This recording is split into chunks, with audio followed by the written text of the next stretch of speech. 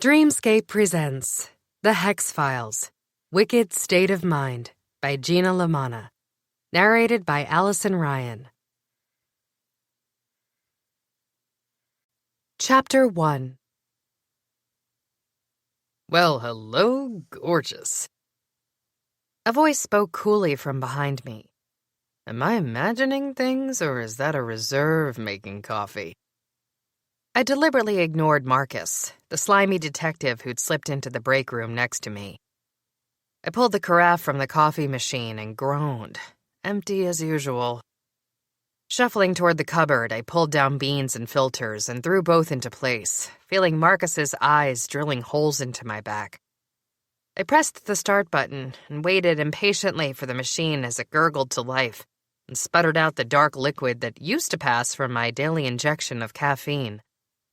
Finally, I sighed. We're not doing this again, Marcus. He winked. Glad you missed me. I rolled my eyes and turned my gaze back to the carafe, willing it to fill faster. Marcus was a stage 10 idiot who was annoyingly intelligent and a good detective. That made him the worst. He knew all the right buttons to push, and he never ceased to jam them all at once. Even worse than his intelligence were his looks. Marcus was annoyingly handsome. He had the sleek blonde hair of a cartoon hero, and muscles that made him look like someone had blown him up just a little too big. His dress shirt stretched tightly across his body, and when he leaned against the counter, a few buttons gaped to show a smoothly tanned stomach. Blurg. So, are you still single? Marcus asked. I yanked the coffee pot out and shoved a towel underneath the steady drip. With trembling fingers, I managed to pour most of the coffee into a world's best dad mug, and then I shoved the carafe back under the drip and threw the towel into the sink. I began to storm past Marcus, but he rested a hand on my wrist. It stopped me cold in my tracks. It took all of my self-restraint not to dump my coffee straight down his shirt. Get your hands off me. Maybe you'd want to grab a drink sometime. Fight me, Blondie. I jerked my arm out from under his touch and pressed through the door, muttering under my breath, asshole. The second I stepped past him, I ran smack dab into a bigger, harder chest. The murky scent of thick coffee was instantly replaced by a sharp, familiar crispness that had my stomach curling in anticipation. Making friends, I see? Matthew King, captain of the homicide unit, stood in my way. Is this really the way you'd like to start your first day back on the job? I scratched at the back of my neck and rolled my eyes. I came back here to work, not to solicit offers for dates. It was a bit of a cheap move, but I knew that would grind Matthew's gears. The captain and I had a long-running, on-again, off-again romantic relationship. Even when we were firmly planted in the off position, Matthew didn't like to see me in a relationship with anyone else. I could relate. I'd feel the same way if he found a woman to replace me, too. Conference room now. Both of you, Matthew said, his voice containing a heavy dose of his persuasive magical powers. And Detective Prey, I don't have to tell you to leave the reserve alone, do I? Marcus wasn't the least bit fazed by the captain's stature or threats. He erred on the side of cocky and seemed to think he was equal in size and strength to Matthew. Marcus might be a very powerful sorcerer, but if he met Matthew in a dark alley, I had no doubt who would win, and it wasn't Blondie. I stood at attention, waiting for Marcus to lollygag nonchalantly down the hallway in the direction of the conference room. He whistled a little tune and held a coffee cup, still empty, I noted with satisfaction, as he moved away from us. Once he was out of earshot, I rounded on Matthew. Leave me alone, I hissed. Come on, King, I can take care of myself. You go around saying things like that and people will think you're my babysitter. I'm not your babysitter, Matthew corrected. I'm your captain. I watch over my people. Yeah, well, watch over me a little less than everyone else, I grumbled. I can handle Marcus. He's an idiot. Matthew cocked his head to one side, not quite agreeing, not quite disagreeing. I'm laying down the ground rules. It's your first day back, Danielle. Yeah, well, right now the ground rules are making it look like I'm a suck-up, I said. People will think I just got my job back because Lucia's taking some time off, and the boss happened to have dated me in the past. This is not about us. I blinked. Fine. Where's my desk? I'll show you later. Matthew appeared dismayed our personal chat was over. Now, the conference room. No rest for a wicked, huh? Matthew gave me a thin smile. Welcome back, Detective. We made our way to a conference room that felt like a children's classroom. Chairs were lined up in rows and a sturdy podium stood at the front of the room. The flag of Wicked hung brightly behind it. Most of the chairs were already filled, and as Matthew and I entered the room, a sea of faces turned to watch us find our places. Some of them brightened when they caught my eye, and one or two folks gave a wave. The others watched with caution, as if I had been raised from the dead and brought back to steal their jobs. I glowered more, wishing I'd waited and gone into the room after Matthew. Take a seat, he muttered, then we split off. He headed toward the podium while I snuck around back and plopped into a nondescript chair in the corner. I could see my second oldest brother, Nash, sitting in the front row. Suck up, I thought. In the middle of the room, I spotted Marcus, his shiny hair reflecting light like a crisp apple.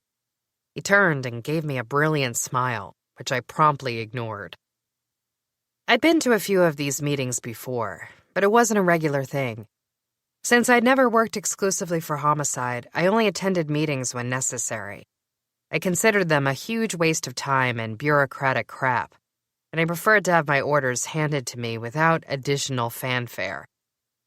As a reserve, I jumped through the ranks and reported straight to the chief during my prior tenure with the NYPD's 6th Precinct.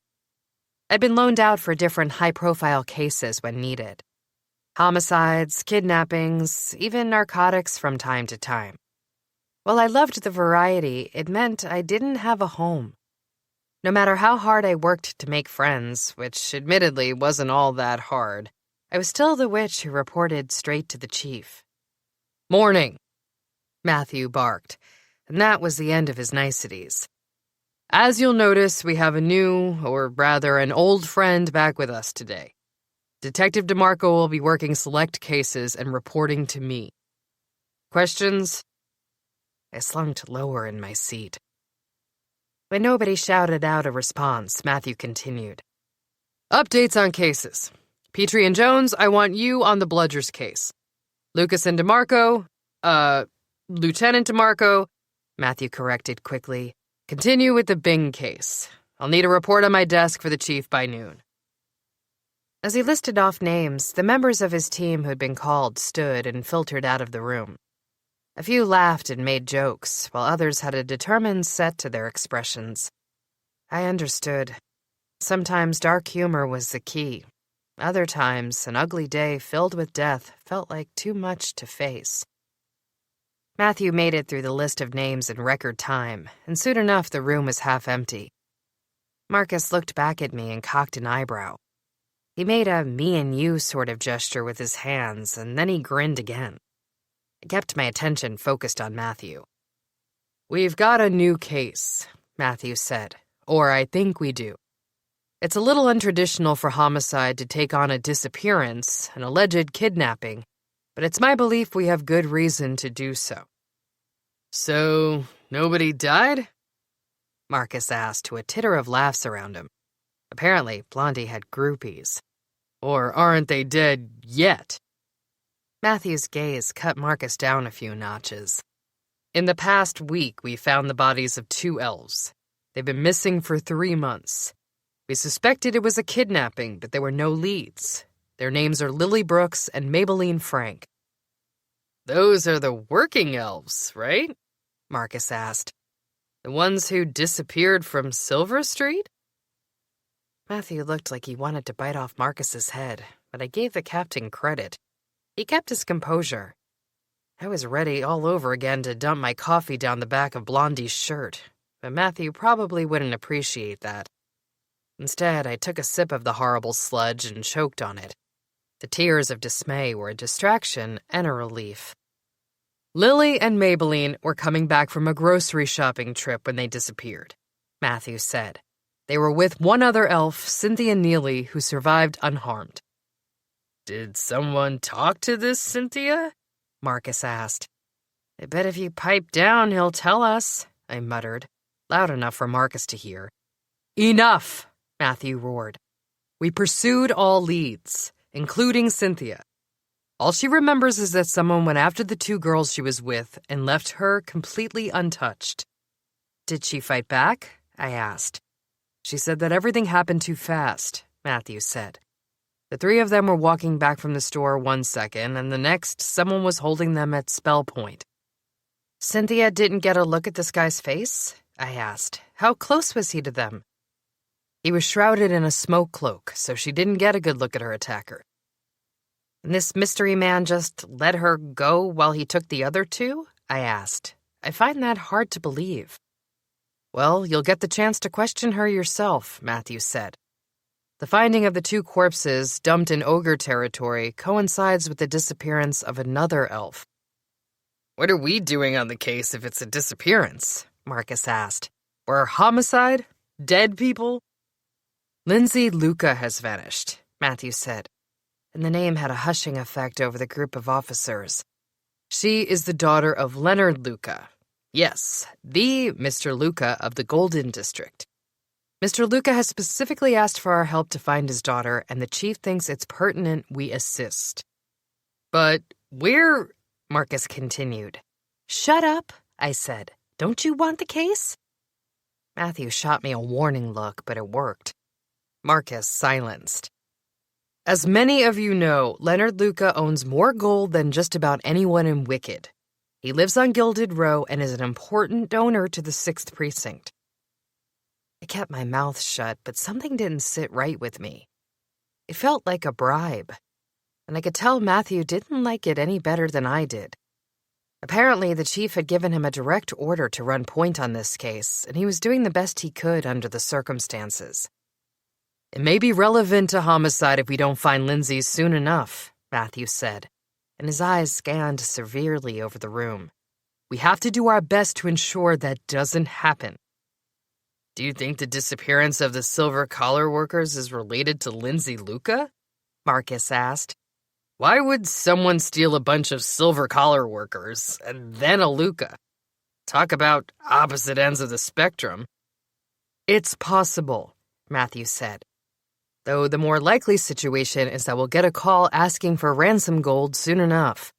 Lindsay Luca's disappearance seems targeted. She is a very high-profile woman. Who's on the case? Marcus asked. I'd be happy to show Detective DeMarco the ropes. She's probably rusty. DeMarco and I will be going to meet with the Luca family, Matthews said. Marcus, you and Tanner follow up with Cynthia, Maybelline, and Lily. I'm hoping to rule out any connection between Luca and the others, and fast.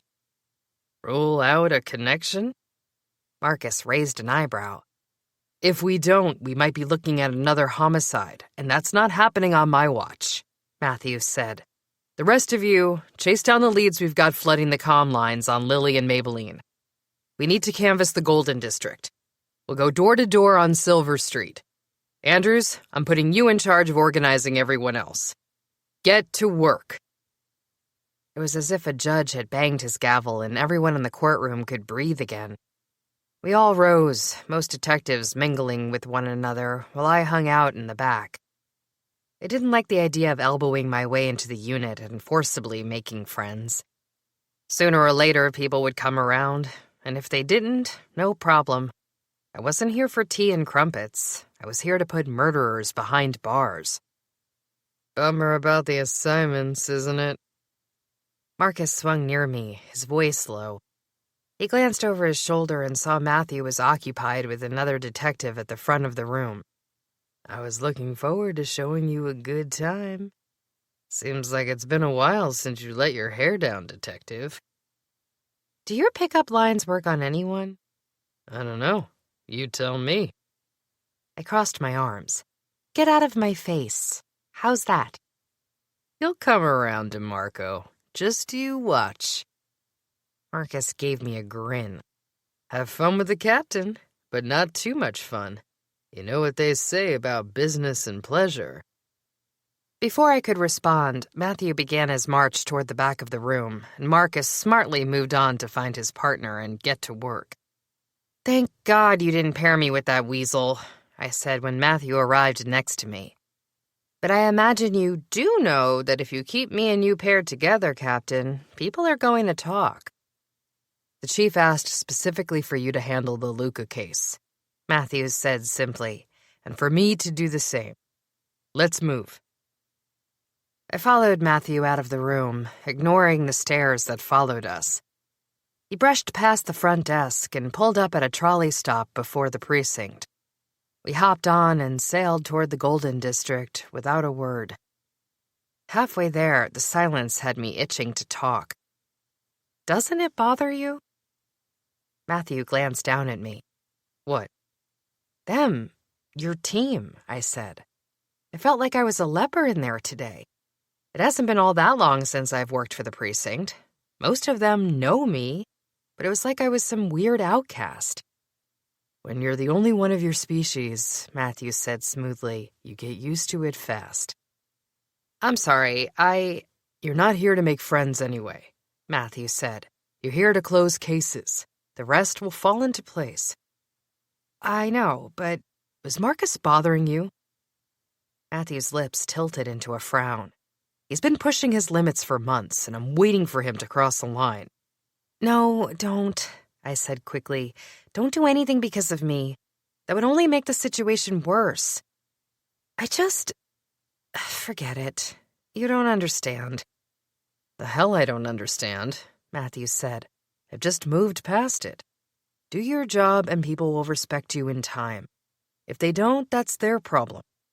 The chief is an honorable man, and he rewards those who work hard. But I'm a reserve. I get the feeling people think I'm cheating my way up the ranks because I have an advantage.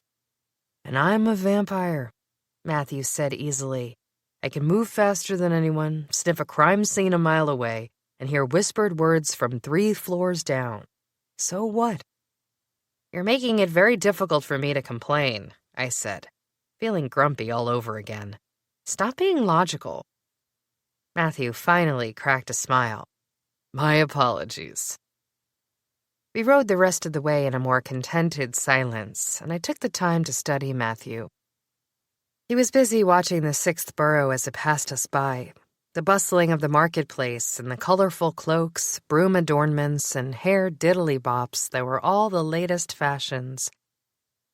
After the marketplace blew by, we passed the tall, looming circular building that stretched toward the heavens and marked the center of Sorcerer's Square, and behind it, the mayor's mansion and city hall. Wicket itself was bursting with life, but even the beauty of blooming trees and precious blue skies was nothing compared to the impressiveness of Matthew himself. The captain stood tall and broad, much taller than my quite average height. His skin shone like marble, and he had the strength of a giant.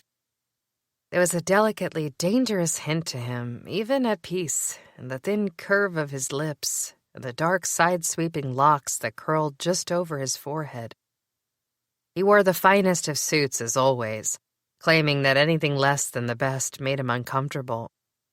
Then there were his eyes, his most mysterious feature of all. They were inky pools of dark laced with poison, jagged with intelligence. A thought must have crossed his mind because a hint of his fangs protruded from his upper lip. My heart lurched at the sight of them, and a wave of desire flooded my stomach. I looked away, but my physical reaction wasn't lost on Matthew. He moved closer, brushing against me, and my body trembled with the anticipation. At once, I knew everything he meant to me, everything we'd been, everything we could be, everything we might never become. Finally, we reached the entrance of the Golden District.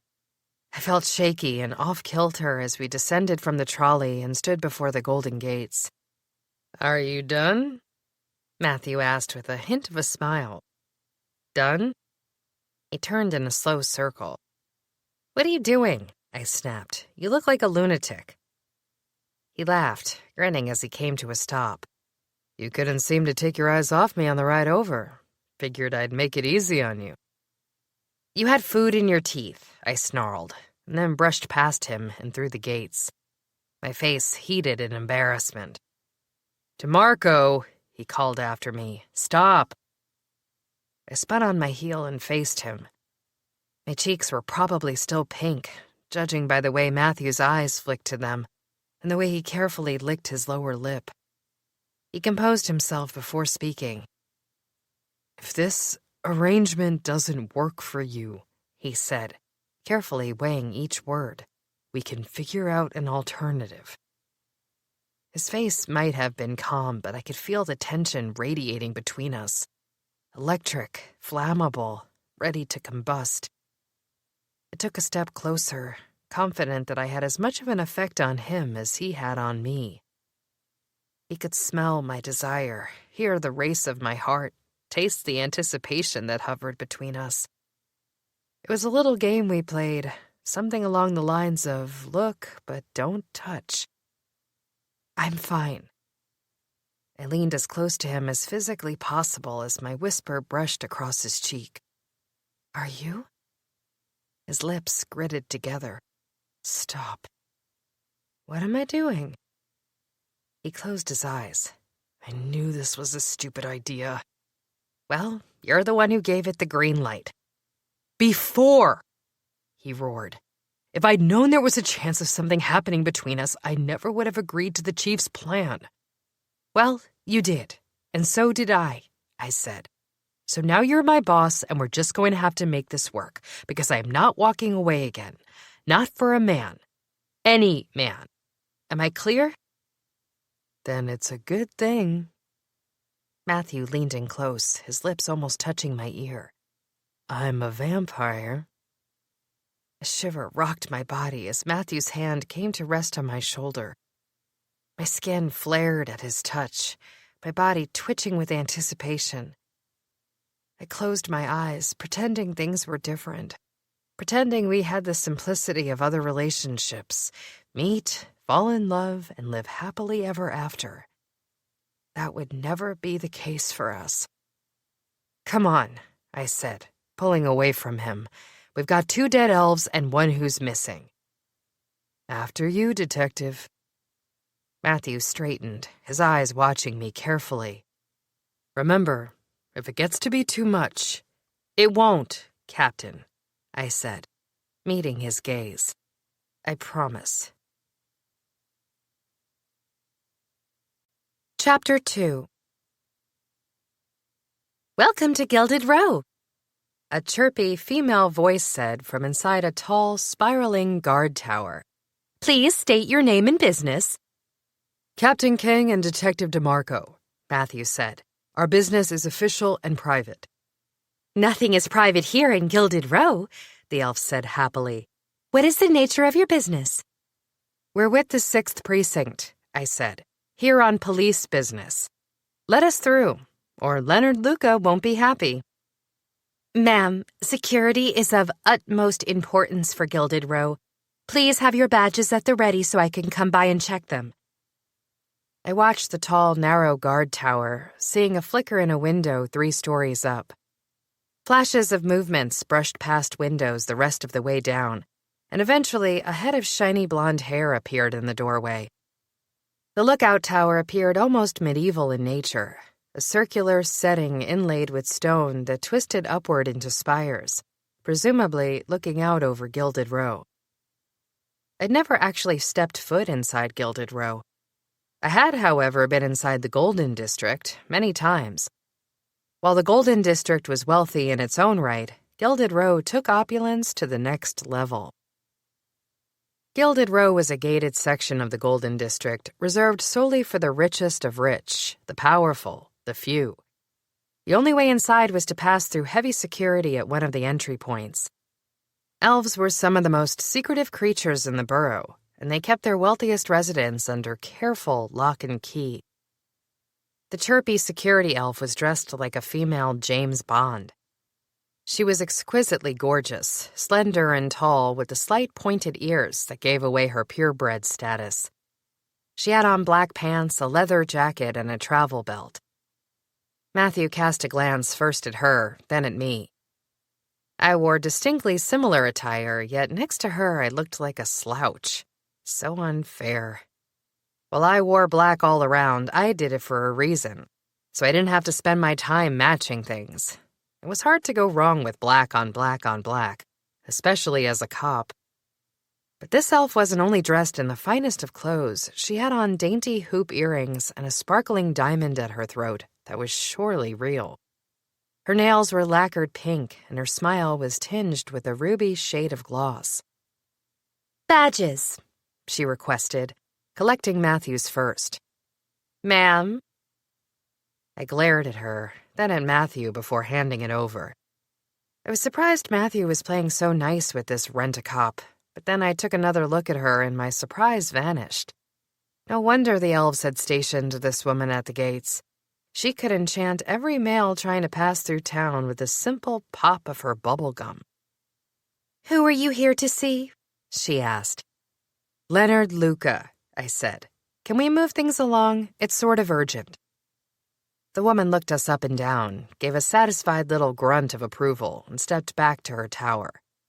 "Enjoy your stay in Gilded Row." "Enjoy yourself," I muttered, as the guard pressed a button and 2 huge plates of gold separated on the road before us, allowing us entry. "I don't think—" Oh, my word. Matthew watched me with a smile. I could feel his eyes on me, but I couldn't seem to restrain my reaction. While this was all new to me, Matthew had obviously been to Gilded Row before. His incredible disinterest in the view before us was almost a sin.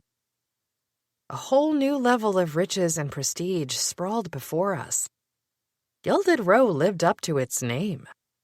Every building had been formed into ornate golden structures, all of them glittering and shimmering so desperately against the sunlight that I was forced to avert my eyes to the ground for a break, until I realized even the ground was paved with golden brick.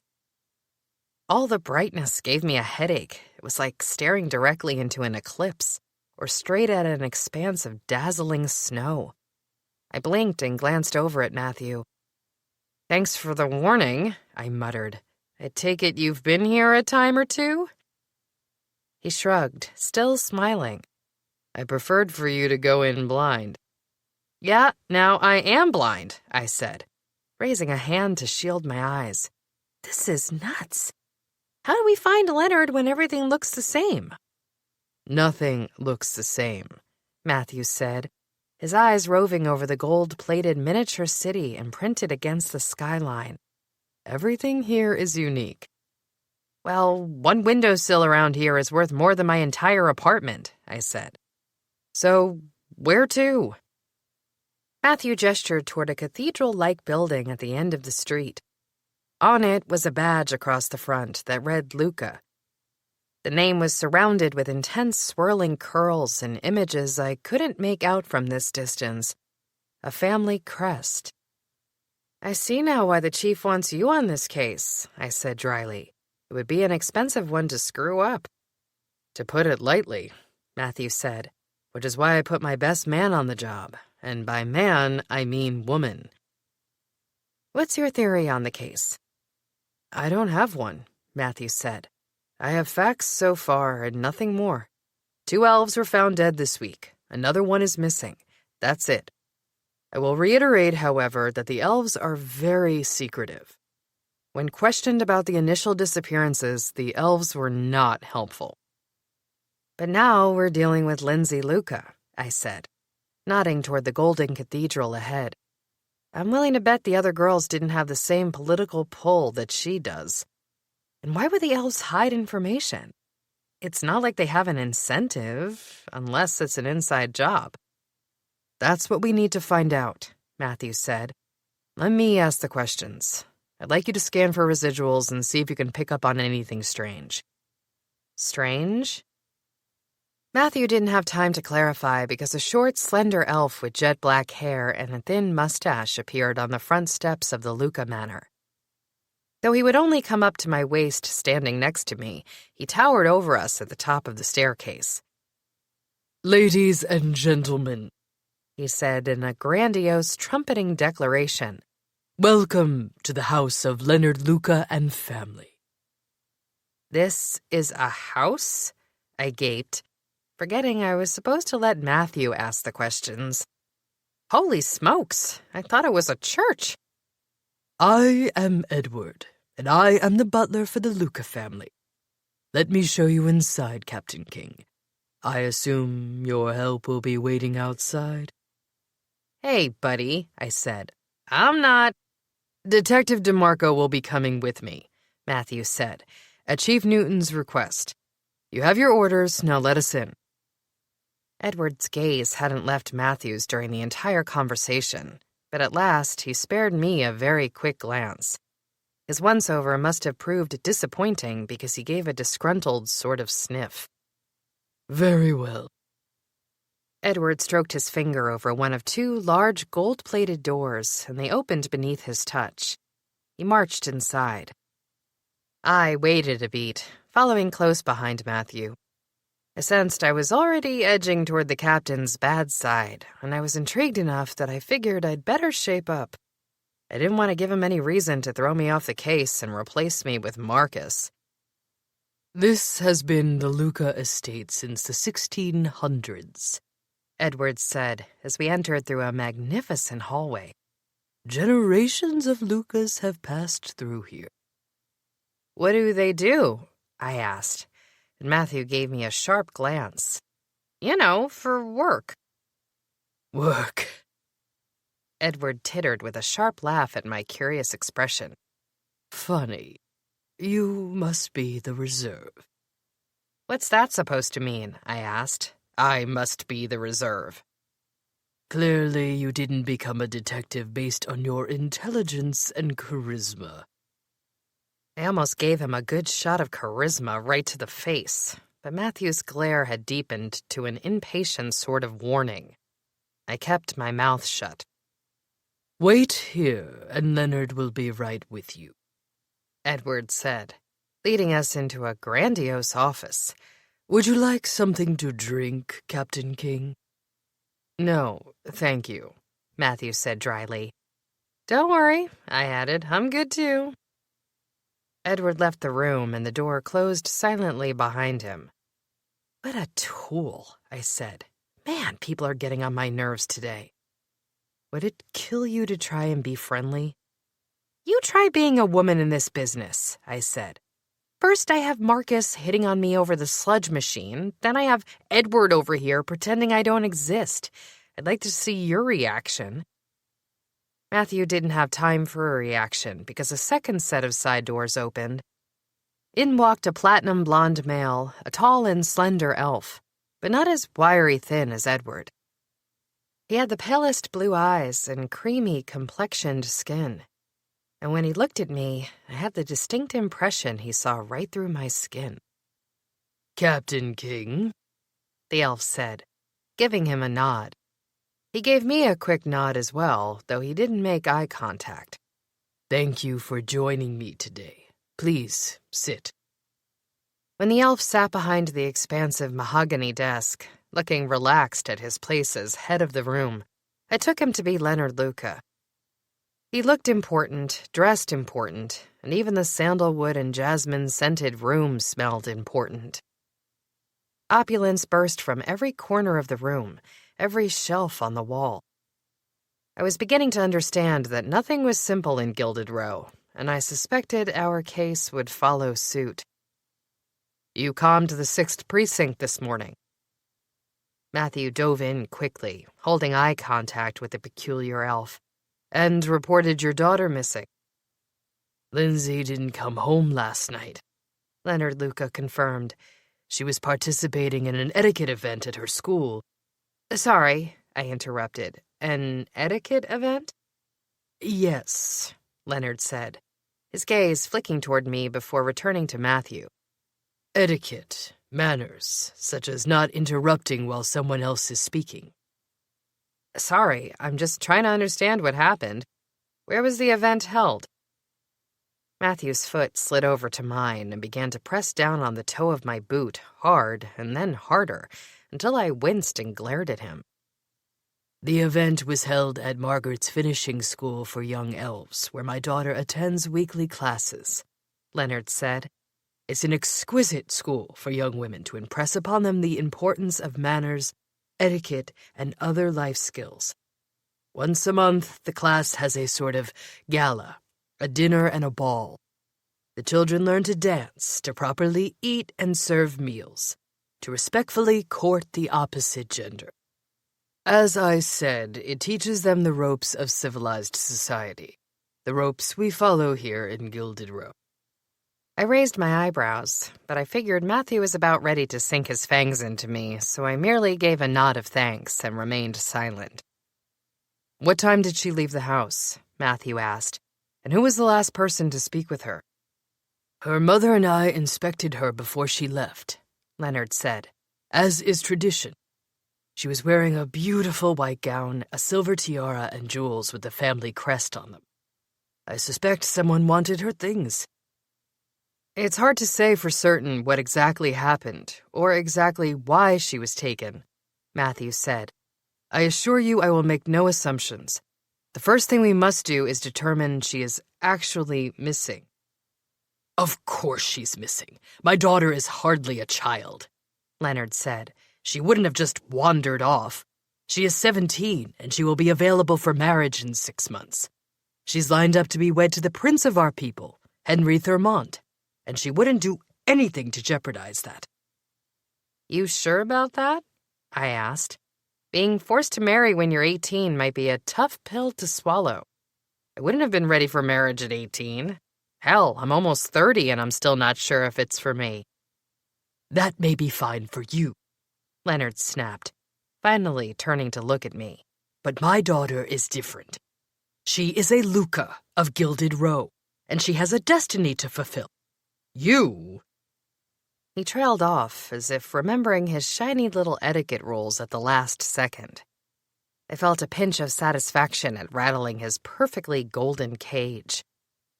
Traditions aside, Matthew said, we are pulling out all the stops to find your daughter. Please, walk us through last night. We saw her off to the ball, Leonard said. A carriage picked her up at our front steps. She was to meet Henry Thurmont and the others at school. We didn't think much of anything until the 10 o'clock hour came and went. She participates once a month and has ever since her 15th birthday, and there have never been issues at a school function. Margaret runs a safe and very prestigious academy. I've no doubt, Matthew said. What happened when she didn't come home at the scheduled hour? I received a comm from her driver, wondering where she was, Leonard said. The name of the carriage company is called Castle Caravans, and they are renowned for their work in Gilded Row. Do you have the name of the driver? Matthew asked. I don't offhand, but the company will. They send a different driver depending on the night. They are all excellent. Did you talk to anyone at her school? Matthew leaned forward. Did you confirm she arrived at the gala? Yes, of course. I spoke with Margaret, who confirmed she saw my daughter at the gala. Margaret distinctly remembered complimenting Lindsay on her tiara. It had been passed down from her grandmother, and Lindsay told her so. Okay, so Lindsay arrived at the gala, Matthew said. What time did Margaret see her? At the beginning. It's customary for Margaret to greet the students as they enter, Leonard said. That's when she last spoke to Lindsay. There are over 600 young elves who attend these functions. She can't keep her eye on them all at once. There were plenty of other chaperones, but not one that has come forward with a memory of seeing Lindsay after the Grand March. The entrance, that is. Okay, so she shows up, I said, marches into the place. Neither Margaret nor any of the chaperones see her after that. So it's possible someone grabbed her right after the entrance march. Or it's possible she took off. My daughter. She's 17, I said. I'm sure she's a wonderful girl, but we have to consider the fact that she might have ditched the party to do something else with her friends. Something else? Like what? Everyone she knows is at that event. All her friends and even her cousins. There's nobody else she might have been with. We're operating under the suspicion that she was taken without her permission, Matthews said smoothly. Detective DeMarco is only suggesting that it's dangerous for us to assume anything. Our first priority is to get your daughter back safely.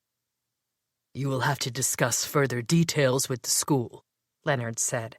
I was not there, so I am basing all I'm telling you off hearsay. We'll go there next, Matthews said. I assume you can arrange a visit for us? Leonard gave a slow nod. Before we leave, Matthews said, I have a few more questions. Has your daughter's behavior changed at all in recent weeks? Changed? Her routines, schedules, attitudes, even her sleep patterns. Has she been chattier, quiet, home all the time, or maybe not at all? Leonard's pale face bloomed with the slightest hint of pink on his cheeks. You're assuming she left of her own accord, too. No, but I am trying to understand your daughter, Matthews said. I need to know what she was thinking, where she was going, who she was talking to. There's a very good chance your daughter wasn't snatched at random. What does that mean? It means, Matthews said, that she might have been taken by someone she knows. For what purpose? Leonard asked. Ransom money? Everyone she knows lives in Gilded Row. Nobody needs her money. Her friends are all extremely wealthy. We've made sure of it. Ransom is just one route a kidnapper might take, Matthews said. But I suspect you know there are plenty of other reasons why someone may have taken your daughter. Leonard looked livid. Like what, Captain? What are you saying? I'm saying that we need to know everything we can about your daughter. That's all. No, Leonard said. We are private. We don't bother others. I don't know who would have done this, let alone why. Mr. Luca.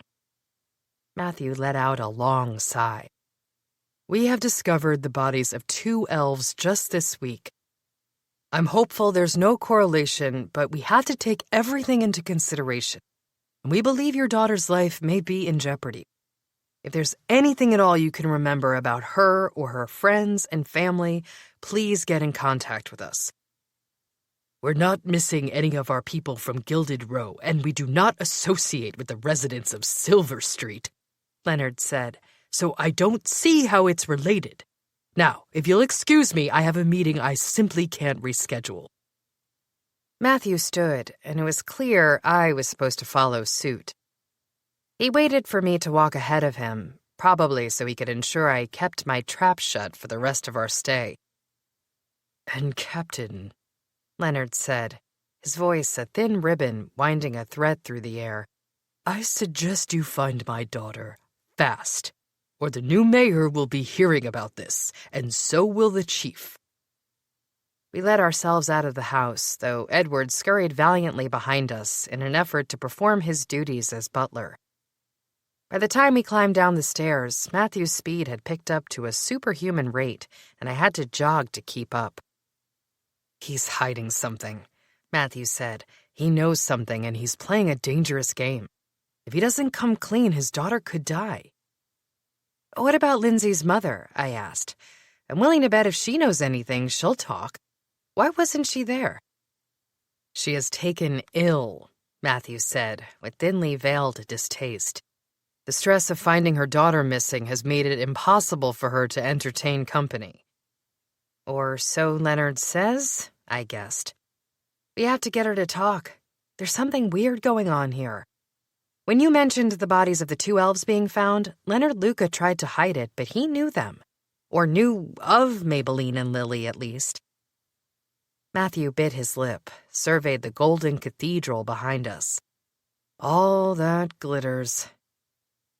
I stood next to him, feeling the frustration radiating from his body. Resting a hand on his arm, I murmured quietly, tugging the sleeve of his suit away from the Luca residence. "Come on," I said. "We'll find Lindsay with her father's help or without it. We have to meet Margaret before it's too late. Which way to the school?" Chapter 3. Margaret's finishing school for young elves was located in the center of a glittering park. A golden road led the way between carefully constructed pools of metallic liquids. A mercury-like substance slid smoothly beneath the bridge as we crossed it, and glittering bulbs of silver and platinum bobbed in the grassy greens where flowers should have been. It was an ethereal sort of place, perfectly manicured and dutifully exquisite. Places to sit were few and far between, and it was clear this beauty was meant for looking only. Matthew and I made our way to the entrance of the stately building. The roof was held up by 10 golden columns over a sleek golden floor. The sun glinted off every surface, and I had to squint my eyes until we stepped indoors. "Do elves have bionic vision?" I asked. "I can't see a thing out there." "They have incredible sight," Matthew said, "and they're drawn to gold, wealth, hence Gilded Row in the Golden District." "If I could just have one of those columns from out front," I said, thumbing over my shoulder, "I'd never have to work again."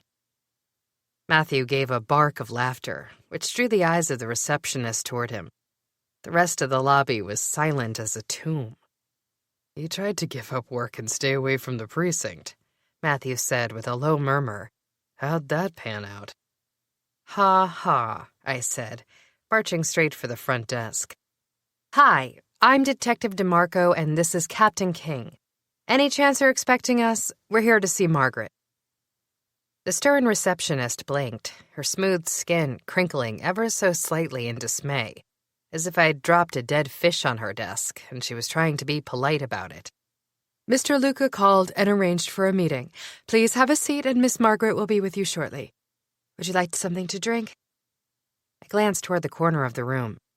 "Is that coffee I see?" "Yes, help yourself." "I think I will," I muttered to Matthew. "Better than the gunk at the office." "You love that gunk," Matthew said. "It's got character."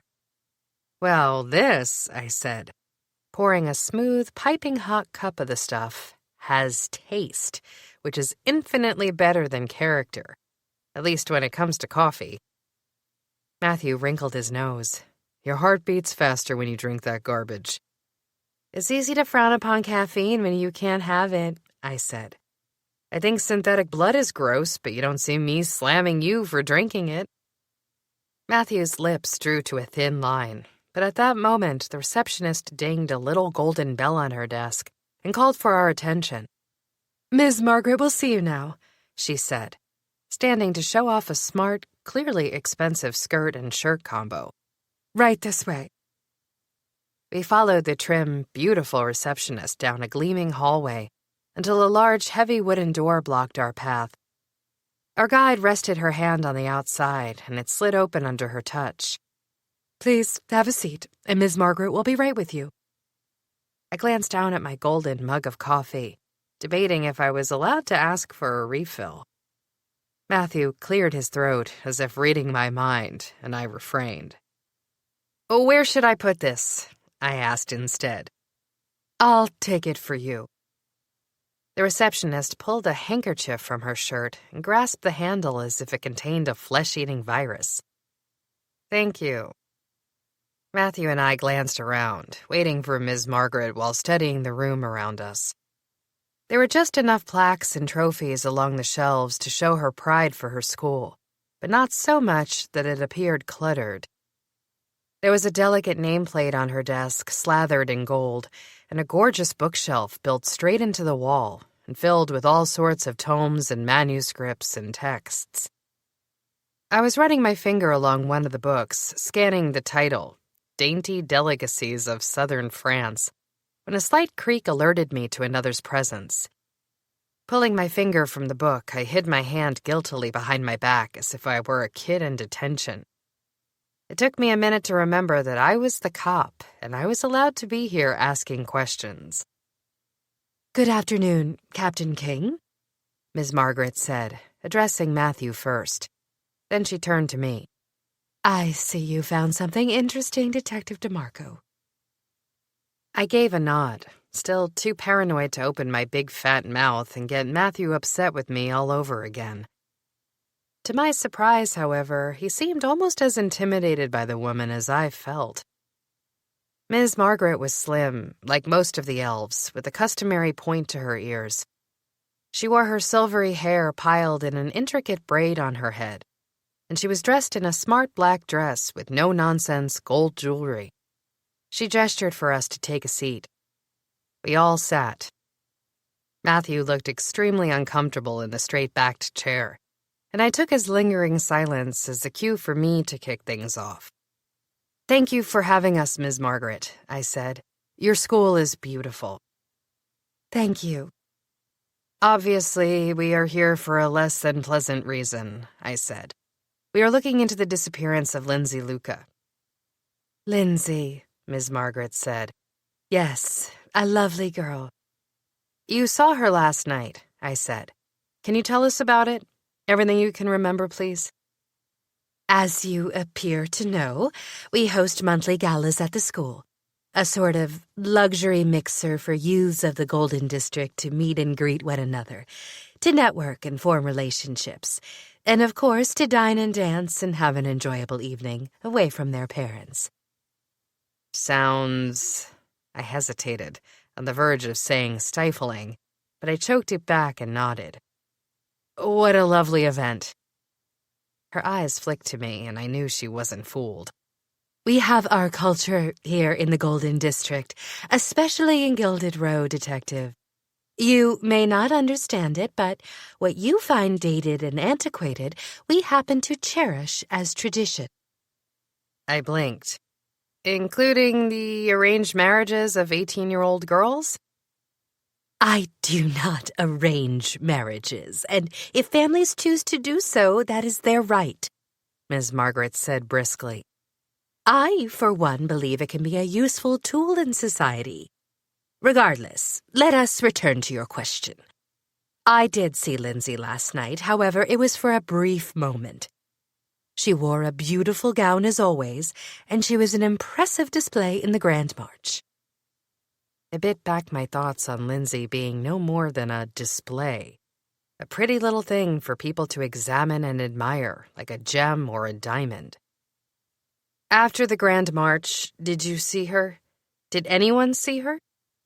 I did not, Ms. Margaret said. I have compiled a list of all the chaperones as well as a list of our students for you to have. However, we request you follow up with the chaperones first and leave the students out of this for as long as possible. I think we can agree to that with one caveat, I said. We will have to speak to Lindsay's friends. Who does she spend time with at the galas normally? Well, Harry, of course, Ms. Margaret said. Her soon-to-be betrothed. However, her best female friends are Marie and Claire. Both girls are Lindsay's age and of Gilded Row. Their families approve of their friendship. Well, that's great, I said. We're going to need to meet with them. I assumed so, she said smoothly. I've had them escorted to the school. When I learned of our meeting, I thought it best we take care of any questioning here. I assumed that was code for, we don't want cops going door to door in our gorgeous Gilded Row. But it worked for me. Less traipsing around town meant more time to focus on the case, which was the only thing I cared about. After you're through with them, the rest of our young men and women will be left alone. I agreed quickly. Did you notice anything odd at the gala? Were there any uninvited guests, any disturbances, anything out of the norm? Our galas run with the utmost efficiency, Ms. Margaret said. If they didn't, my name would mean nothing. I understand, I said, and if you cooperate, we'll do our best to keep our interruptions here to a minimum. I am cooperating, Ms. Margaret said. I'm letting you talk to the children. When I spoke to the others, we agreed. The others? I interrupted. Who did you speak to about this?" Ms. Margaret held her gaze surprisingly even, though there was a noticeable hesitation in her words. "Yesterday evening, when the Luca family came to inquire about Lindsay, I discussed the oddity with the other chaperones and Mr. Luca. We agreed the other children shouldn't be involved."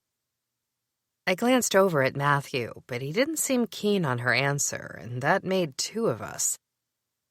"Ms. Margaret," I said, leaning closer to the desk, "it's very important you tell the truth if we've any hope of finding Lindsay alive." "I've nothing to hide," she said coolly. "A young woman's life is at stake. You have the full extent of our cooperation." "2 elfin women are already dead," I said. "Lindsay will be next. I'm just asking for you to mull that over while we speak with her friends." I stood abruptly and stormed to the back of the room. I had nowhere to go because Harry, Mary, and Claire were being brought to the office, so I returned to studying the inane manuscripts, table settings for dinner parties of the rich and famous, while Ms. Margaret and Matthew studied one another in silence. "Detective DeMarco was correct," Matthew reiterated. "If we don't find Lindsay soon, she won't be coming back alive." Chapter 4. Matthew studied the 3 children standing before him in the hallway. Ms. Margaret called them young men and women, but to Matthew they looked like mere babes. It didn't help that he was centuries old. However, unlike Danny, he understood some things she didn't when it came to etiquette in the Golden District. Matthew had been born in an era where courtships were entirely different than in modern society. He'd lived when civilizations had rigid, developed class structures, and much was expected of them based solely on bloodlines. He could understand the nuances of Gilded Row in ways that Danny might never be able to comprehend. "You first," Matthew said with a nod toward the boy. "Harry, is it? Into the office, please." The 2 girls stood against the wall, eyeing Matthew. Fear radiated from them, as well as wild curiosity. They'd probably never seen a vampire before. Danny and Ms. Margaret waited in the office while Matthew fetched the boy. Danny looked up, her eyes curiously raking over the young man's frame, probably finding him far too young for marriage, just as she'd predicted. She was probably correct. "Have a seat," Matthew said. "Can we get you something to drink?" "No, sir," Harry said. "Is this about Lindsay?" Matthew was impressed by his stoic response. Many adults quaked when they met him, let alone children. Harry didn't so much as quiver. "It is," Matthew said. Then he glanced at Ms. Margaret. "Please, give us a minute alone." "But—" "We'll just be a second," Matthew said gently. "Thank you." He waited until Ms. Margaret had stood and moved lightly into the hallway to wait with the other girls. He hadn't been able to tell whether Ms. Margaret wanted to stick around to ensure Harry's safety or if she wanted to make sure he didn't say anything untoward. Best to get her out of the room either way. Harry scratched at his wrist as he watched Ms. Margaret leave, her skirt swishing around her ankles as she whisked through the door, pausing for one last glance over her shoulder. Her eyes met Harry's. Then she disappeared into the hallway. "What was that?" Matthew asked, nonchalantly resting against the desk while Danny prowled behind the kid. "Ms. Margaret, that look." "What look?" Harry chewed on his lip. "I don't know what you're talking about." "Fine, we'll go a different route." Matthew already felt his patience waning, but he worked hard to restrain it. No sense terrifying a child if he didn't have to. "You're 17, Harry?" He nodded. "Set to marry Lindsay Luca next year?" Harry glanced behind him at Danny. "Who told you that?" "You've got royal blood in the Elfin District. Doesn't take anyone to tell me that." Matthew smiled, deliberately letting the points of his fangs show in a way Danny had told him was horrifying to strangers. I've been around a while, as I'm sure you know. I knew your great-grandfather some time ago. Harry's face paled slightly, but he didn't flinch. Matthew gave him credit for pure bravado. I have a lot of respect for you and your family, Matthew said, and I don't want you to get in trouble, but I'm going to need some answers. Whatever Miss Margaret wants you to keep quiet, I'm going to need to know that, too. I don't know what you're talking about, Harry mumbled. She didn't give me any look. All right, let's come back to that then, Matthew said. How long have you known Lindsay? My whole life, he said. It's like you already mentioned. Our families know each other, and we're set to marry next year. How do you feel about that? Feel about what? I don't feel anything. It's just the way things are in Gilded Row. Danny let out a snort, then muttered a quick apology. You're young, Matthew prompted. You haven't wondered what else might be out there for you? Matthew felt Danny's eyes on him. She knew where he was going with this line of questioning. Judging by the slight inclination of her head toward him, she approved. No, sir, Harry said. As you mentioned, I'm part of a royal lineage, and I must follow in the family tradition. There are no other options. Unless maybe your betrothed was found dead. Matthew crossed his arms, letting that sink in. Harry was a smart kid. He'd get it. Then you might have a little more time while your family searches for your next mate. Isn't that right? Harry frowned first, thinking it through. Matthew watched as the gears clicked into place, and he looked up with understanding, then dismay. Oh, sir, I would never do anything to harm Lindsay. Right, Matthew said. Yet you were one of the last people to see her alive and well before she vanished. For all I know, the two of you don't even like each other. Getting rid of her might have made things easier all around. You're wrong. I actually like Lindsay. Harry's voice hitched slightly, panic setting in. I didn't do anything. I didn't even think... Is she dead? You tell me. Matthew was stretching, making educated guesses, pressing. It was exactly what he did best. He had sympathy for the kid, but he didn't appreciate liars. And something was in the water of Gilded Row because everyone had a lie on their lips. Did you meet Lindsay's carriage at the front entrance to the school? Yes, that's tradition, Harry said. I do that every month. I meet her out front. Everyone knows that we're one another's perpetual dates. There's no question about it, for obvious reasons. You entered the school together. Yes. We do this grand march sort of thing where we parade in with our dates. The teachers and Ms. Margaret and the chaperones all watch and greet us. We know they're examining our every move, the way we dress, wave, talk, smile. It's all a show, but that's what Gilded Row is all about. Fair enough, Matthew said.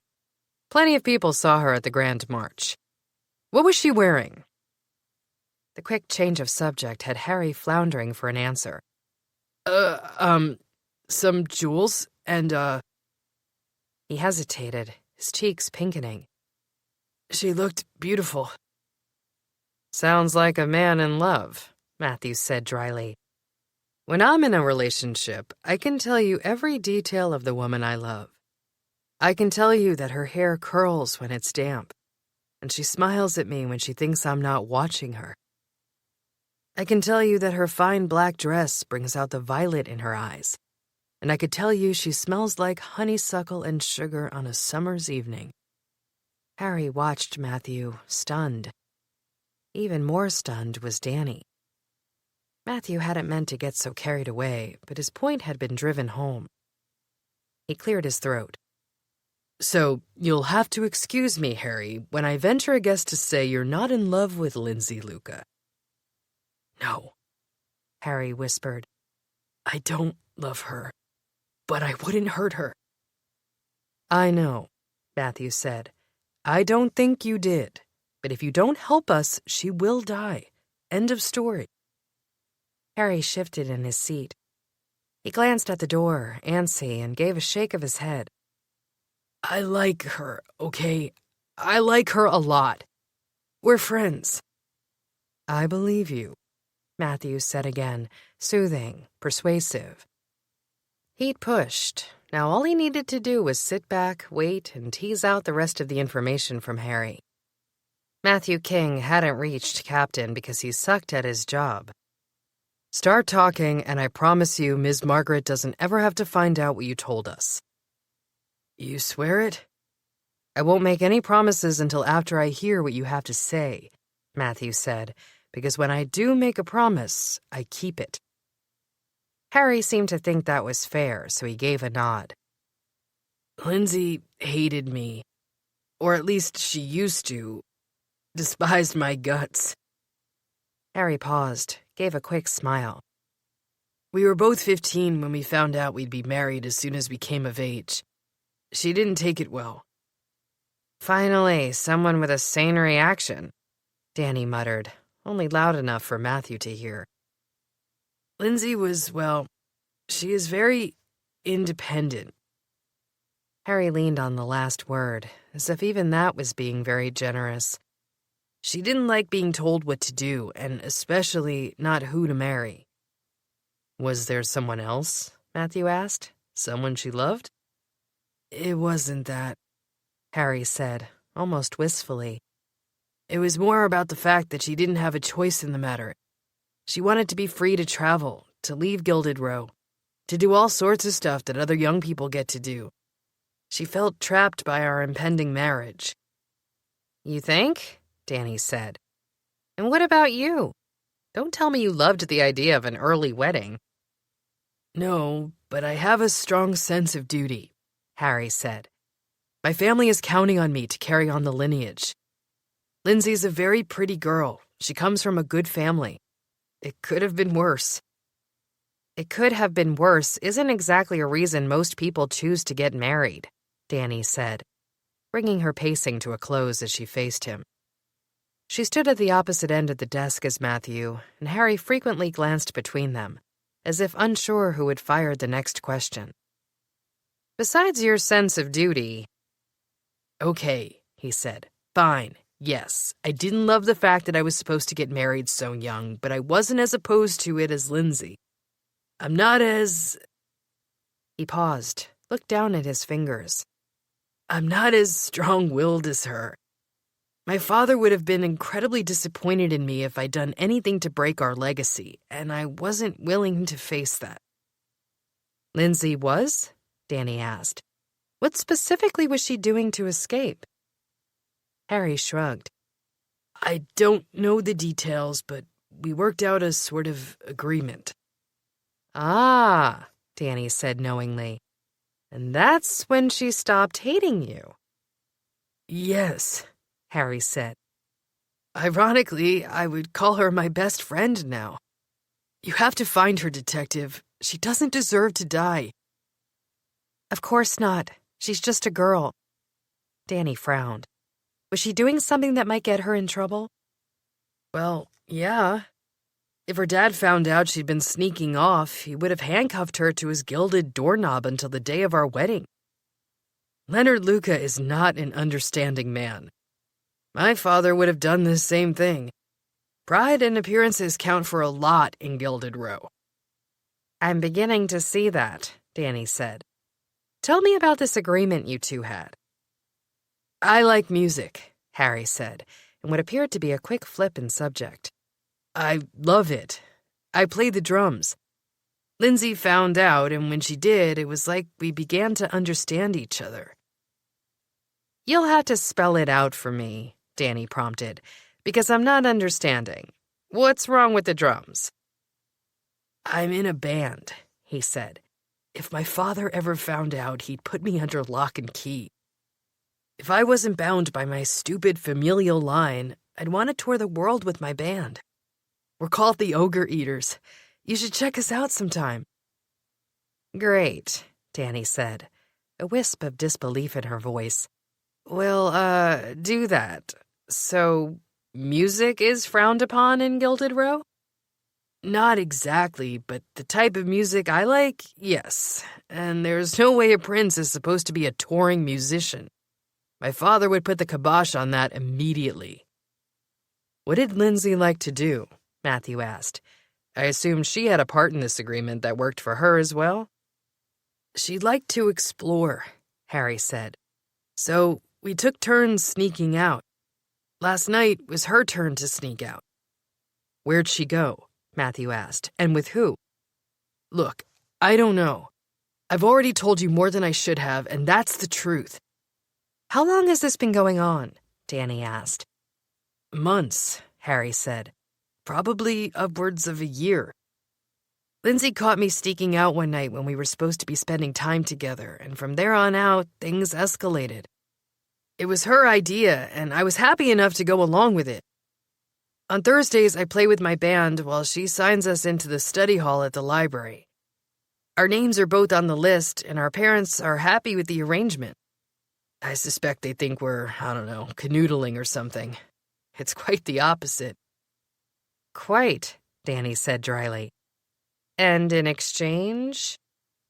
I cover for her when she wants to get out of a gala or whatever. It's not hard. I often just go sit in a bathroom somewhere for a bit and come back and give people a little smile and say Lindsay and I were busy. Harry gave a dark sort of grin. People assume a lot of things, especially when they want it to be true. I see, Danny said. And somehow you became close enough to call her your best friend? He gave a sheepish smile. It just sort of happened. Lindsay knows more about me than anyone else, just by the sheer fact that we have to trust each other with our biggest secrets. Frankly, I wouldn't even mind marrying her, but I don't think she wants that. We understand one another now, though, and I think she almost likes me. But she doesn't want to marry you, Danny prompted, and that could ruin things for you. There's still incentive for you to... No. Harry shook his head. I wouldn't hurt her. I like her too much. Also, I hate to say it, but my family would just find me another bride. I'm the prince. It's not me who stands to lose a lot. It's her. And she was ready to risk it all for a chance at freedom, Danny said. Shame it turned out the way it did. Where'd she go last night? Matthew pressed.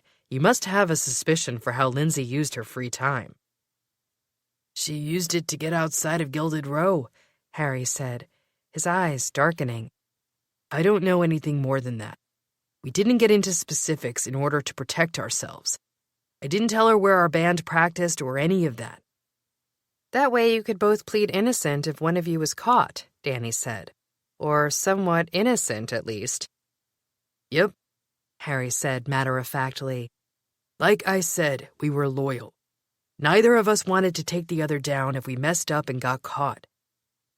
You think Lindsay messed up? Danny asked quickly. She went too far? I'm not saying that, Harry said, but she was supposed to meet me back at the gala at 9:45 last night. It was customary for me to give her a polite goodnight kiss on the cheek before the exit march. We tried to perform the ritual in front of Ms. Margaret if possible.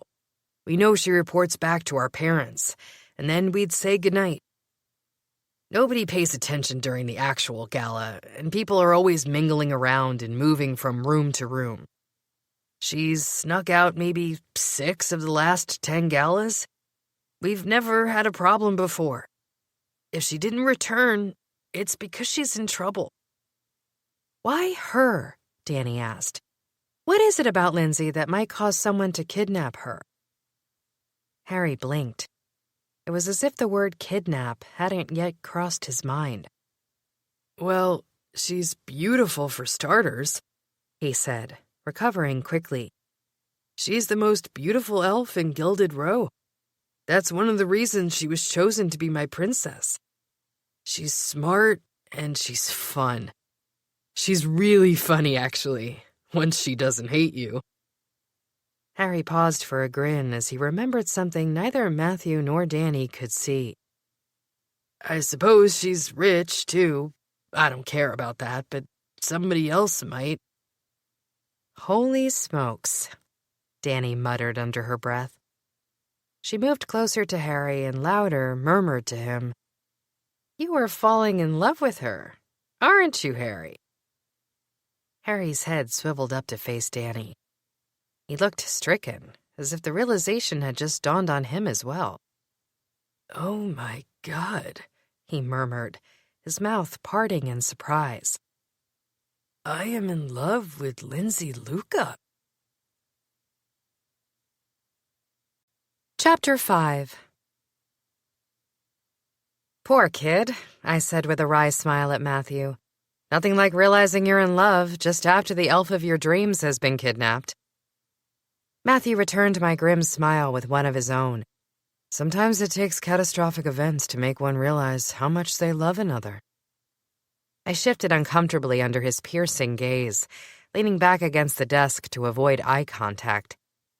I suspected he was referring to more than the smitten young Harry, and I didn't know how to respond, especially since Matthew and I couldn't be together these days, what with me reporting to him and all. So I reverted the focus back to the investigation, lest we drift into dangerous waters. "Harry really didn't know where Lindsay went," I said. "He would have told us. He wants to see her returned alive. I'm sure of it." "I agree," Matthew said, "but he's still keeping something from us. He gave us plenty of reasons that she might be kidnapped, but I'm not convinced that's everything." "You think they're all keeping a secret from us," I said. "Leonard, Miss Margaret, Harry, the elfin population as a whole." Matthew steepled his fingers, staring at the desk. "Yes, I don't know what or why, but there's something larger than the life of one girl at stake here." "I don't know what else could be so important. She's just a child." "Well, some secrets are devastating," Matthew said. And again, I was under the impression he spoke from experience. This must be one of them. The door opened to Ms. Margaret's office, and the headmaster showed in both girls. Marie and Claire were two pretty young elves, both blonde, both dressed in pretty little dresses, with hair pleated and shiny. "Hello, ladies," I said as the door closed, and the headmaster retreated with Harry. "Have a seat." The girls took both chairs opposite the headmaster's desk and looked down at their hands. They could have been twins for all I knew, though Marie was a bit rounder, softer than her counterpart. Claire was all sharp cheekbones and pointed ears, while Marie had a little button nose and chubbier cheeks. "Ms. Margaret tells us that you're friends with Lindsay," I said. "We're investigating her disappearance and are operating under the impression that Lindsay has been kidnapped. We can use any help we can get to confirm or deny that theory." "Is she okay?"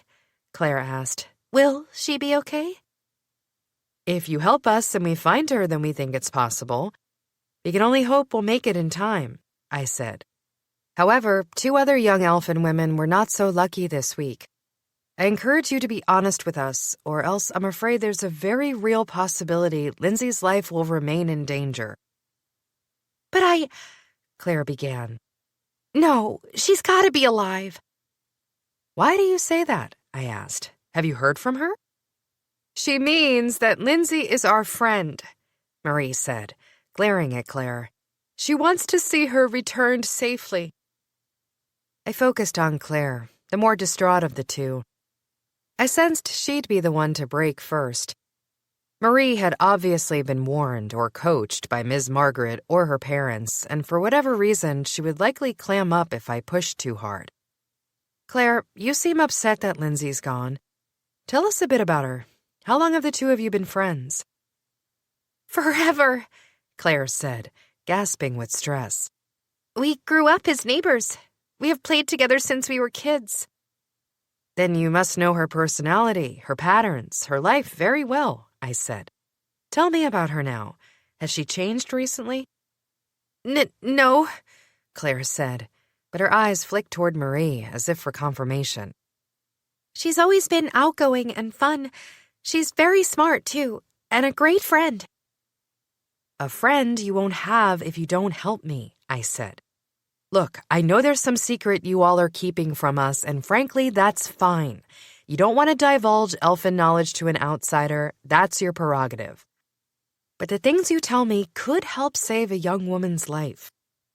If it were you out there, Claire, wouldn't you want Lindsay to do everything she could to get you back? Claire's lip trembled. Yes, but... Shut up, Marie said. We don't know anything, okay? I don't know what secrets you're talking about. You're imagining things. Fine, I said. Then I guess we're done here. We'll write off Lindsay's disappearance as voluntary because we have no evidence otherwise. Hope your friend shows up soon. But, Claire started. I ignored her. Matthew, let's go. We've got another case waiting for us where people want to help put the murderer away. Matthew's eyes widened slightly in alarm, but he knew better than to undercut me in front of our interviewees. He stood and followed as I stalked toward the door. Wait, Claire called, just as my hand brushed the knob. I smiled, turned around. Yes? I'll talk, Claire said with a guilty glance at Marie. But I want to speak to you alone. Idiot, Marie said. You heard Miss Margaret. They're just prying for information on us. If you tell Claire, they'll kill you. Quiet, Matthew said, his voice a deep cutting lull.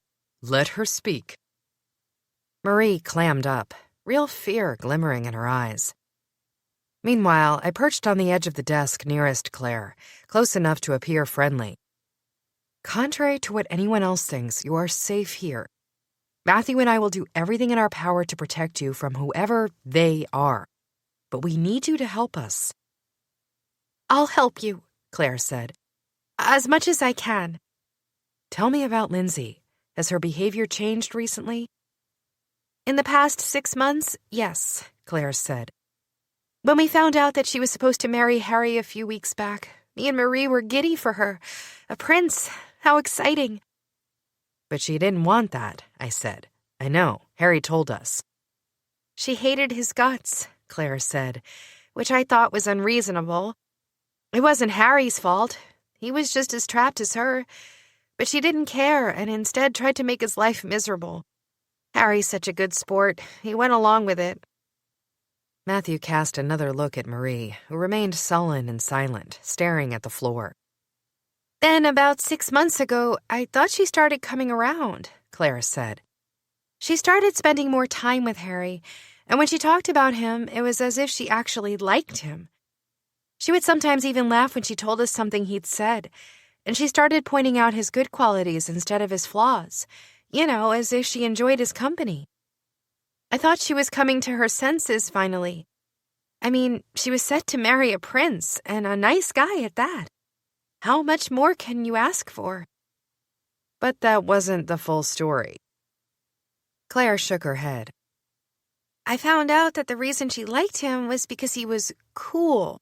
Her words, not mine. They had worked out a little arrangement where Harry snuck off sometimes and she snuck off other times. I don't know what it is Harry does while he's away. Apparently it's very secret and all hush-hush. But I know Lindsay was just out there exploring. Exploring, I prompted. Men? The borough? Gambling? Clubs, men, drinking, Claire said dully. Obviously, that's not allowed for any member of Gilded Row, especially the soon-to-be princess. She met this guy, I don't know his name, and he was showing her around. I'm not sure it was even romantic between them. It was more big brotherly. I know, it sounds weird. I think he owned a club or something, and they hooked up on a party circuit. Our little princess was sneaking out of her fancy galas, I said, and heading to the Golden District or beyond for nights of dancing and drinking? Claire nodded. She said she was being responsible about it, but I don't know. I mean, she was never gone for that long, and it wasn't like she came back roaring out of control. For her, it was about the freedom. And the dancing. She loved to dance. Do you have any idea what club she went to? I asked. Any insights on this guy she was seeing or tidbits of information that you could give us? There's only one sort of seedy section in the Golden District, she said. The elders leave it be for one reason. They don't want elves leaving the district, and they know some of our kind have less than savory vices. They'd rather control the vices and take care of bad behavior internally than let it seep into the burrow. Appearances count for a lot when it comes to the elfin elders. Apparently, I said. Let me get this straight. The Golden District tucks all of its substandard citizens into one little corner? They call it Silver Street, Claire said. None of us are allowed there, of course. There's gambling, drinking, lots of clubs, and even some silver-collar workers. You know. Escorts? I prompted. She nodded. Tell me, Claire, what was different about last night? Did you notice anything off about Lindsay? Well, I knew she snuck out. She asked me to watch her tiara. I, have it at home, but I couldn't bring it. Please don't make me bring it. Her family will know I'm in on her secret, and my reputation will be ruined. We'll keep it under wraps for as long as we can. We'll get someone to pick up the tiara later and anonymously reintroduce it as evidence. Fair? Claire nodded, and I saw Matthew nod as he made a mental note to have someone pick it up discreetly. Thank you, I said. When did you start to worry? Right around 10 o'clock, she said. Lindsay wasn't back for the grand exit. Her carriage guy was there waiting for her, and he was asking around to see if anyone had seen her. Nobody had, obviously. Then the driver called her father called Ms. Margaret, I assume, and here we are. What is everyone hiding from us? I asked her. Who is going to kill you if you tell your secret? I can't tell you that. Claire's voice was a whisper. It wouldn't help anyone anyway. It has nothing to do with Lindsay's disappearance. How can you be sure? Please, Claire murmured. That's all I can say. In your opinion, I asked, struggling to keep my voice calm, what happened to Lindsay? What do you mean? Do you think she ran off on her own? I asked. This could be very important. No. Claire shook her head, then looked down at her fingers. I know it sounds like she was wild and free, but I don't think she could have. Why not? Claire looked up at me, pleading. Because I think she was falling in love with Henry Thurmont. Chapter 6. By the time Matthew and I wrapped up our interviews at Ms. Margaret's finishing school, it was nearing the dinner hour. We'd blown right past lunch while we interviewed several chaperones who had been called into the school for questioning. None of them had seen anything, nor did they have any clue where Lindsay might have gone during the gala. And none of them would reveal the weighty secret that was the elephant in every room on Gilded Row. What the hell do you think they're hiding? I asked. I can't figure out if it's something horrible and devastating or something that's so precious they don't want outsiders to ruin it. Or all of the above, Matthew said. It could be a tradition or something in their nature that has been kept sacred for centuries. If that's the case, I'm willing to bet that Lindsay won't have been the first life risked keeping the secret hidden. There will have been others. I wonder if we could find the others, I mused. We could dig through old cases, records, something that links Lindsay to others like her. We could start looking for patterns between them. And speaking of patterns, are you thinking Lindsay's disappearance is related to the Elfin murders? I think anything's possible. Matthew's eyes flicked toward me. You must be hungry. Starved, I said. Hex dog? Matthew glanced around at Gilded Row. There were no food carts anywhere in sight. You might be out of luck. My mood plummeted quickly. You know I don't work well on an empty stomach. I want to speak with Lindsay's carriage driver, Matthew said, and then we'll call it a night. I have teams canvassing the Golden District, but the sun will be going down, and we can't question anyone else. Tomorrow we have an appointment to speak with Cynthia Neely, the woman who was with the two elves when they were taken outside of the grocery store. Fine, I said. Then let's make this quick before my stomach eats itself. Matthew gave a dry laugh. Together we crossed Gilded Row and returned to the front gates. The chirpy, badass elf who'd let us in had reapplied her lip gloss and looked peppier than ever. I hope you enjoyed your stay. Matthew gave a wave. We'll be back tomorrow. Friendly much? I growled at him. If I had that much cleavage on display, would you be nicer to me? I am nice to you. When's the last time you waved to me? I'm your boss, detective, Matthew said with a pleased eyebrow raise. I can't give you special treatment. I see how it is. I never knew you had an interest in elves. You know damn well where my interests lie. That shut me up real fast. You seemed quite opposed to marriage back there, Matthew said, nodding toward Gilded Row. I didn't know you had such strong feelings on it. I'm not opposed to marriage. I'm opposed to women being forced into it before they're adults. And men, Matthew pointed out. Harry had no more choice about it than Lindsay.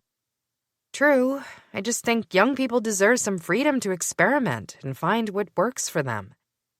You don't think parents know best? I gave him a skeptical glance. Not a chance. Then again, I can't talk. I don't think my mom would have picked Trenton for me. She wouldn't have chosen me for you either. We walked in silence as I considered. Look, Matthew, I'm sorry, I said. All I know is that you don't owe me an apology, Matthew said. Forget it. I was just curious. Would you like to get married someday? To someone, I added hurriedly. Not necessarily me. You just never mentioned it when we were together. He gave a wry smile and looked straight ahead. I was worried you'd get spooked. Would you have married me? Matthew's gaze landed on me, complex and pained. I'd marry you tomorrow. Oh, well, I swallowed. But I know you're not interested, so don't worry. You're safe, detective. How about we stop talking and focus on finding me a hex dog? Matthew raised his head, took a sniff. Take a left here. There's a vendor at the end of the street. I knew there were perks to working with a vamp, I said with a grin. Where's the carriage company? Right behind the vendor, Matthew said, raising a hand and pointing a stony finger toward the end of the street. You get yourself fed, and I'll get us a meeting. Half an hour later, my stomach was happier and my mood was vastly improved.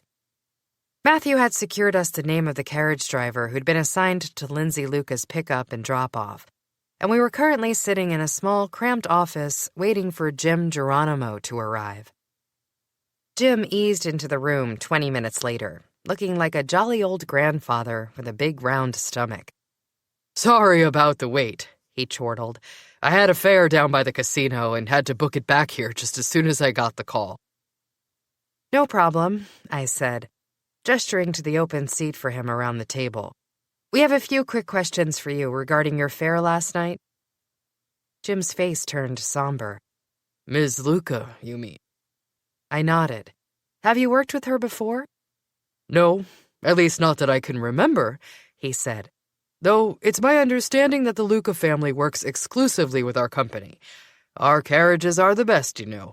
We ensure safety and always arrive promptly. The Luca family spoke highly of the company, I said. Tell me about the events of the evening in as much detail as you can remember, please. Jim frowned, his bushy gray eyebrows crowding one another for space as he thought. Well, I picked her up on Gilded Row at 5:45, like they requested. Lindsay was there with her parents. She's a beautiful young woman, and I remember she had on some sort of silver gown with a big crown. Really looked like a princess. You dropped her off safely? Of course. Safety is our #1 priority, Jim said, smiling.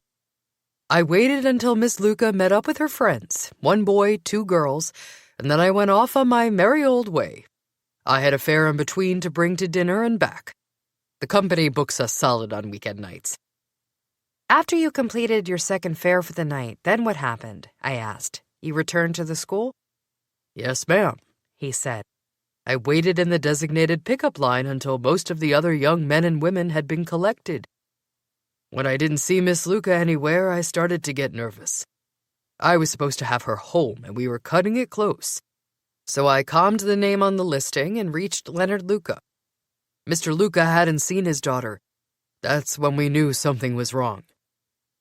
You didn't see anything? I asked. She didn't ask you to drive her anywhere or to keep any secrets or anything of the sort? No, ma'am. You think she left of her own accord? We're just ruling things out, I said. Thanks for your time. If you think of anything else, please let us know.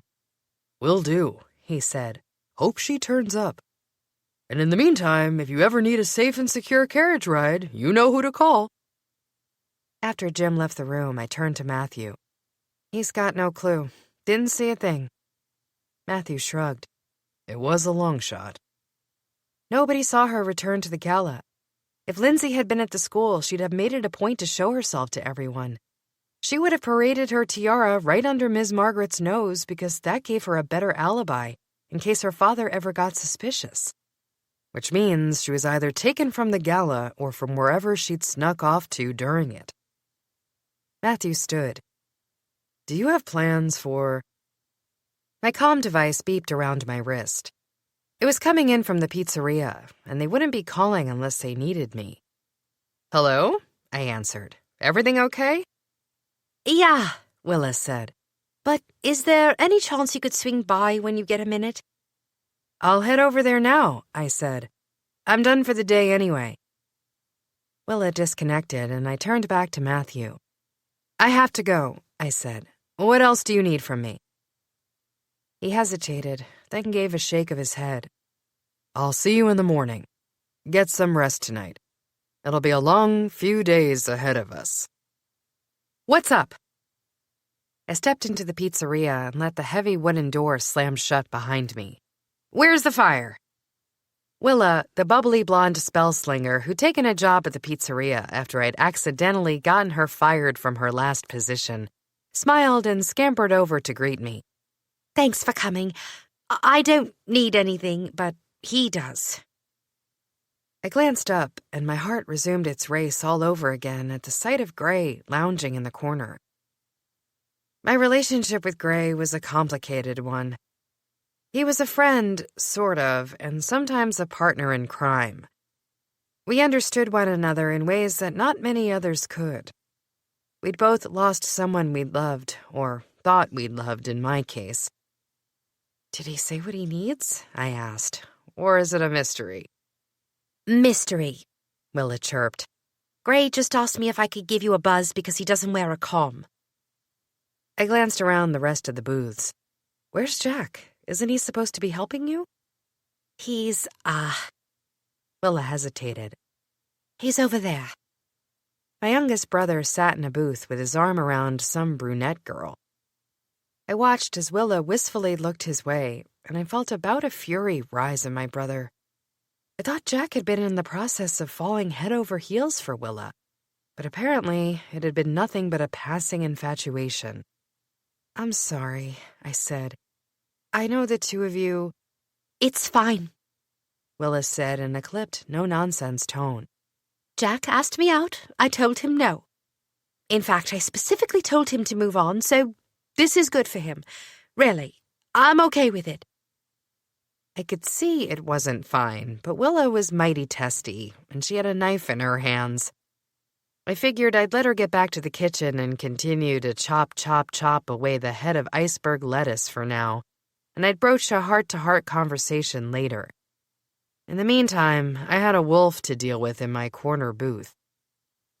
I didn't mean to steal you away from your vampire, Gray said as I slid into the booth. I told Willa it wasn't an emergency.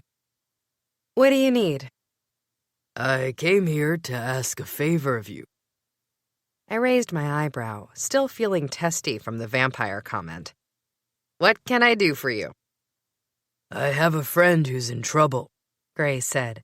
A friend who lost some money at a casino. "And that's my problem, how?"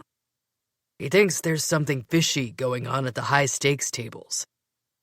"Yeah," I said, "it's called gambling. You lose money." Look, I know this isn't exactly up your alley, and you don't have to help me. But this guy is good at what he does. I wouldn't have come to you if I didn't think he was onto something. "I'm working a high-profile case at the moment, Gray," I told him. "I don't have a ton of extra time. I'm not sure what you want me to do about it." You have connections. "Mostly homicide and narcotics," I said. "Those tend to be the biggies that can call me in to help." Then come with me to the casino, Gray said. One night, one round of play. If you don't smell anything wrong, fine. I won't bother you about it again. "Can it wait?" Look, I just thought you'd like to know if something was up, Gray said, leaning back in his seat with a dry smile on his face. My guy, he's a trusted source. If he says something's up, it is. Otherwise, I wouldn't be here. You know that. I sighed. I did know that. And what's more, I knew Gray wouldn't come asking for help if he didn't absolutely need it. "Remind me why you need me?" Gray gave a disgruntled cough. Well, they have certain assets that I don't. "Like what?" Like you're a female. I'm a male and I need a date. "Oh, no," I said. "We're not going there, Gray." A fake date, he clarified. Look, tomorrow night I already have the table. Just show up with me. That's all I'm asking. "It's not a date?" It's not a date. Think of it this way. You might be occupied with the big case, but you have to eat dinner. I'll feed you dinner while we play. You can watch the dealers, and if you sense something's off, let me know. "You want me to see if there are residuals anywhere that spell foul play?" He gave a tense smile. If there aren't any, you're free to go back to your vampire. "Stop it. We're not going to play those games." I'm not playing any games, he said. You have to let me in to actually play a game with you. I studied Gray for a long moment. "What do you know about the elves?" Excuse me? "The elves," I said. "I'm working on a case in the Golden District, and there's something they're all keeping from me." The elves are secretive people. They've always valued privacy and tradition. "Yeah, I see that," I said. "I spent the morning in Gilded Row." Fancy. "Yeah," I said shortly. "I didn't fit in." Speaking of Gilded Row, Gray said, you'll need a dress to wear tomorrow night. "Oh, no, I don't. I'm just popping over to the casino on my dinner break." Not in this room, you're not. We're playing at the high-stakes table. "High stakes my ass," I said. "I'm not wearing a dress." Well, you just might have to, sweetheart, or else you're not getting in. "What are you talking about?" Absolutely no cops within a mile of this room, he said, scanning me from head to toe, or as much of me as he could see. You wear those leather pants, your gun's visible, honey. They won't let you within 10 miles of the door. You'll be wearing a gown and no gun. "I don't like it. Too much like a date." Don't kid anyone, sweetheart. You bring your gun to dates. "Yeah, because I get people like you asking me out." Gray laughed. We shared a moment of lightness together, smiling over his mangled pizza and leftover soda. It was almost friendly. "So, how well do you know this friend?" I asked. "You must be pretty close to be helping him out. You don't help just anyone." Immediately, a cloud passed over his face, and I regretted asking too much. We go way back, he said. We're not close, but I trust him. Interesting, I thought. Gray had always seemed like a loner, and the fact that he cared enough about someone to ask for help was telling. So what's this case about? Gray asked. You're in the Golden District. Someone steal a diamond? I guess you could say that. We've got a missing girl. High profile. Gray gave a slow nod. Lindsay Luca. She's been gone since last night. Word travels. Yeah, but you don't talk to anyone, I said. How do you hear the word if you don't have friends? That got a wry smile out of him. Did this word you've been hearing give you any insights into what might have happened? I asked. It was a fine line to talk too much about the case to Gray, especially now that I was officially a member of the 6th Precinct again. But I had to push. The clock was running out, and we wouldn't get Lindsay back if we didn't take some risks. I don't know what happened. I just know it's a big deal, Gray said. Are you operating under the assumption that it's related to the 2 dead elves found this week? I sure as hell hope not. But with every hour that passes, it seems more and more likely. Yeah, but those girls were gone and kept alive for 3 months. That should be a good sign. If the kidnapper follows the same trajectory, you've got a little time. They didn't have Leonard Luca looking for them, I said. I don't think the kidnapper will be so patient when he's got all of the 6th Precinct breathing down his neck. Gray considered this. He leaned his elbows on the table, the upper half of his body big and sprawling. He was the only person I'd ever met who gave Matthew a run for his money when it came to sheer body mass. It's strange, I said, resting back in my seat.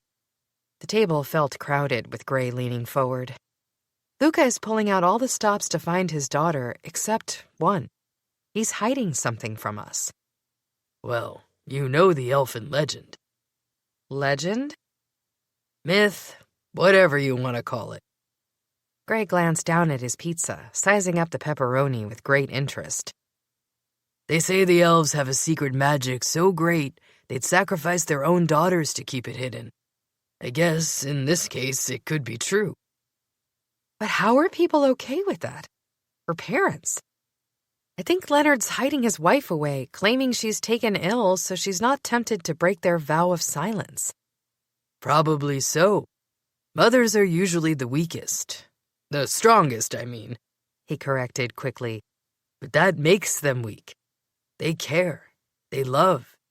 When it's their children in jeopardy, they'll do anything to get them back.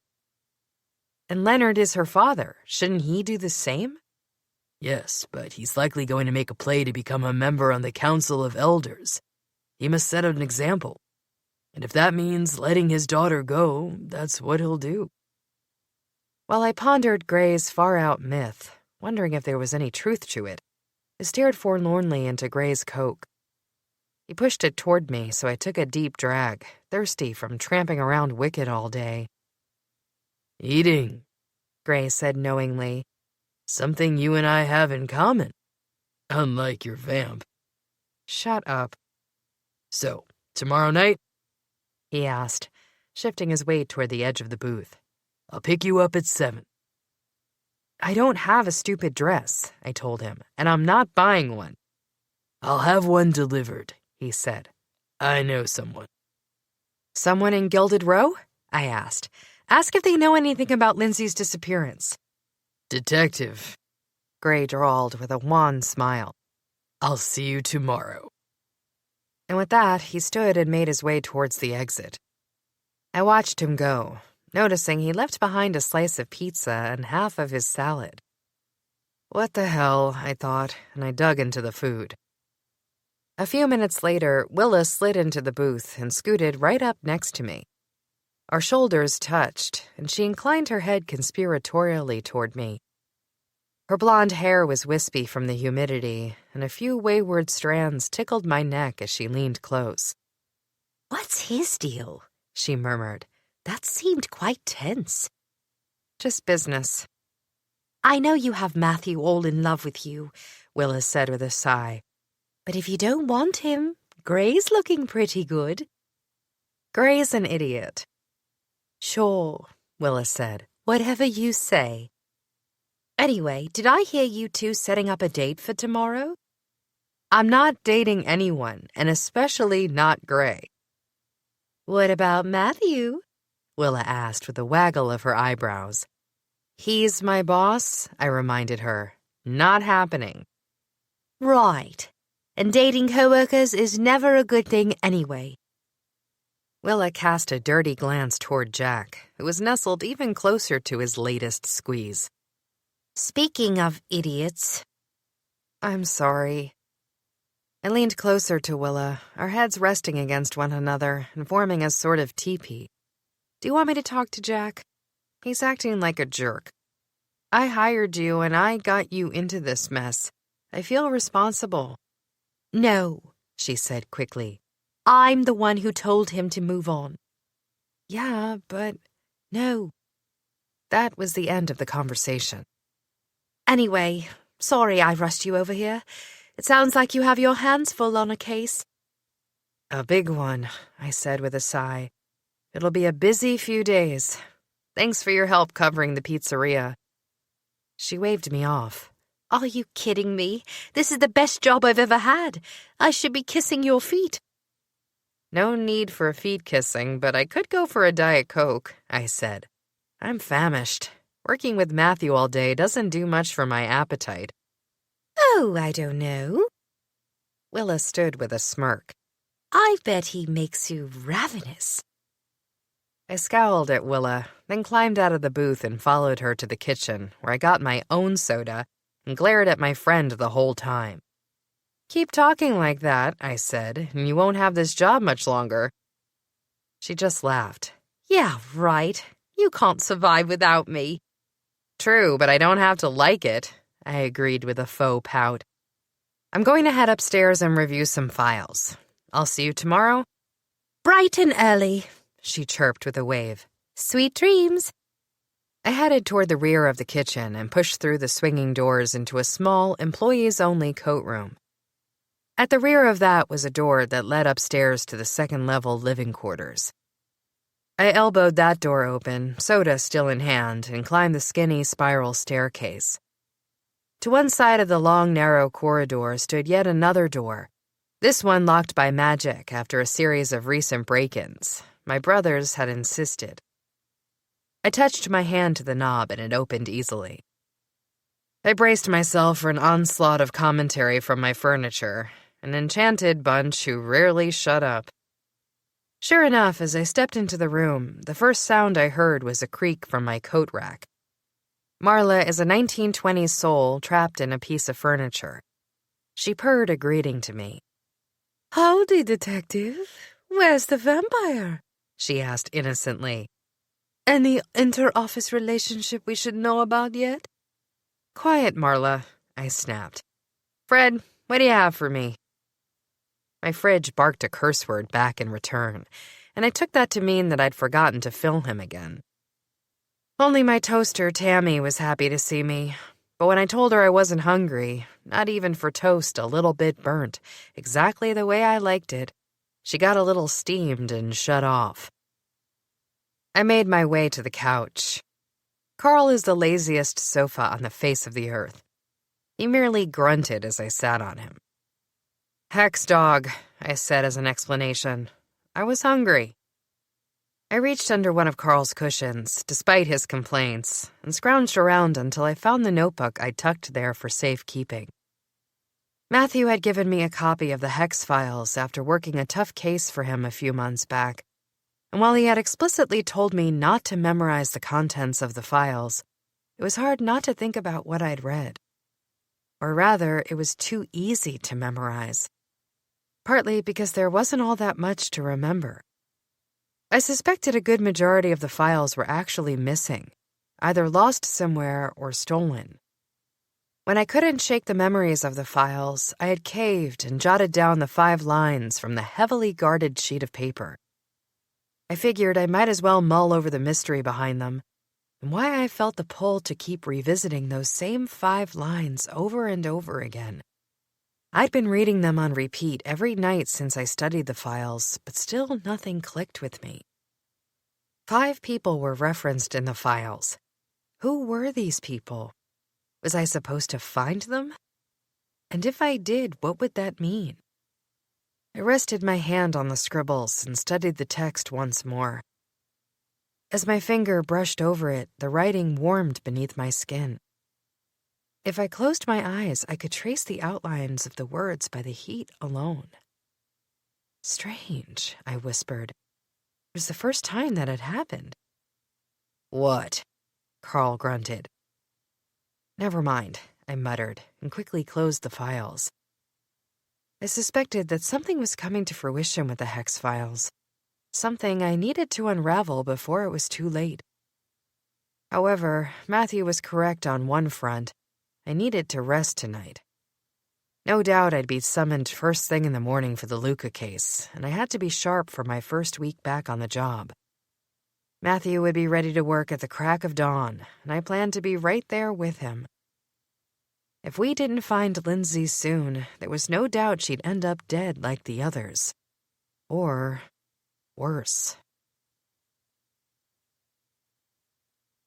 Chapter 7. I woke to something poking me in the back. "Grr, off," Carl said. "You have a visitor." A visitor? I groaned, stretched, and glanced around my apartment, curious to find that I'd slept all night on the couch. What happened to me? You passed out muttering to yourself, Carl mumbled. Someone just knocked on the door. I'm guessing it's the vamp. I glanced down and found myself wearing boy shorts and a white tank top.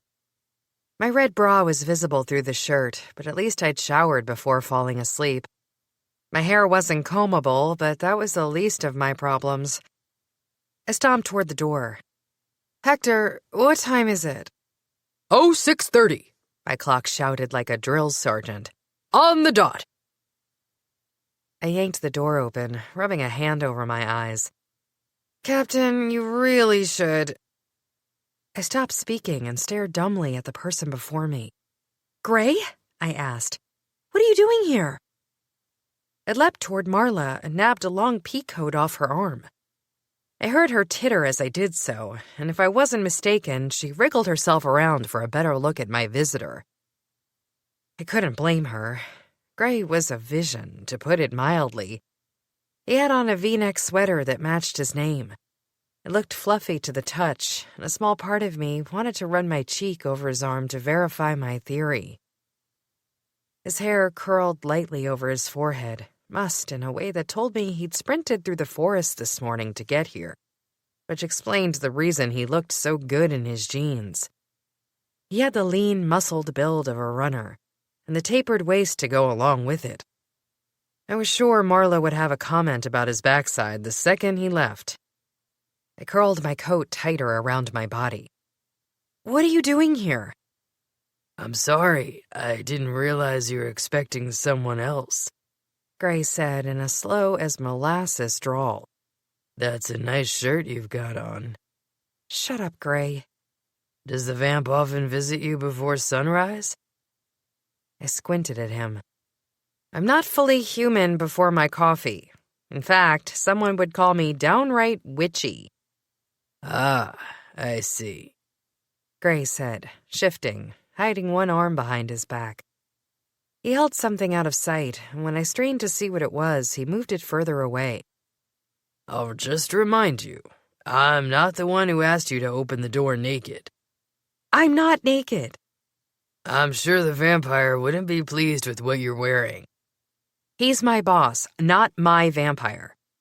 You know what? I don't have to put up with this. It's early. Why did you come here anyway? "Besides the view," he said, "I came with information." Spill. "The elves that were found dead were from Silver Street. He hesitated, weighing his words. They were seen at a club there the night before they were taken. They left in a rush, I guess, like they were trying to get away from someone." Which club? I asked. And why is that relevant? "I don't know that any of this is relevant," Gray said. "Nor do I know the name of the club, just that they were seen hanging around Silver Street early in the morning." How'd you find out? "My sources are confidential," he said. "I wish I could help you more." Why are you telling me this? I asked. The elves weren't snatched until the next day. No, but Silver Street isn't exactly a nice area of town, Gray said. I'm just saying, someone could have scoped them out the night before. Maybe even made contact and spooked them. And then what? Let's say the girls smelled something fishy and turned this mystery man down. Are you suggesting that he came after them the next day, held them hostage for 3 months, then killed them and dumped the bodies? It's a stretch, Gray. I'm just saying, maybe you should ask the girl who survived what happened to them. The girl who survived? I blinked.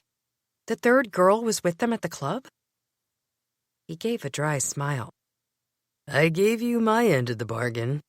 Here's yours. From behind his back, he pulled a hanger with an expensive covering draped over it. I'd never bought any sort of clothing that required such exquisite care. Mostly, mine came in crumpled up balls with clearance tags dangling from them. Wow, this is a gorgeous bag, I said, reaching out to admire it. I'll look fabulous with this draped over me. Very shapely. Open it. Come on, Gray, this is overkill. The bag is more expensive than my daily attire. Probably. I rolled my eyes and tugged the protective layer off the hanger. I felt my ears getting hot at the sight of the dress. Absolutely not. Gray gave me a stare with innocent puppy dog eyes. What do you mean? I showed the woman at the store a photo of you and she picked it out. Yeah, what'd you tell her to do? Make me look like the prom queen? Nah, I went with sex goddess. You want to keep yourself alive? Get me a different dress. You'll see my underpants through the slit in the side. You're welcome for the dress and for the tip about the elves, Gray said. I am very excited about our non-date tonight, sweetheart. I slammed the door, Gray's laugh reverberating as he retreated down the hall. He moved quiet and smoothly, like all supernaturals, and I didn't hear him on the staircase, nor did I hear the downstairs door open or close. All I could see was a blur of white in the distance as he sprinted toward the depth. He is fine, Marla said. I'm changing my mind. I always did have a thing for them bloodsuckers, but I don't know. The wolf is inching out, Matthew. That man knows what he wants, and he goes for it. Did you see that dress? It's sex on legs. I'm not wearing it. You have to, Marla said. If you want to get into the high-stakes room, that'll get you through the door. Sorry, honey, but those leather pants ain't gonna cut it. Plus, it'll make your man jealous. My man? Come on, we all know you're hung up on Matthew, Marla said. He's hung up on you, too, but he isn't exactly stepping up to the plate and taking charge, now is he? Things are complicated, I said. Our careers are on the line, amongst other things. I'm just saying, Marla said. Back when I was a witch, I had a man go off to fight for me in a war, then come back and sweep me off my feet. He didn't lollygag around, picking his nose, playing games. I told Matthew I needed time, I explained to her. He's respecting me and giving me space. Whatever makes you feel better, Marla said with a little sniff. You're not over him, and it wouldn't hurt to give him a peek of what he's missing. You're both unattached adults with enough sexual chemistry to blow up the necromancy lab, so I think you might want to do something about it. An image of the elf with the bright lip gloss getting all friendly with Matthew at the Gilded Gate popped into my head, and I reconsidered. Okay, maybe I'll wear the dress, I said. That's my girl, Marla said. Now, go get your man. No, I said. I'm going to get my missing girl, and then I'll wear the dress. Before I could head to the bedroom to change, another knock on the door startled me and the furniture into silence. I crept across the living room and peeked through the peephole. It's you, I said, pulling the door open. You'd think it's a fast food restaurant around here, open all hours of the night. I'm not the first person here this morning? Matthew tried diligently to hold eye contact with me, but he was a vampire first and then a male, and both of those traits made him glance down with interest at my gaping peacoat. And here I thought you'd dressed up for me. I clutched the coat tighter around me. Aren't you here on official business? Unfortunately, I am. Matthew brushed past me, startling Marla into scratching the floor in her attempt to study the vampire. Good morning, Marla, he said dryly. Sorry to startle you. I hid a snicker as I turned to face him. What brings you here? Work, he said. Get dressed. We're visiting Sienna. Sienna? I closed my eyes. I needed coffee. About the bodies of the two elves that were found? Exactly, Matthew said. Now get dressed, before I decide I don't care about my career enough to keep my hands off. Sheesh, Captain, I said. I didn't know peacoats were your thing. Move it, Detective. And that's an order. Chapter 8. As Danny jumped in the shower for a quick rinse, Matthew prowled her apartment in a fury. He could smell the wolf on her, in her apartment, or at least in the doorway. Thank God she hadn't let him inside, though if her outfit reflected what she had been wearing all night, Gray had gotten an eyeful. And Matthew didn't like it. Matthew knew he and Danny couldn't be together, at least not the way things were going at the moment. And it frustrated him to no end that Gray had that opportunity. Matthew could feel his advantage slipping away, and while winning Danny's heart wasn't a competition, it was a zero-sum game. If she fell for the wolf, that was it. Game over. Matthew paced, prowled, growled, and stomped around the room in such a fury that even Danny's smart-ass refrigerator dared not toss out his usual snarky comments. By the time Danny had changed into her standard black on black on black, an outfit that never ceased to get Matthew's blood boiling, he'd spotted a new object for his fury. It hung on Marla and smelled expensive. What's this? Matthew clutched the luxurious fabric, appreciating the feel of the blood-red dress under his fingertips. And why does it smell like the wolf? It's mine, Danny said with a haughty sniff. And what happens in my apartment is none of your business. Why do you have this gown? Danny looked annoyed, but then a smug smile edged out her frustration. I have a date tonight. With who? I thought we had to get to the morgue, Danny said, snatching her travel belt and attaching it to her hip. She had a stunner there, along with a few vials, potions, and standard spells. Let's move it, Captain. We're on the clock. Matthew had no choice but to join Danny as she left the apartment. He frowned as he caught a strong whiff of wolf, and he inherently knew that Gray had purposely run his hands along the wall as he left, leaving his scent sprinkled everywhere.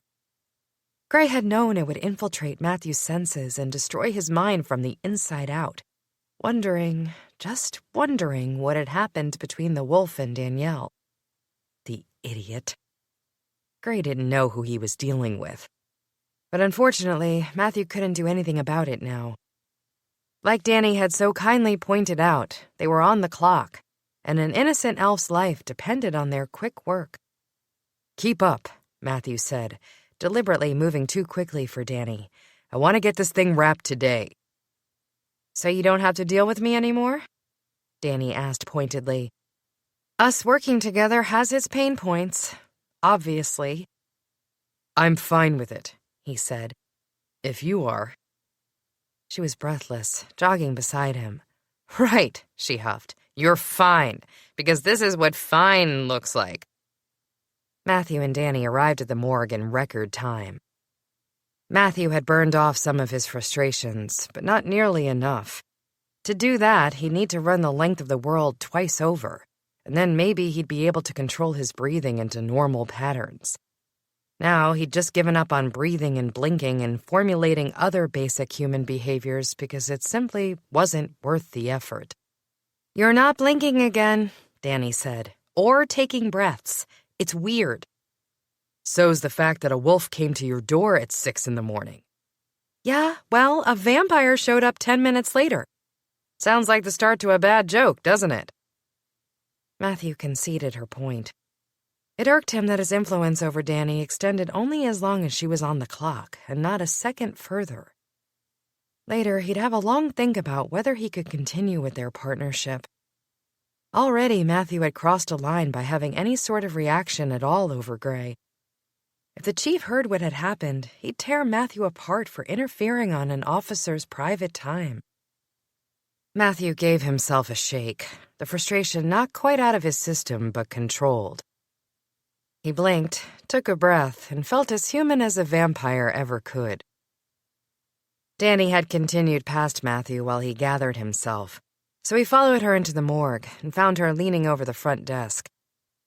Ursula, the unidentified monster who worked as the receptionist, was pouting with an extremely fat lip. "Sienna's busy today," Ursula said. "What's this about?" "She's got 2 elves," Danny said. "We need to see them." Ursula heaved a huge sigh that sent her purplish skin rippling in strange ways. She jiggled all over when she stood, then continued jiggling as she lumbered back to call the medical examiner. Sienna appeared out front a few minutes later, walking with an annoyed clip to her step. In a way, Sienna resembled a rebellious teenager. She often had changing hair color and black pants ripped in all sorts of places. Often her shirts had vulgar words or leather straps affixed to them, and she had piercings from her nose to her ears in likely places Matthew had no interest in knowing about. "What do you need?" Sienna snapped her gum. "I've already had several officers stop by. I thought it was their case, not yours." "We're hoping it's not our case," Danny said, "but I'm starting to doubt it. We have a missing person, and we think she might be linked to the elves on your table. Have a minute?" "For you?" Another pop of her bubble gum. "I'd rather not, but whatever. Follow me." Sienna adjusted the rose-colored headphones as she spun on her heel and headed back toward the lab. Judging by the bobbing of her head, she'd resumed listening to whatever music she liked at a decibel that would destroy her hearing. Danny shot Matthew a look that said this was about as good as they were going to get. On a good day, Sienna was tolerable. Friendly wasn't in her vocabulary. Then again, she was a necromancer through and through, and necromancers weren't exactly known for their hospitality. Whatever fragile bond Matthew, Danny, and the necromancer shared, it tended to hang in a precarious balance. Dancing along with the music, Sienna pushed open the door to her lab and proceeded straight to the wall where corpses were tucked away to rest in drawers.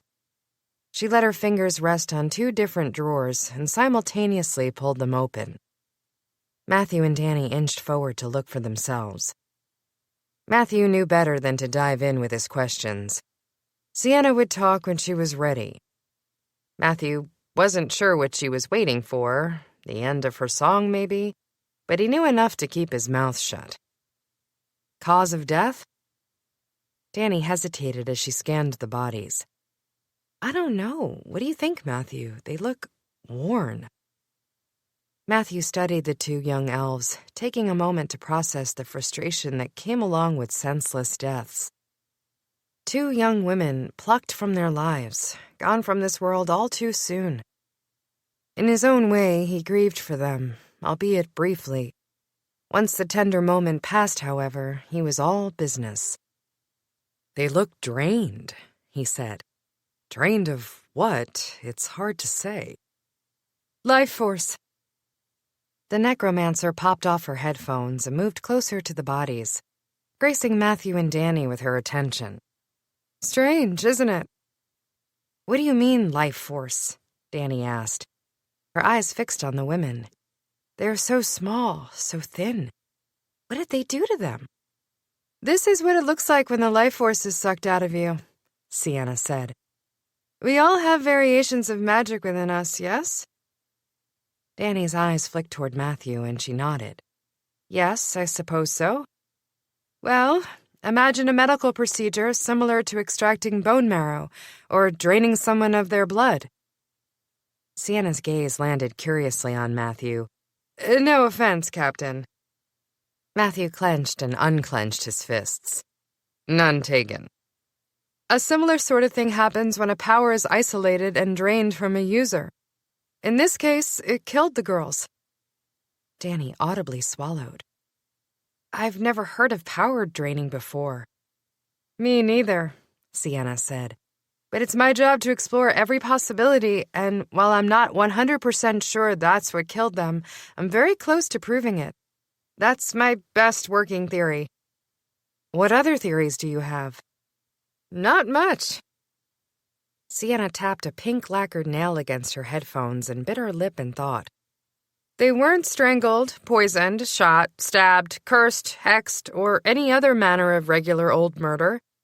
These elves just seemed to shrivel up, and when they didn't have enough left to go on, they passed. That's awful. Danny shuddered. How long were they tortured? It was Matthew's turn to wince when Sienna guessed the girls had been drained for over 2 months. So it began shortly after they were taken, Matthew said, a few weeks to a month later. I'm sure whoever took them had to perfect their procedure, Danny said with a grimace. Can you tell what sort of power was drained? Sienna shook her head. I've been reading up on elfin magic, but it's a very secretive subject. They have all of the standard supernatural magics, great eyesight, hearing, sense of smell, that sort of thing. But there's more, Danny suggested. A big secret. Sienna studied the bodies. I believe so. One that's not written in any textbook. If you want my opinion, Detective, the elves have a secret form of magic they've been keeping quiet for centuries. You find out what that is, and you'll find out why someone wanted them. That won't be easy. Danny groaned and looked to Matthew for confirmation. So far, everyone has lied to us, including the missing girl's father. He'd let his daughter die before he expunged the secret elfin magic.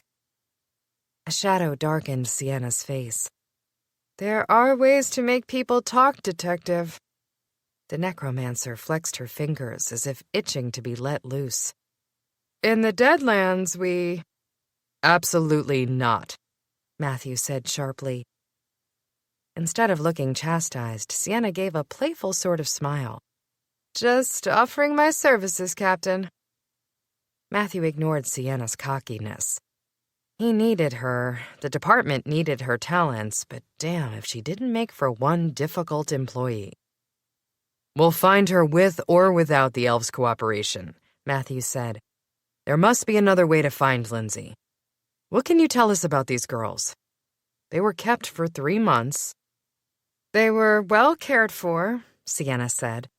No blatant signs of abuse of any variety, though I can't speak to their mental state. Of course, that's not including the draining of a certain mystery magic. So, these girls were taken because they have something special, Danny said. Maybe not all elves have the gift. Maybe it's only certain ones. I would agree with that, Sienna confirmed. I don't think their captor took pleasure in their pain. If you look here, their nails are manicured. No signs of a struggle. Their hair has been washed recently and is clean. No grit or grime on the girls anywhere. They might have been kept hostages, but it appears they were well cared for. Again, excluding the fact that they're dead. Sort of a big exclusion, Danny said. I wonder if it hurt. Imagine someone sucking the ability to see residuals from you, Sienna said. Yes, I think it would be painful on multiple levels. Matthew watched a pained expression flash across Danny's face. Being a reserve was a part of her very core. She'd been able to see traces of spells since she was born. He could tell she was imagining what it might be like to have that power taken away from her, extracted without permission. No doubt it would feel like losing one of her senses or a limb. It would be like Matthew losing the ability to hear whispered words or see delicate details or move at great speeds. He'd feel crippled. The room descended into a more somber tone as Sienna watched over the bodies like their last guardian angel.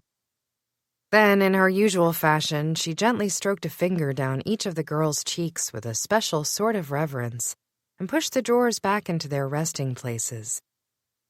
"In conclusion," Sienna said, "we had 2 bodies dumped in a back alley in the Goblin Grid. They were last seen alive 3 months ago leaving a grocery store.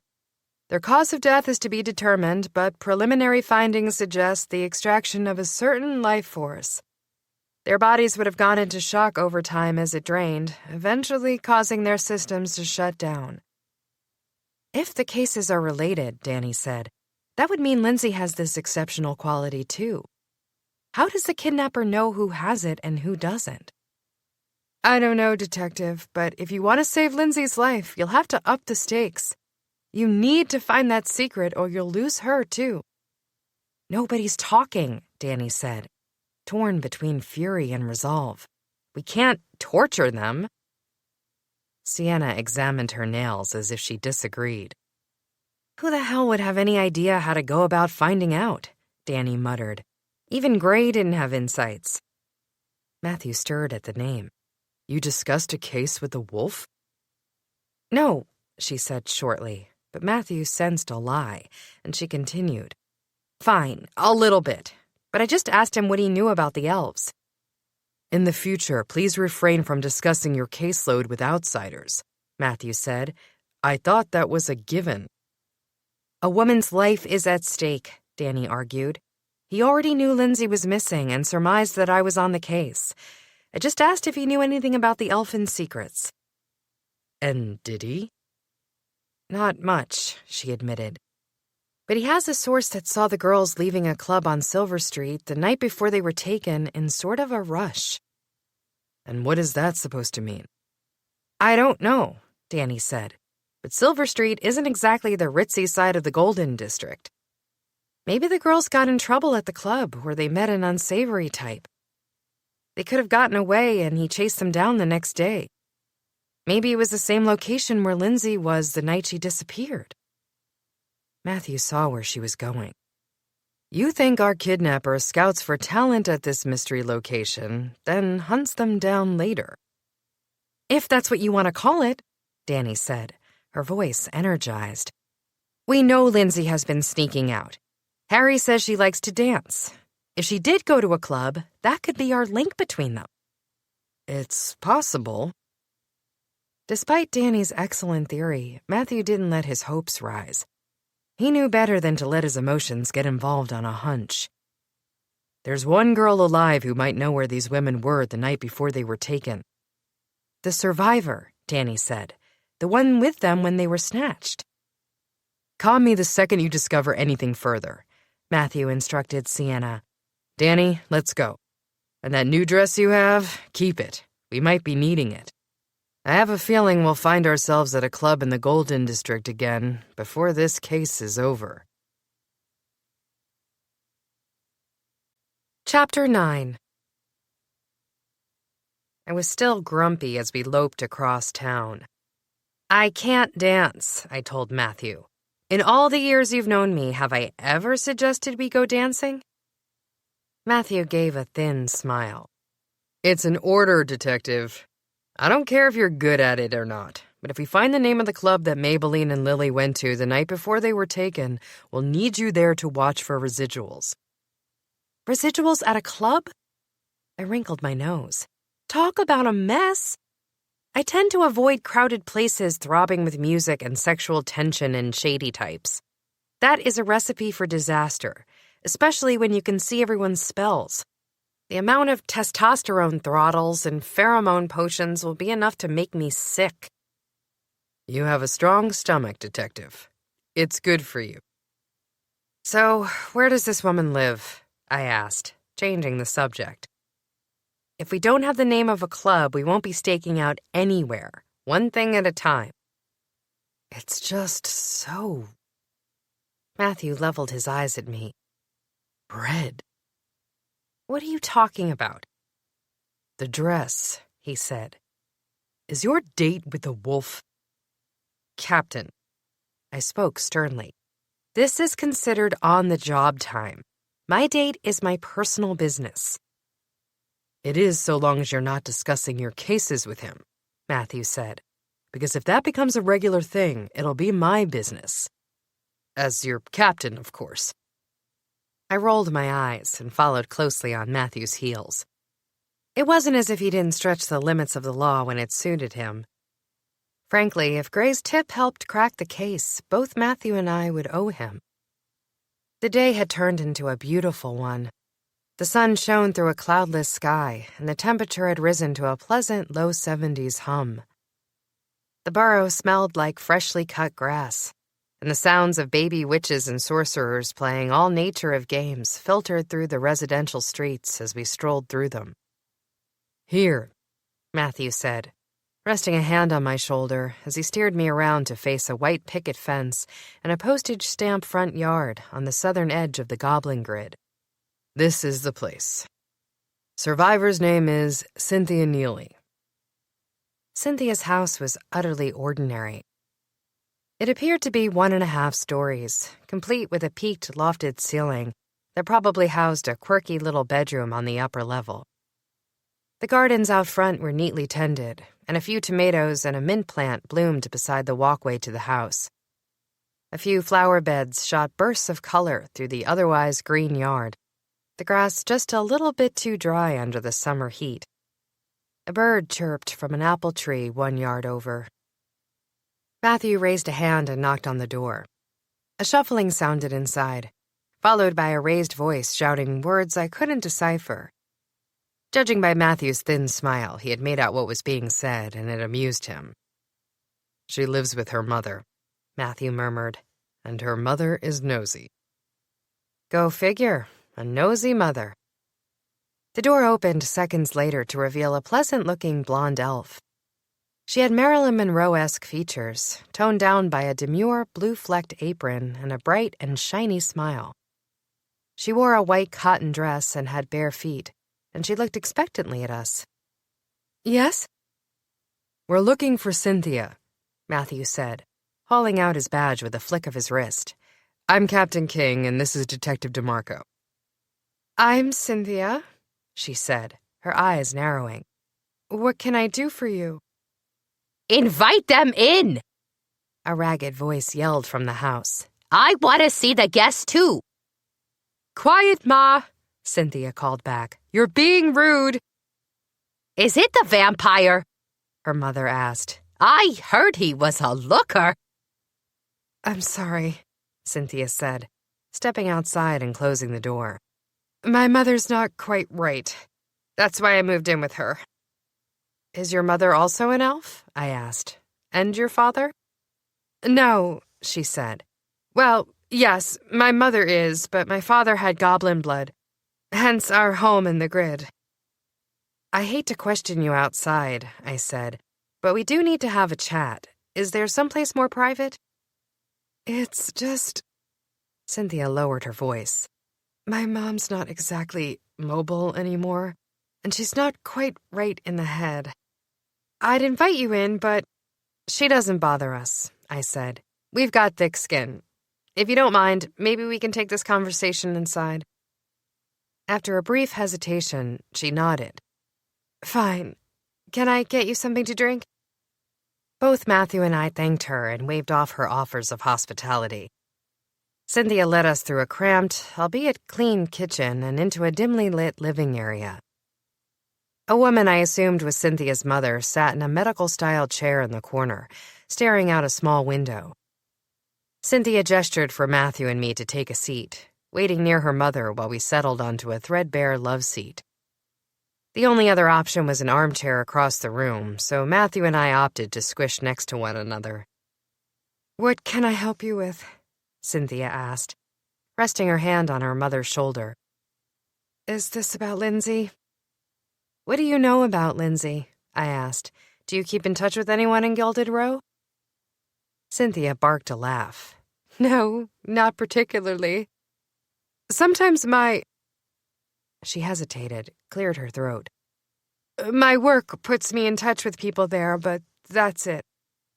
And what work is that? I asked.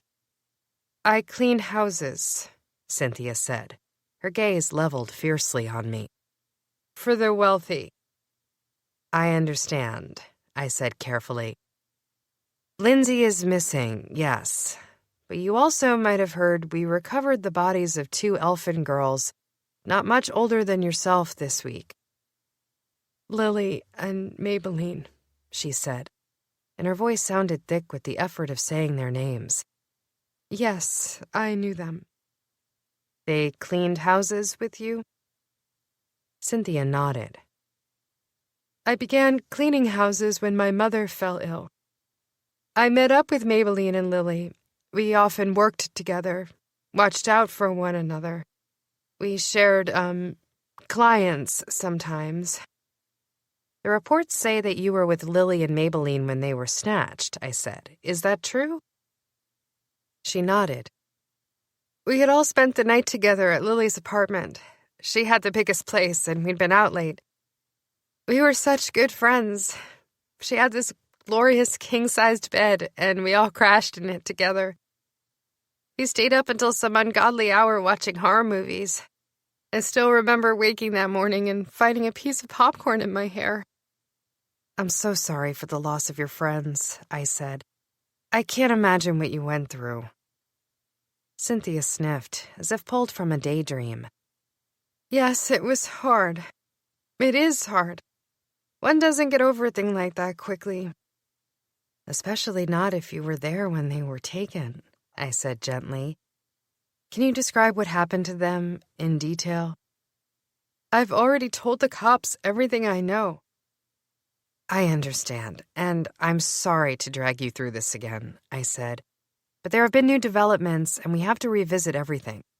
Please, it's imperative. Cynthia sucked in a breath, and her fingernails dug in deeper to her mother's shoulder. Her mother flinched, and Cynthia let go at once. You think this is tied to Lindsay's disappearance. You think the same people who took my friends took her. It wasn't a question, so I didn't answer it. We need your help. Are they going to kill her, too? Cynthia's eyes widened. That would be a horrible idea. Lindsay's dad is Leonard Luca. He's making a run for the Council of Elders next year. He will bring vengeance on whoever took his daughter. All the more reason to get her back safely. You didn't work this hard to find my friends, Cynthia said. They were gone for 3 months. We did, Matthew said sharply. I looked into it myself. There was nothing, no leads. We followed everything we possibly could, and we turned up nothing. Now that their bodies have been recovered, we have more information, more evidence, and more leads. We also have a missing person to find. Make no mistake, we will get justice for the dead. Please, Cynthia. She gave a shuddering breath, her eyes flicking nervously to Matthew before returning to mine. I don't know what more I can tell you that I haven't already told the other cops. Did you see anyone on the day you were taken? I asked. You were coming back from the grocery store. Had your attacker followed you? I don't know, she said. We were just having a grand old time.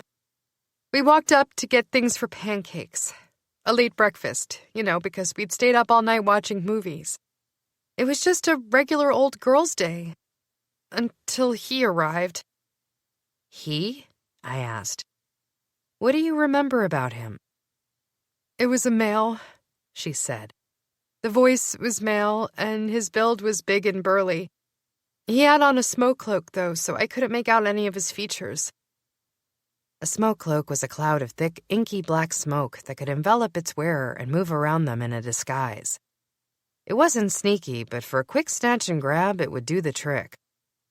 Even worse, it was a common, off-the-shelf spell available for purchase to every witch, sorcerer, and spell slinger in the borough. It was a non-clue as to the attacker's species. There were 3 of you, I said. Did you fight? Run? How did you get away when the others didn't? Her eyes narrowed on me. There was nothing I could have done to stop the attack. I have gone over and over and over this in my mind, Detective, and I can't think of a way I could have saved them. I didn't mean to imply that, I said quietly. Nobody blames you for this. Really? Then what about that other cop who came here yesterday, barreling my door down and all but accusing me of letting my own friends be kidnapped? The other cop? I asked. Which other cop? Marcus, Matthew said under his breath. He was assigned to follow up on Maybelline and Lily's murders. Asshole, I said, then realized I'd said it too loudly. Sorry. Fortunately, I got a smile from Cynthia. It's fine. Anyway, my friends just fell. It was so strange. We were walking and laughing one moment, and then the next second, Lily's eyes just glassed over. She was holding a donut in her hand, and she just fell over. Did you hear a curse, a spell, something? She shook her head. It looked like a paralysis potion hit them or something, because it was instantaneous for Lily. But I didn't hear an incantation. What about Maybelline? That's the strange thing, Cynthia said. Maybelline booked it. She started sprinting and she almost got away. She should have gotten away. Why do you say that? Because she was fast. She was in excellent shape and she should have gotten away, Cynthia said. I've never exercised a day in my life. I actually tripped over Lily and fell. I just laid there, waiting for the paralysis to hit, but it never did. Maybe he thought you were unconscious? She shook her head. I screamed for Maybelline. He ran after her. I heard the footsteps, saw the smoke. Unfortunately, I didn't see any defining features of him. The cops tried to get me with a hollow hex artist, but all I could describe was the smoke. The attacker got Maybelline, I said. Did he use the same sort of spell or charm to paralyze her? I imagine so, she said. I just heard a thump.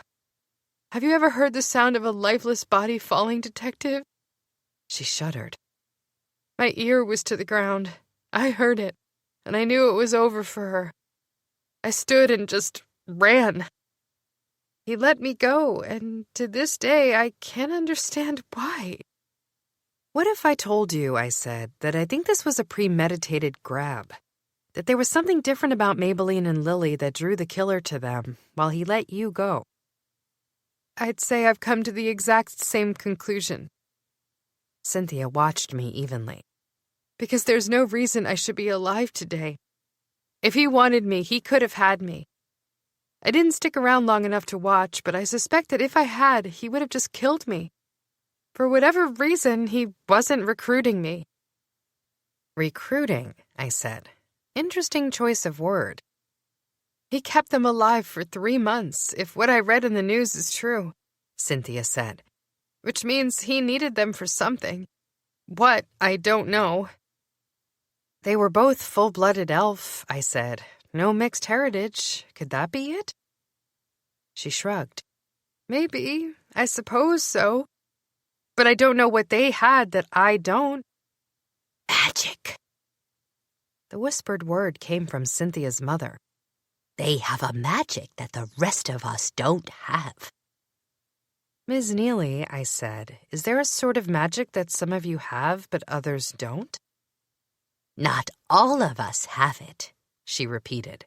I did, though. I had it. Cynthia shook her head. I told you, she's losing it. I've heard this story 100 times. I'm sorry, Captain, Detective. I'd like to hear it, I said. What sort of magic did you have, Ms. Neely? I don't know. Ms. Neely stared dully out the window. They wiped me clean. That's what made me like this. Weak, broken, damaged. See, I know I'm not whole. I can feel it. I can feel where my memories used to be, but they're not there anymore. I frowned. Are you saying the elves wiped your memory? It's more than that, she said. Memory spells don't leave you with a void. They just block out the memories and replace them with something light and fluffy, like cupcake frosting. But you have a void. She nodded, swiveling her old, wizened gaze to mine. Something I had, a part of me, is gone. And I can't remember for the life of me what it was. But they stole my magic when I married my husband. He's gone now, passed away a few years back. The elves don't let those from Gilded Row go free. You were from Gilded Row? I asked, surprised. Did they force you out? No, I made a choice. But once you're on the outs, you're on the outs, she said. I don't remember much from my time there. It's all fuzzy. But I just know there was something. I was one of the few, one of the precious. Do you remember anything about it? I asked. Cynthia, has she ever said anything that might trigger her memory? Any hints to what might have been? You can't think this is actually real, Cynthia said. My mother's mind has been going since I was born.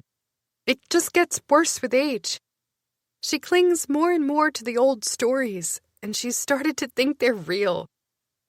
Maybe they are real, I said. We've seen the elves do ruthless things. If your mother chose to leave Gilded Row, don't you think it's possible they took her memories? Especially if there's a secret at stake? Memories, sure, Cynthia said.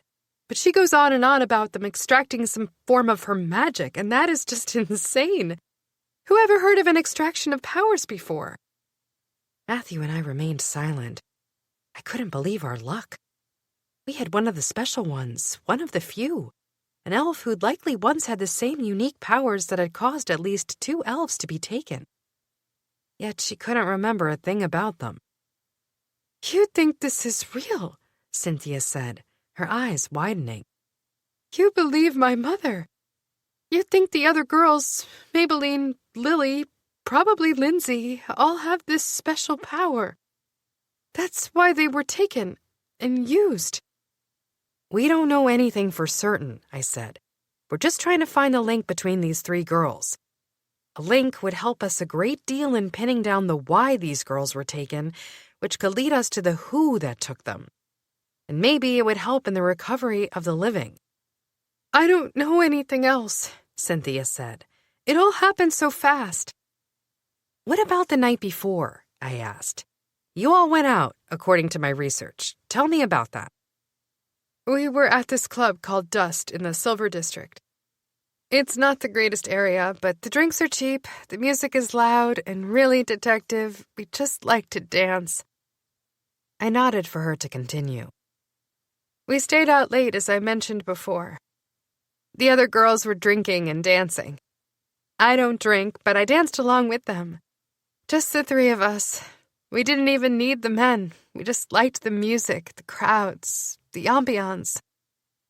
The music, crowds, and ambiance seemed claustrophobic and sweaty to me, but I could see from the way Cynthia spoke that something about the very beat, the rhythm, the motion of it all had mesmerized her. Her eyes had a far-off look, and she swayed to some imaginary tune. Anyway, she said, now that you mention it, there was this one sort of creepy guy. His name was Damien. He owned the club. I think Lily might have known him. Or cleaned his house or something. We were on the VIP list that night, and I just assumed that was the case. But when Damien approached us, it was weird. He kept asking the 3 of us to come up to his private room, and we kept declining. Like I said, we weren't there to meet men. We were there as friends and to dance. We met plenty of men at work. She blinked, as if realizing her slip. I jumped in quickly. Right, so you declined Damien. Then what? I went to the restroom, she said.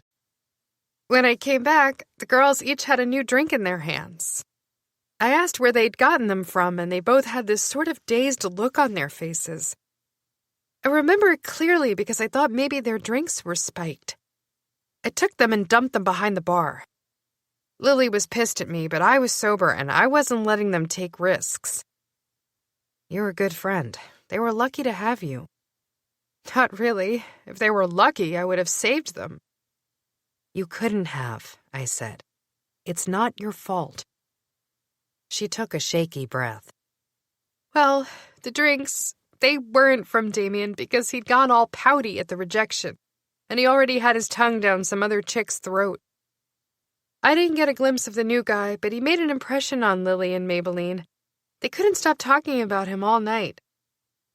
What sort of talk? You know, girl talk, she said. This guy was handsome and rich, but they kept saying that it wasn't a romantic thing.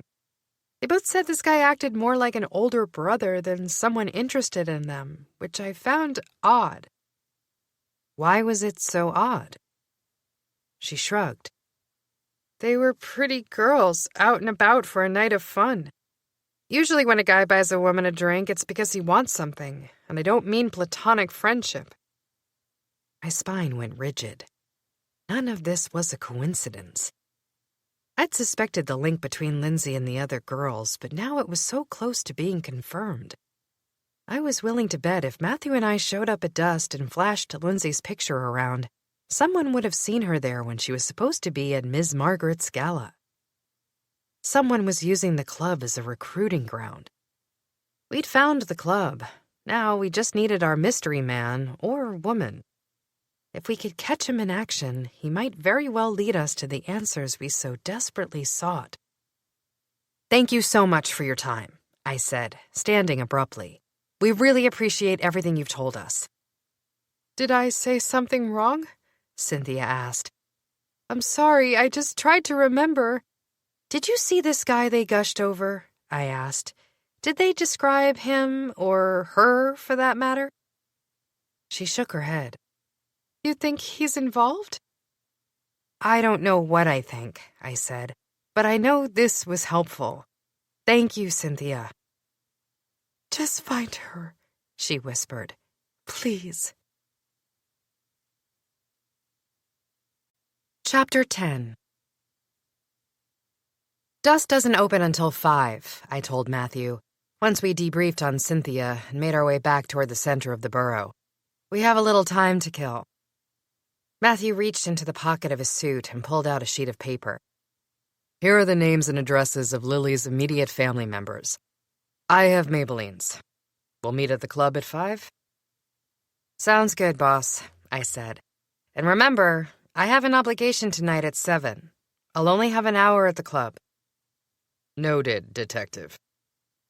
We split ways, the silence between us a little uneasy. We had to figure out a way to make this work, I thought. I almost turned around to apologize, but my pride got in the way. Or perhaps I just didn't have a good solution, and therefore I didn't have anything else to say.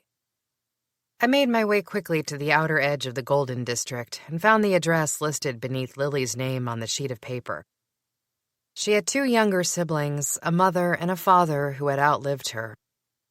They all lived in one residence, according to the records Felix had pulled for Matthew.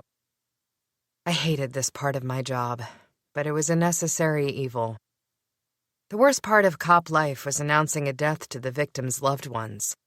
The second worst moment was dredging those loved ones through the victim's death all over again. I knocked on the door, already frustrated with the nature of my visit. Not only had this poor family been dragged through 3 months of not knowing their daughter's fate, but they'd just been informed of her death. Now I was going to poke and prod an already sensitive situation. The chance of them knowing anything useful was next to nothing. But when Matthew led an investigation, he insisted that no stone be left unturned. I recognized the blonde head approaching from the street, feeling a frown curl down my lips as the figure climbed the stairs and stopped next to me. Marcus. What are you doing here? I asked, just as the door opened from inside the apartment. Hello? A woman who looked older than her years stood inside the door to the apartment, her eyes rimmed in red. It had been a few days since the girls' bodies had been discovered. And while the rest of the world had continued with normal life, this woman had lost a daughter and was clearly suffering. May I help you? I'm sorry to be here asking questions, I said, but I'm Detective DeMarco. And I'm Detective Marcus Prey, my colleague said. I'm here with Detective DeMarco in regards to your daughter's homicide. But I've already discussed this with you all, she said. We've been over this time and time again. We're grieving. I don't care anymore. I don't care who took her or why or where they held her. It's not bringing my daughter back. No, I said, but it might bring a young elf home to her family. Another? The woman stopped abruptly. Her eyes widened. Another girl is missing. A third one? Unfortunately. An elf?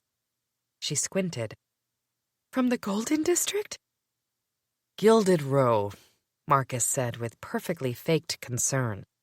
We are working hard to get her back. I gritted my teeth, wondering what I'd done in my past life to end up partners, however temporary, with Marcus Prey. We are determined to get her back alive, I promised. May I come in and ask you a few questions? Well, I suppose, Lily's mother said. Though I don't know if I could tell you anything more than what I've already told the 6th Precinct. As she turned to lead us into the house, I hissed at Marcus. What are you doing here? Following up on a hunch, he said. Same as you. You shouldn't be here. I'm assigned to follow up on the families of the victims. What about you? I'm partners with the captain. Partners, he said with a snort. So that's what you call it these days. I pinned him with a deadly gaze, but I held my tongue because Lily's mother had shown us into a neat living room with mostly white furniture. I took a squashy white armchair while Marcus sprawled on a neat white love seat. Lily's mother stood, her fingers uneasily gripping the back of a large recliner. Did you see your daughter's body, Mrs. Brooks? I asked gently. Did the officers explain how your daughter died? My husband identified Lily, she said shortly. He encouraged me not to see her. Did he say why? She was tortured, Mrs. Brooks said, though her eyes betrayed her with a curious gleam. Wasn't she? I'm sorry to say that she was, in a very intense way, I said. We believe she was drained of a certain magical ability. Mrs. Brooks' head snapped to attention, her gaze drawn to the ceiling like a bullet. What sort of magical ability? I'm not sure, but we believe that whoever took her harvested something of hers, a certain power, I said. There was a third girl with Lily and Maybelline when they were taken. Cynthia, Mrs. Brooks said. Yes, I met her briefly after Lily disappeared. I thought maybe she knew something because she was there, but she didn't. Cynthia said the kidnapper should have taken her, too. But they chased after Lily and let Cynthia go. Do you have any idea why that might have been? Mrs. Brooks's eyes watered. I don't know. I think you do, Mrs. Brooks, I said. And it might be too late to save your daughter's life, but it's not too late for closure. And more importantly, it's not too late to help save another young woman's life. Who knows how long this has been going on? Maybe your daughter was the first and maybe she wasn't. We suspect she will not be the last. Mrs. Brooks pulled a handkerchief from somewhere. Please, no. Confirm something for me then, I said, reading between the lines. She couldn't speak. Her eyes darted behind her as if she feared her husband and children would walk in at any moment. Lily was different than your other children. In some ways, she was different. Mrs. Brooks bit a trembling lip. The hesitation went on for a long while, but eventually she gave a quick jerk of her head. Yes, she was. How could you tell? I asked. Is there a way to physically see a difference between her and the other elves? Not usually, Mrs. Brooks said. This gift occurs only in purebred elves, of course. As soon as one is found, they and their family are placed in appropriate housing in the Golden District. The most powerful ones are given a residence in Gilded Row. It's a very prestigious thing, this magic. That's why we have our home here. Who determines your placement? The Council of Elders, she said. We must file a notice if we suspect we have a gifted child. The elders then perform an investigation to determine if the gift has truly manifested in a child, and to assess how powerful the child might be. Lily was powerful enough to get us a home in one of the most prestigious subdivisions of the Golden District, but by no means was she strong enough to get us into Gilded Row. What is it? I asked. What is this power? The front door opened, startling Mrs. Brooks. That is all I will say on the subject. The investigation... I don't know what the investigation entails.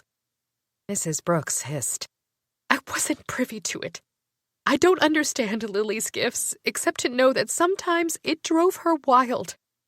She liked to, go dancing and drinking. I think it helped her cope.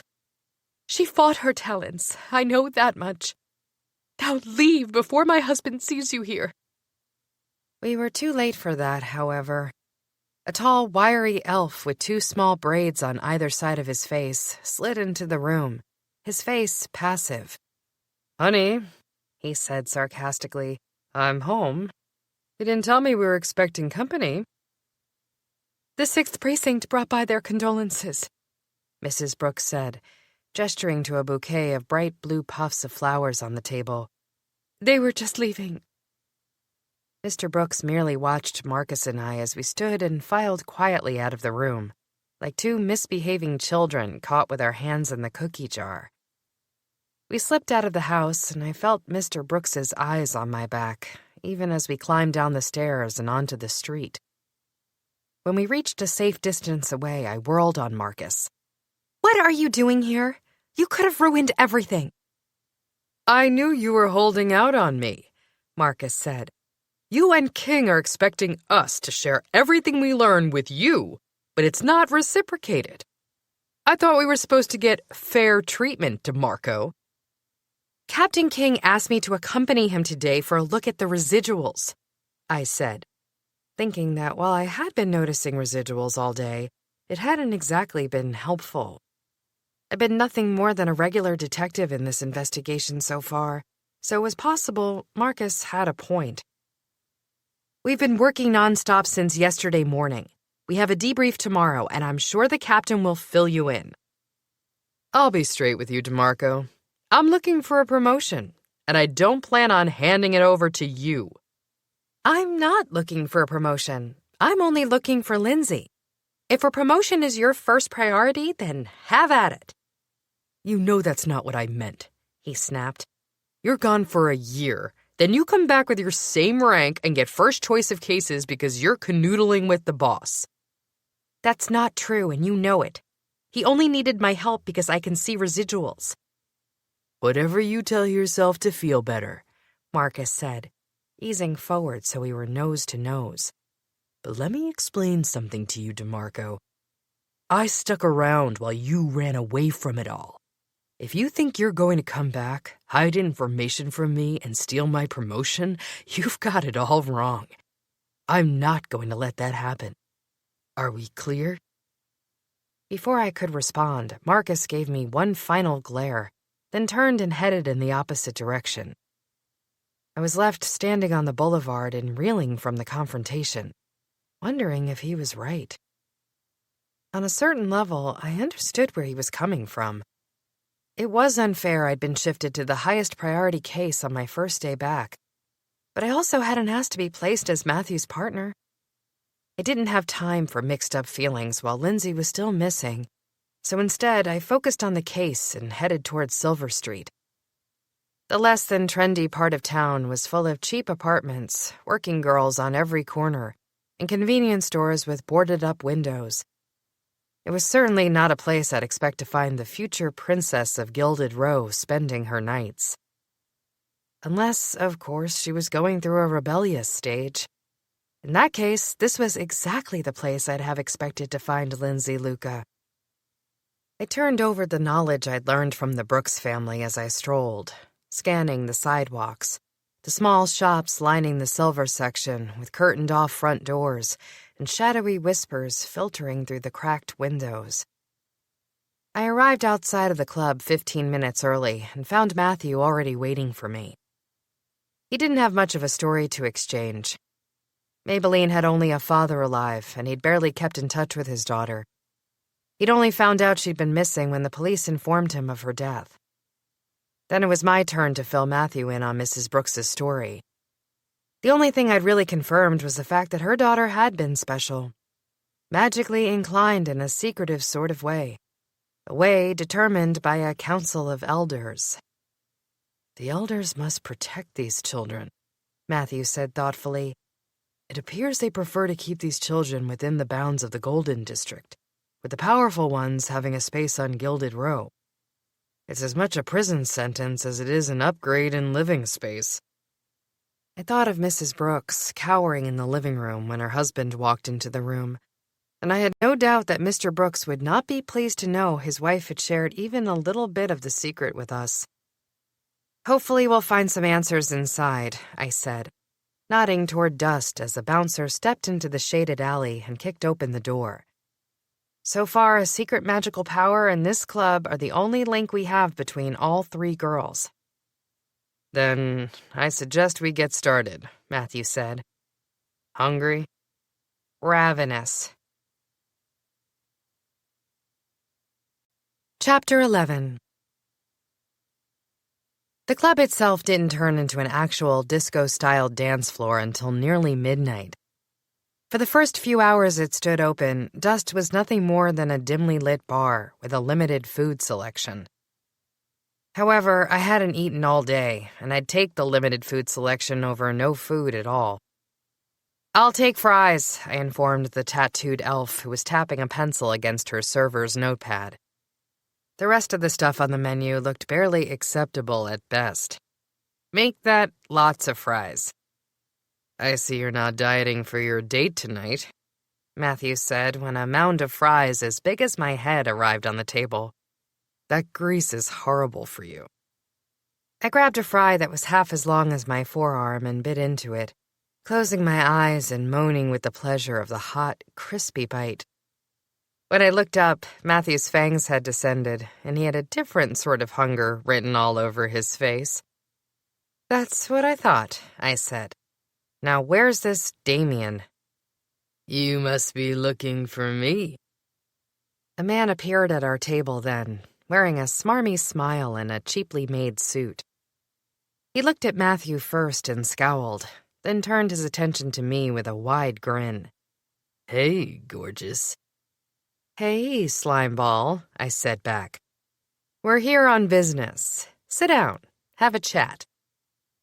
Damien wasn't deterred by my instant dislike. Instead, his lips twitched into a brighter smile as he sat. "A live one. I like it." "Looking into a dead one," I said. "So if you value your life, lay off the friendliness, pal." "Burn." Damien made a hissing sound as he put his finger on my arm. "Feisty."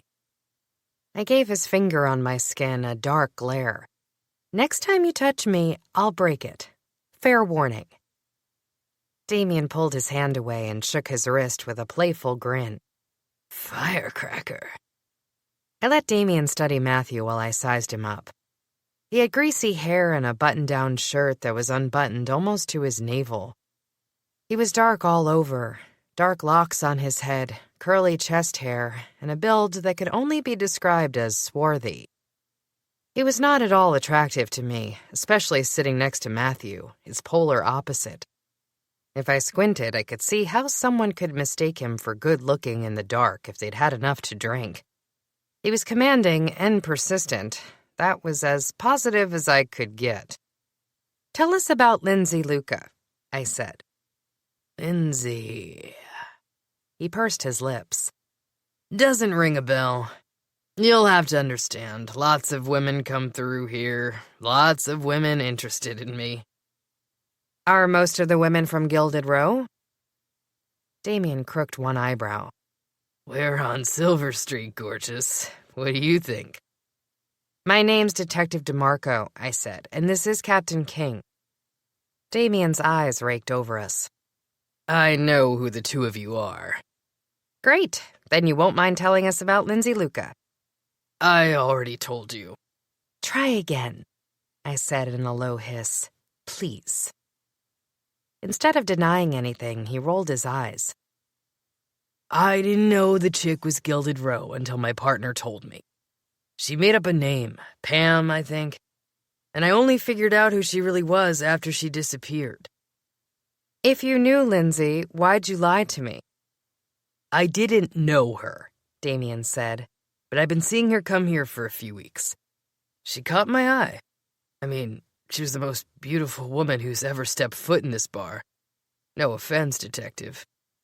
None taken, I said, suddenly understanding that Damien was the sort of man who thought putting women down made them interested in him.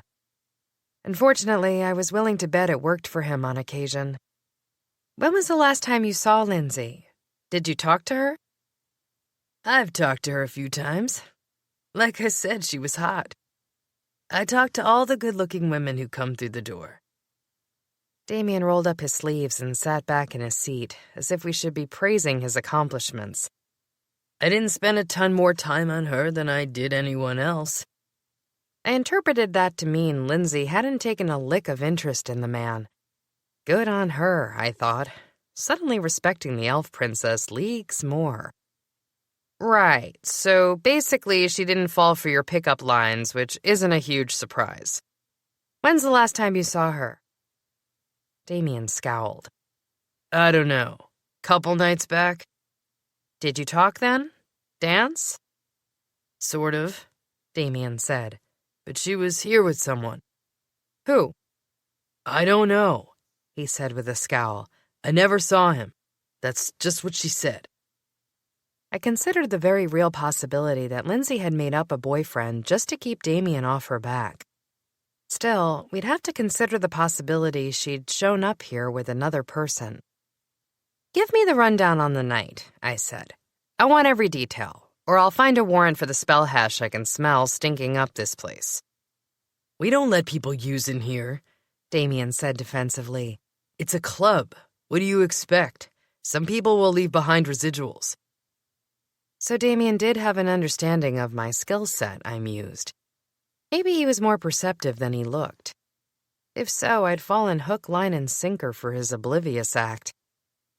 I don't know what more there is to tell you, He said, watching me carefully. I'm here all day, every day.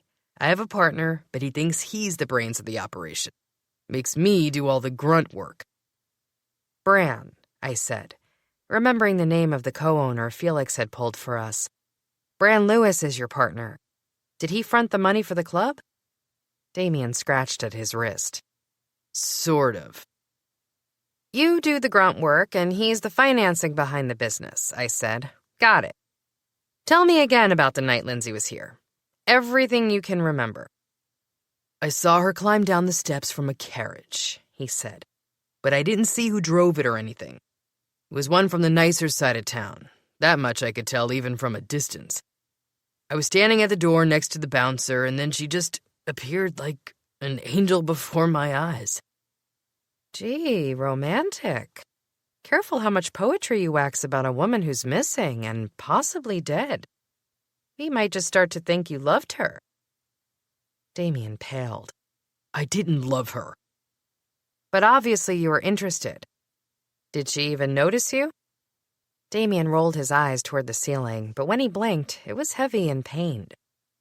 Hardly, He finally admitted, and then coughed. That night was a little different. It was like she was really jazzed, super excited about something when she arrived. She showed up alone? Yes, Damien said.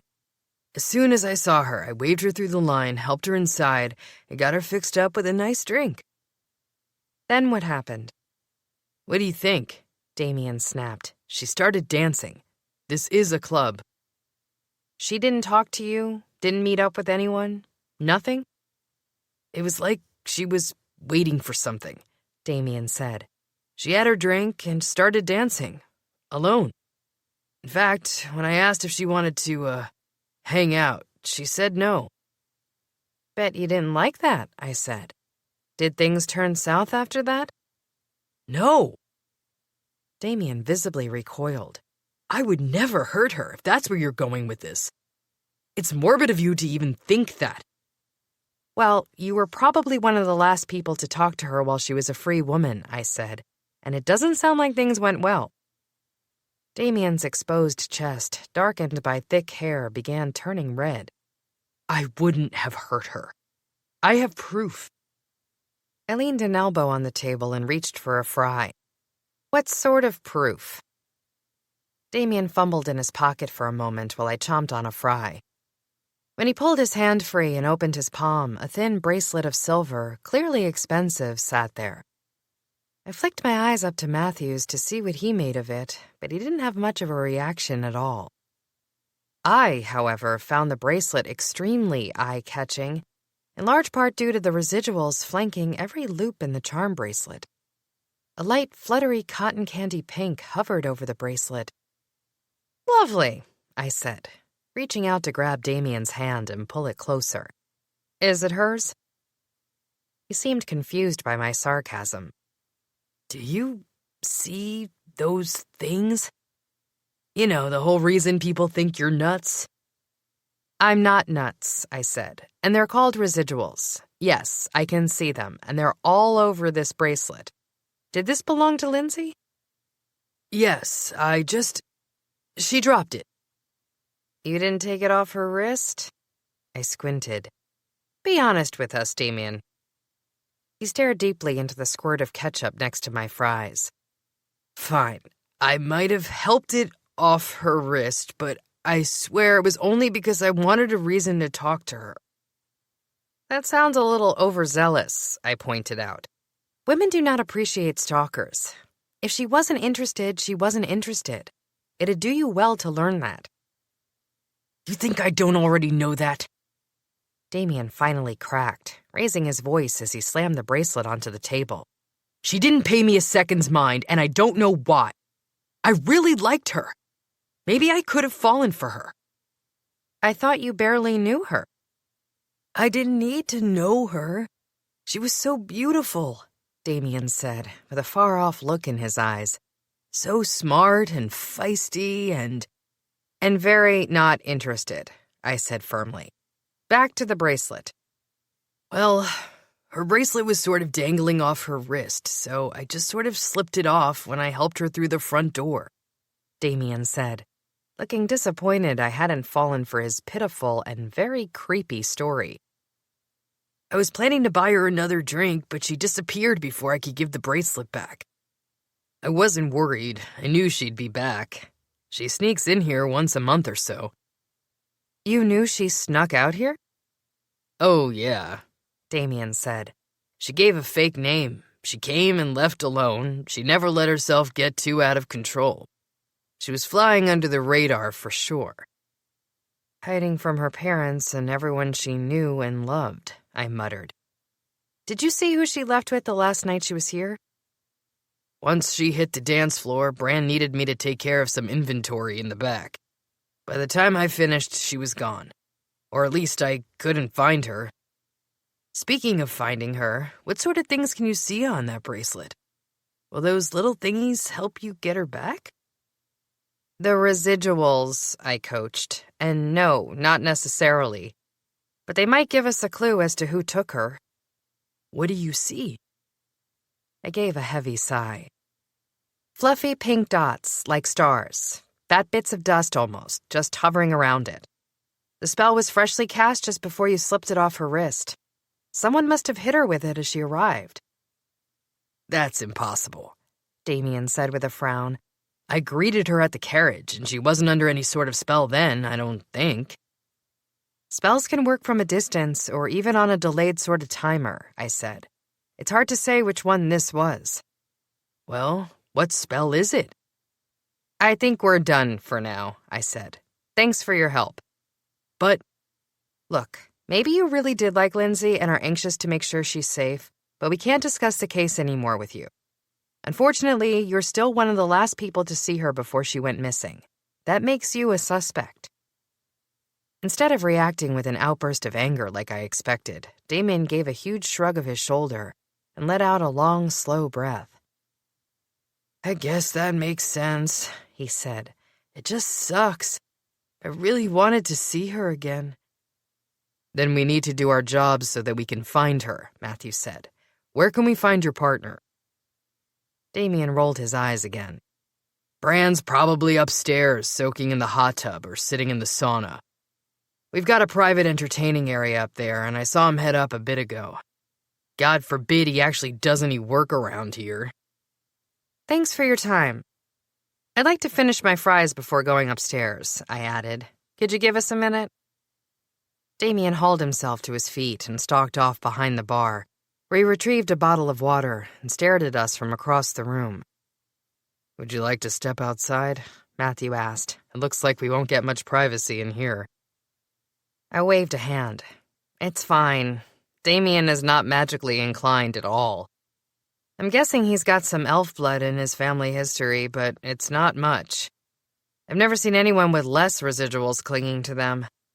He's got spell splash, and that's about it. And boy, is it overpowering. I think he's trying to compensate for something. Matthew gave a thin smile. What about the bracelet? The street slang for the spell I'm seeing is called a deadhead, I said. I'm guessing this one was purchased in the void because there weren't any unique, defining qualities to it. Almost all homebrewed potions are flawed in some way, but this one is perfectly standard. And it makes sense because there will be less of a trace to follow. Matthew nodded, and I lapsed into silence as I studied the residuals once more, scanning for a hint of something that might give us an edge. As a general rule, deadheads temporarily rendered a person's brain useless. The target became totally open to suggestion, which made it easy to convince a person under the spell of basic things. Hence the reason it's illegal and found in the void. What I still don't understand, Matthew mused, is how the person who took Lindsay knew she had this particular power. We haven't even confirmed she has the power. There's still a chance this kidnapping isn't related to Maybelline and Lily. The best way to find out is to recover Lindsay, I said. It's time we find Bran. I disliked Bran even more than I disliked Damien at first glance, which was saying quite a lot. Matthew and I found Bran on the rooftop as Damien had suggested. The staircase opened to reveal a sky-blue infinity pool surrounded by a small bar currently unmanned. Next to a row of lounge chairs sat a bubbling hot tub, which had me sweating from a mere glance at the steam spiraling off the surface. The part owner of Dust sat in a hot tub with his arms spread wide, his eyes closed, and his face tilted toward the sun. The smell of coconut oil wafted toward me, and I felt greasy at the sight of him. Bran must have lathered himself in the stuff because he was as shiny as a bald spot and greasier than olive oil itself. I could put him on a barbecue and he'd sizzle. Bran? I asked, purposely leaving my hand retracted. There was no way in Hades I was touching that slick palm. Detective DeMarco and Captain King, we're here to ask you a few questions. Bran didn't bother to open his eyes. Talk to Damien. Already did, I said. Your turn. Talk to me about Lindsay Luca. He cracked one eyelid open, studying me with annoying precision. When he finished his scan, he merely shifted lower in the water until it lapped at his chin. What about her? You know her? Seen her around? Yeah. She's Damien's newest infatuation. Bran raised a hand over the water, opened his eyes, and muttered a spell too quiet to hear. Get over here and take a look. He's ridiculous. I stepped closer to the hot tub, curious, as the water began to warp and change colors. I had no interest in seeing what Bran was wearing under the water, as I suspected it wasn't much, so I was glad to see the top layer of liquid thickening into an image. Damien's office, Bran said with a dry laugh. Little sneak peek for y'all. Hopefully answers some questions. I glanced down at the hot tub, which had become a window into Damien's office. In the moving image, there was an old metal desk, ugly green walls, and a burnt-out light bulb. On the desk was a framed photo of Damien and a girl. It didn't take long to recognize the female as our missing woman. Why does your partner have a photo of himself and Lindsay on his desk? He got that photo taken a few weeks back, Bran said with a smirk. We had a photographer here, and I swear he hired the guy just to get a shot of him and Lindsay. Lord knows he didn't have any other shot with her. Why'd you go into business with Damien? I asked. Excuse my bluntness, but it doesn't seem like the two of you are what I would call friends. You'd be correct, Bran said. But we're family, which means there's blood, which is unfortunately thicker than water. Damien's my cousin. I'm doing this as a family favor. You fronted the cash, I mused, and he takes care of the dirty work? You could say that, Bran said. We call ourselves partners, but as you can tell, we're not equals. I'm just better than Damien, in every way. And far more modest, I grumbled. Talk to me again about Lindsay. She'd been coming here on and off for a few months, I take it? Yeah, I don't remember the first time she was here, but I recognized her. I mean, she is a Luca. She can shout fake names until she's blue in the face, but she isn't getting rid of that Gilded Row stench. You work in a place like this, and you learn to smell a gilded from a mile away. They're great for business, and tips. You're a sorcerer, I said, an easy assumption to make based on his trick with the hot tub window. What do you make of a deadhead being used to lure Lindsay Luca away from your club? Bran's head lolled back, as if it was too much effort to hold his head up as he glanced at me. I'd say that's a pretty lame way to kidnap a girl. There's no creativity involved in a spell purchased from the void. And if you're implying that I was to blame for it, I'm offended. I would have made a much bigger splash if I was running this show. Surprisingly, I believed him. Sorcerers were well known for their loyalty to magic, and magic alone. They were difficult to corrupt when it came to the purity of magic, but it certainly wasn't impossible. It didn't stop sorcerers from being jerks, however. Sure, but you could have done it. It's your club, and you're certainly powerful enough. Right. But I didn't do it. Neither did Damien, I said. He's got next to no residuals on him of any sort. Well, yeah, Bran drawled. He's a sorry excuse for a spell slinger. At least he's got a bit of elfin blood. That's about the only thing he has going for him, and it's the reason we got the permit to build dust in the Golden District. I'm full sorcerer. The club's in his name, the money's in mine. It's a fine line. I see, I said. You both hate each other, but you need one another. That's family for you. As Bran shut his eyes and leaned back, I focused on the residuals surrounding his body. There were enough to keep me busy for some time, and most of them made me cringe. Suffice to say, I could see why Bran had been drawn to running a club where plenty of women flocked. He clearly enjoyed their attentions. Enjoying the view, Detective. Bran opened his eyes and grinned. Just trying not to see my fries for the second time. Your residuals are something else. If you're not arresting me for any of it, then I think we're done here. What do you know about Lily and Maybelline? I asked. The elves recently found dead. We know they frequented here, so cut any crap about not knowing them. I haven't lied to you yet, have I, Detective? Bran gave a pleased smile. I know them, sure. They came around from time to time. We have an eyewitness placing the 3 elves at dusk the night before 2 of them were kidnapped on the street. It was said they left here in a rush, as if trying to get away from someone. Any thoughts on who that might have been?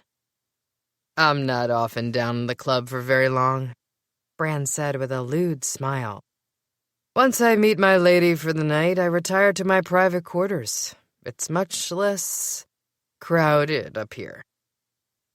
Yes, I echoed, glancing around at the full rack of liquor to the side of the hot tub. Looks peaceful. You should come visit sometime, Detective, Bran said, sizing me up as he shifted his weight to better see me from the hot tub. I bet you'd look hot all dressed up. Matthew's fists noticeably clenched. The air cooled 20 degrees. Bring your squeeze, Bran said, with a wink toward Matthew. The two of you would look good together. Good for publicity, too. It was a testament to Bran's powers as a sorcerer that he didn't back down from Matthew. Because I didn't want this hot-headed showdown to turn into a scene, I rested my fingers gently on Matthew's arm. As a matter of fact, we might take you up on that offer, I told Bran. We're not done here. In the meantime, if you hear anything or remember anything about Lindsay, Maybelline, Lily, or Cynthia, calm us immediately. Sure thing, Detective. Bran gave a salute, then closed his eyes again and sunk up to his chin. With a wave of his hand, bubbles erupted around him. As we climbed down the stairs and made our way out onto the street, Matthew's gaze slid to mine. What did you think of Bran? I considered. I think he's a very powerful sorcerer, and he knows it. He's cocky, confident, and he doesn't have to work hard for attention. I think he enjoys being the more desirable cousin, and I bet he keeps Damien around for the sole purpose of putting him down and looking like a king next to him. Harsh, Matthew said, but I would agree. He has enough power to use a deadhead, or, better yet, to hire someone else to use the deadhead, so the residuals aren't on him. Does Bran have enough power to extract a certain elfin magic? I hate to make assumptions, but I would guess the answer is yes. I think we need to keep an eye on him. They could be working as a team, Matthew mused. Damien and Bran, or someone else. The club is a cesspool of dirty dealings. That's a slippery slope to the greedy and morally gray. I agree, I said. But for now, we have nothing solid on either of them. Then we'll have to find something. Matthew gave me a thin smile. Enjoy your date, Detective. I'll meet you back here at midnight. Excuse me? We're going undercover tonight. We'll be recognized. Probably, Matthew agreed, but we have to start somewhere. I raised an eyebrow. I don't buy it. I think you're trying to make sure my date doesn't last all night long. Oh, I wouldn't do that, Detective. Matthew smiled at me. By the way, bring your stunner. To the date or the club? Both. Hey now, I said, raising my finger in protest. I'm allowed to have dates where I leave my weaponry at home. Not in that dress, you don't, Matthew said, and his eyes got glazed as if he were picturing every detail of the exquisite fabric. There's nothing innocent about that dress, Detective. I'll see you tonight. Chapter 12. Nothing innocent, my ass, I grumbled as I slammed the door to my apartment shut. Where's my dress, people? I asked my furniture. Marla? Oh, hello, Detective. Willa popped out from behind Carl. You're home early? I am? I glanced around me, scanning the room. Did I know you'd be here? Not exactly. Willa wrung her hands in front of her body and her cheeks flushed. Her blonde hair bounced around her face as she let out a nervous, high-pitched giggle. I just sort of needed to borrow something. One of my heels broke. She thumbed over her shoulder to where the offending shoe sat, separated from its spiky heel. And Jack let me in here to borrow a pair of flip-flops. Oh, that's fine. I'm glad Jack actually used his brain for once, I said. Did you find what you needed? Well, that's not the full story, actually, Willa said. You know your dress? I narrowed my eyes at her. The red one? Willa nodded. It's probably just best if I show you. With that, she stepped aside and gestured to my bedroom. I gave her a curious look and crossed through, stopping in the doorway to find my coat rack propped in front of the mirror with my brand-new dress draped over Marla's spindly limbs in a way that looked oddly flattering. "Before you say anything," Marla drawled in her raspy cigar smoke voice, "just have a look at me, won't you, doll? It's been so long since I've been allowed to look fabulous. Tell me I look ravishing, darling. Just tell me once." I leaned against the door, huffing with my arms crossed. "I hate to admit it, but you do look great. Why does my coat rack look better in a gown than I do?" "You're not mad?" Willa asked. "Marla promised me that you let her try your stuff on all the time." "My coat rack is a liar," I said, but of course I'm not mad. Marla's conned me into doing worse, like agreeing to wear the stupid red dress in the first place. "Speaking of red dresses and dates, you need to get ready," Willa said. "Gray will be here in less than an hour, and your hair is a rat's nest." "Gee, thanks." "We're best friends," Willa chirped. "We tell each other things like that. Now, lose the shirt. Come on, we're all women here. It's nothing I haven't seen before." Grouchy, I stripped down to my underwear and felt like a child as Willa helped shove me into the dress and zip it up. She patted me down in random places that felt quite invasive and hiked up my breasts in a way that had me barely able to see my feet beneath them. "Can't breathe," I said. "Top heavy."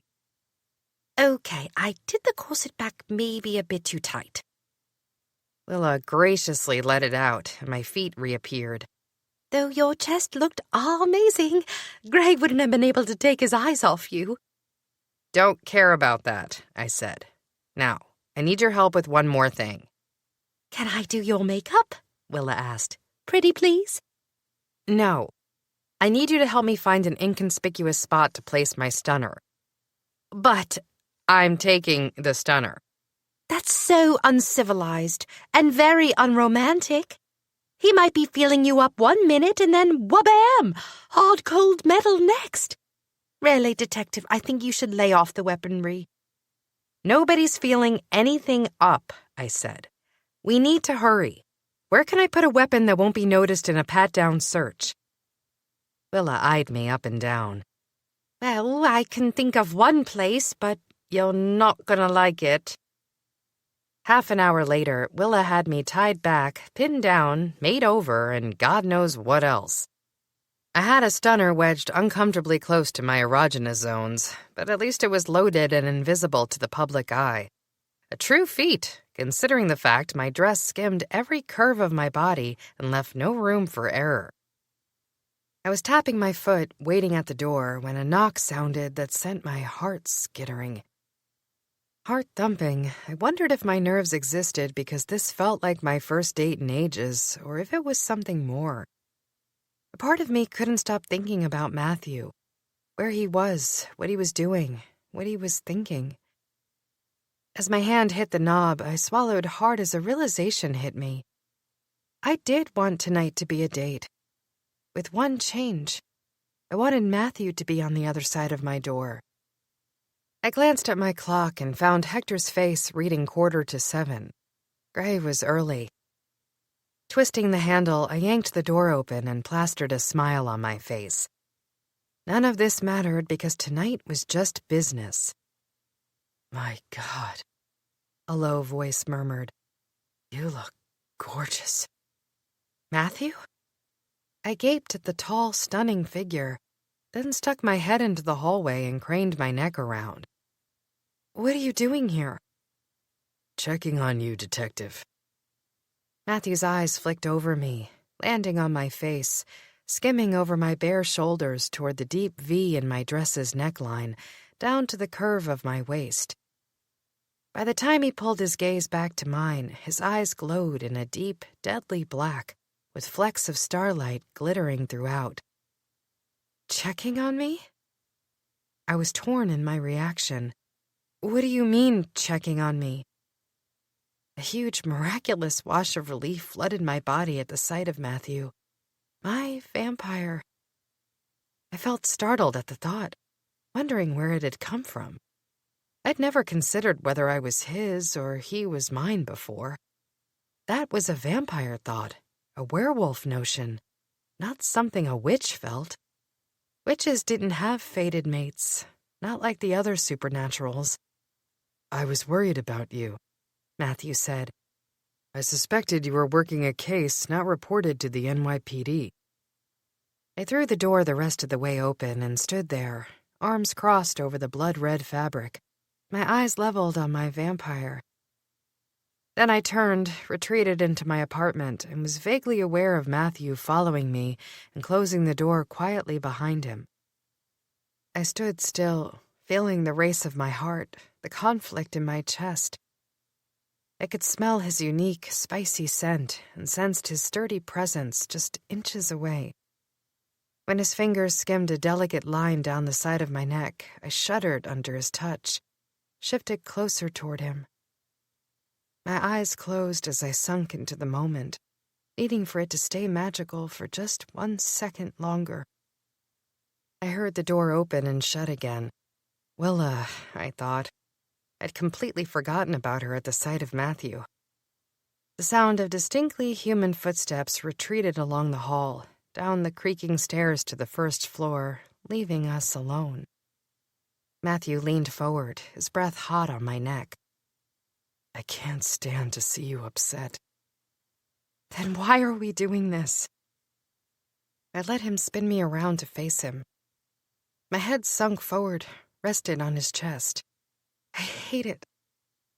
You said you needed time. I stepped closer to him, grasped his hand, felt the cool marble touch beneath mine. Our fingers twined through one another's, and I closed my eyes, savoring the touch as I pressed his palm over my heart. My skin was warm, flushed. His was still, stone. What do you want from me? He asked, his breath skimming over my neck. I shivered, tilted my lips up, and leaned forward. What I wanted was too much to put into words, too difficult to voice, too complex to truly understand. I just wanted him, period. And I wanted to know that he needed me back. Matthew inhaled a deep breath, an unnecessary action, a stalling tactic. Another breath hitched as he brought a hand up, rested his palm against my cheek. My face was still perched, waiting for a touch from his, but I saw in that moment the kiss wasn't coming. You didn't come over here tonight for me, did you? I murmured, my eyes pooling with tears. You came over here as a warning to Gray. Matthew didn't deny my accusations. His eyes darkened, hardened. We both knew that's why he'd come. The vampire's scent would be on me, in my apartment, all over the red dress purchased with Gray's gold. It was a move for Gray, not for me. I think you should go, I said. I'm sorry, but Matthew, I can't keep doing this. We stood nose to nose for a long moment, watching one another, holding in a tense, weighty silence. A part of me longed for Matthew to crash through my expectations, to confess that he'd come here exclusively for me, not as a warning to Gray. But I knew deep down that wasn't happening. He wasn't ready to break the rules, and I wasn't going to budge. And the rules explicitly forbid us from being together. Without a word, Matthew turned on his heel and left. He closed the door smoothly. He had too much restraint to slam it, though the very apartment was rocked by his departure. Even my furniture seemed frightened into silence. I'm sorry, someone finally whispered from the bedroom. It was Marla. So sorry, honey. I returned to my room, grabbed the coat rack, and replaced her by the door. It's best this way. For what it's worth, Marla said, I think you did a good thing. The man loves you, it's clear. You love him. You had to let him know, and he's got to know too.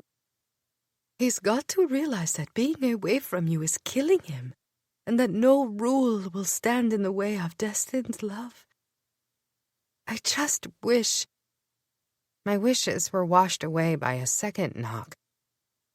It was frustrating that a part of me wanted that to be Matthew, returning to kick the door down and demand we figure things out. To sweep my face in his stony palms and drag me to the bedroom with a toe-curling, gut-wrenching kiss. But I knew, even as my fingers closed around the knob, that it wasn't him. "Gray," I said softly. "Thanks for coming." Gray studied me, his eyes wise and understanding. I'm sorry. "Please," I said, feeling the warble in my voice. "It's not your fault." Gray stepped through the door, cautiously raising a hand to my shoulder. He didn't touch me.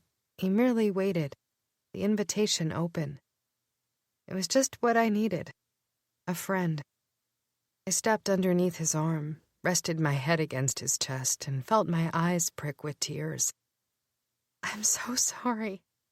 Gray's arms closed gently around me, one of his hands running smoothly over my back. You have nothing to apologize for. His voice hitched, a tremor of anger behind his words. I'm sorry, Detective. Chapter 13. Gray had hired a carriage to take us to the casino. As we rode across town, I could feel his frustration with Matthew. I knew he could smell the vampire. I knew he sensed my mood, my despair. It wasn't Gray's place to comfort me when Matthew's absence made me ache, but he did anyway. We can always reschedule, Gray said as the carriage pulled to a stop in front of the casino. He leaned over and rested his chin against the top of my head. He was warm, his chest hard, his touch tender. It's probably not a good time to drag you into this mess. I pulled back from him and shook my head. No, it's good. I want to be here with you. Well, then, Detective. Gray held out an arm. You really do look beautiful, tears and all. Do you need a moment, or shall we head inside? I looped my arm through his. Thanks for everything. Let's do this. Gray gave me a thin smile. I'm afraid I haven't fixed anything. I only wish I could. Believe me, I wish I could. I patted his arm and forced a brighter smile. You've done plenty, trust me. Now, I don't want to sulk all night. Let's go catch some scheming idiots. Gray laughed. I'll bet you have a stunner on you. You can bet your bottom dollar I do. Where's it hidden? Gray winked. I'm officially stumped. I crooked an eyebrow. The lady's gotta leave something to the imagination. I hope you can have a little fun tonight, Gray said after we climbed from the carriage. He slipped his arm around my waist. I hope this will keep your mind off things. Let you relax. Not that relaxed, I said, reaching back and moving his hand a few inches higher. Nice try. Gray gave me an impish smile. It got a smile out of you, didn't it? Plus, we're supposed to be pretending we're madly in love, or at least lust, and I take my work very seriously. I laughed, and I had to admit it felt good. He might be playful in his affections, but I sensed nothing more than a true friendliness. It was hard not to enjoy Gray's company for what it was, a good time with a handsome, intelligent, funny friend. How do you know this person we're helping? I asked. Is he a fellow... I meant to say wolf, but that felt derogatory and, more importantly, false. I wasn't sure exactly what species Gray was. Unlike the werewolves that ruled the burrow with the sixth pack, Gray was different. Not only could he shift forms whenever he wanted, unlike werewolves who could only transform at a full moon, but he was fully controlled in his second form. He didn't defer to animal instincts, but was a thinking, feeling person in a wolf's body. Gray also had a coat of snowy white and tattoos along his arm that signaled some sort of rank, though lately I'd grown to suspect that he wasn't part of the Sixth Pack at all. Yet somehow he commanded respect from the wolves of the burrow, and I couldn't figure out why. Curious, I thought. Very, very curious. And now there was someone in trouble, someone he cared enough about to interfere on their behalf, to ask for help from the cops. Very strange indeed. Things between us are complicated, Gray said. I'm sure you understand. I sensed he was closing off the questions for good on the subject. I owed him privacy on the subject after all he'd done for me. He'd saved my life and bolstered my confidence, protected my heart when I'd been at my worst. What exactly are we looking for? I asked in the same light, fluffy tone. Besides your hand creeping down my back. I reached behind me and shifted his hand a few inches higher again. It had slid once more down the corset-style back, and I could feel the heat of his hand through the silky fabric. Like I said, I'm convincing. Gray pulled me more snugly against his side. Just keeping up appearances. Yeah, I grumbled. You keep up appearances that well and you'll have discovered my gun. And nobody's going there tonight if they want to live. He laughed softly against my cheek as he curled me in for a hug, a display of affection for the benefit of the bodyguards at the private entrance. You know, you smell nice, despite the vampire scent all over you. You pulled out all the stops for tonight, I remarked, changing the subject before things got too personal, too uncomfortable. A carriage from the Golden District? A private back entrance to the casino? The dress? Gray gave a low chuckle, pulled me against his side. I do what I can. Stay close, since you didn't follow directions and leave your accessories at home. I felt my face heat as I thought of the exact location of my accessories and moved closer to Gray. Gentlemen, he said to the two large orcs approaching us. They were ugly with scarred, mottled skin, most of it hidden behind fine suits. They wore large sunglasses despite the evening hour and low-brimmed hats. Surely you recognize me. The orcs stopped and, to my surprise, inclined their heads in a bow toward the wolf. Of course, Mr. Gray, the larger orc said stiffly, but your companion is new to us. My girlfriend, Gray corrected, is trustworthy. The second orc had stepped dangerously close to me, his arms crossed over a thick chest. Sir, we have a standard procedure for a reason. Does standard procedure apply to me? Gray asked as he stepped closer, a hint of affability as he withdrew a bag of coins from his pocket. The lady is clear, I promise. It'd be a great disservice for you to assume otherwise. I lifted my chin, trying my best to appear haughty and offended by the mere prospect of a pat-down. I was fairly certain they couldn't find the gun even if they tried, but I wasn't willing to take the risk. Our cover would be entirely compromised and Gray would be in trouble, or worse if they realized he was in on it. Have your partner take a good long look at her, Gray said, dropping the coins into the suit pocket of the first orc. I think you'll find the dress doesn't leave much to the imagination. In fact, I selected it myself for that very reason. I felt my cheeks blush hot, but I couldn't afford a retort, and I didn't trust myself to speak. Instead, I jutted a hip out, feigning the confidence Gray projected. Harv, have a look, the first orc said. A good, long look. I stood still as the second orc did a full circle around me, his eyes clinical as they studied every inch of the fabric, every curve of my body. That'll be enough, Gray murmured when the orc lingered. Excuse us, the first orc said. You'll understand we must follow procedure. Procedure's over. Very well, sir. The first orc stepped to the side. Have a wonderful evening, Mr. Gray. We swept past the two bodyguards and made our way through a dim hallway lit only by the flicker of torches. The carpet was thick royal red, the walls papered in a regal, old-fashioned pattern. The air held remnants of expensive cigar smoke and bourbon. I could practically hear the ice cubes clinking in crystal glasses as men basked in the sense of wealth and privacy. I cringed at my role in it all, but the cool touch of the gun against my thigh gave me a boost of confidence. I wasn't helpless. I wasn't here as a date. I was here to bring justice to the borough, whatever that meant. And if that meant I had to spend the evening on the arm of a handsome, mysterious wolf who smelled like expensive cologne and looked like money, so be it. What do you think? Gray asked quietly as we moved through the hallway. Seen this side of the casino before? No, but I'm wondering why you have, I said sharply. It doesn't exactly seem open to the public. It's not.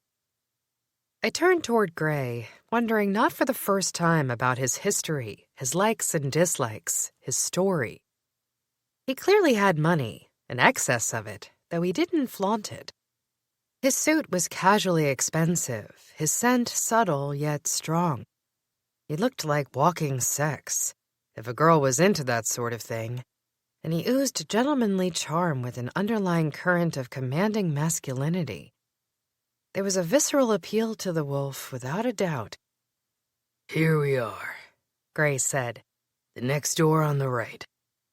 You'll have noticed this isn't an average high-stakes room. How is one invited inside? One is not merely invited, Gray corrected. It's more than that. This is a way of life. How did you get into this way of life? Gray cautioned. I leave your personal life untouched. I think I deserve the same respect. You do not stay out of my personal business. He grinned. It was worth a shot. I am curious about you. I take that as the highest of compliments. Gray's smile flashed over me. You don't tend to bother yourself with uninteresting company. Who are you, Gray? What are you? I'm rich, he said simply. I've been around a long time. That's not what I meant, I mumbled. But I was cut off mid-sentence because Gray swept past another guard dressed similarly to the orcs, though this one gave off serious sorcerer vibes, and not the good kind.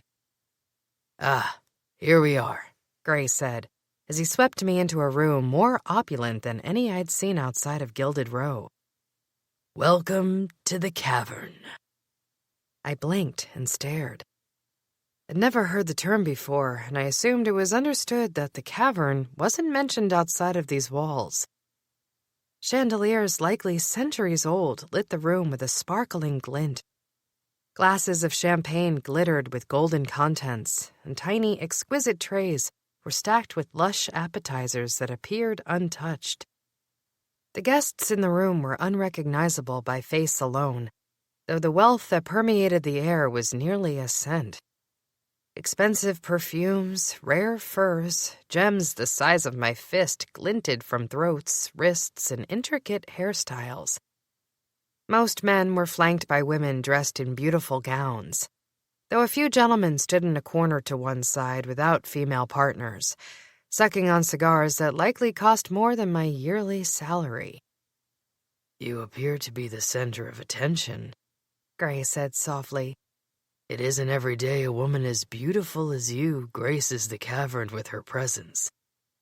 Don't be ridiculous. They're looking at you. I'm not flashy. I live in an apartment on top of a pizzeria.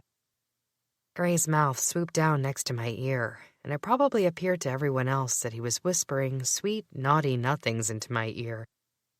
That's exactly it, he murmured. Your beauty is raw, detective. That's enticing. I swallowed, uncomfortable both by his close proximity and the meaning behind his words. Gray. Let's take our seats, he said briskly. The game will start in minutes. As I glanced around the room, I caught glimmers of residuals that were concerning. I nudged Gray and nodded discreetly toward the table. I have a few concerns. I felt him straighten against me. Like what? I've never seen some of these accessories, I said, glancing at one peculiar man in the corner of the room. A swarm of gray and black residuals clung to him like a toxic cloud. Evil hid behind them, though what exactly they meant I could only imagine. That is concerning, Gray finished lightly. He smartly didn't go into detail while others were close enough to overhear. He shifted, then flicked his sleeve up, frowned at his watch. Something's wrong. What do you mean? The dealer should be setting up by now, he said. Something is terribly wrong. I leaned closer and studied his watch. It's only 10 to 8. I thought the game didn't start until 8. The timing is very regimented. Doors lock at 7:45, Gray said stiffly. Dealer arrives and we take our seats at 10 to 8. First card is flipped at 8 on the dot, I said. I get it. I let my gaze sweep the room, and sure enough, mumbling seemed to have swept across the crowd like a tidal wave. Little things, tiny ticks, a glimpse at a watch, the shifting of weight, a dark glance at the door. Something about this evening was most definitely not right. At that very moment, a side door to the room opened, and a tall, lean elf stepped through. He had hair as white as Gray's fur coat and ears as pointed as I'd ever seen. My mind immediately thought Gilded Row, and Gray nodded, as if to confirm my unspoken theories. "Excuse me, ladies and gentlemen," the elf said. "We will begin the games 10 minutes late tonight due to unforeseen safety circumstances. Apologies." The murmurings notched into a higher gear. "Safety circumstances?" I whispered to Gray. "You don't think they realized I'm—" Gray squeezed my arm so hard I flinched. "No," he said carefully, watching the rest of the crowd. "I don't know what's going on, but something is wrong. Something is very, very wrong." Chapter 14. "Gentlemen, it's time." A young, gorgeous woman of dubious species spoke smoothly as she entered through a side door of the room. "Places, please." I glanced at Gray curiously, but his eyes were fixed on the woman. I couldn't blame him. She was stunning. Dressed in a white gown encrusted with gorgeous sparkles, she wore a silver bangle on her wrist that glinted underneath the torchlight. Her eyelashes were long, so long they brushed mid-cheek when she blinked, and were decorated with thick silver mascara. Her hair, waist-length and black as ink, swished across her curvy figure. "Good thing we're not on a date," I growled quietly, "or I'd be offended at your ogling." Gray gave a quick shake of his head. "No, it's not that. She's new." "New dealer, so what?" "The old dealer has been here for 2 decades. Gray gave a mystified blink, then turned his attention to me. "I've never seen her before." I shrugged. Maybe they needed more staff. It happens. "The timing is coincidental if that's the case," Gray said. "Something happened to the last dealer. Her name was—" "Are you in, Mr. Gray?" The new dealer focused her gaze on Gray. She was unapologetic and spoke commandingly. "The game is beginning." A hush fell over the room. Gray reached into his pocket, a crooked smile on his lips. He withdrew a sack of something I assumed was gold coins until he tossed it on the table, and perfectly shaped, absolutely clear diamonds spilled onto the green felt. The rest of the eyes in the room briefly flicked toward the jewels before turning back to the dealer.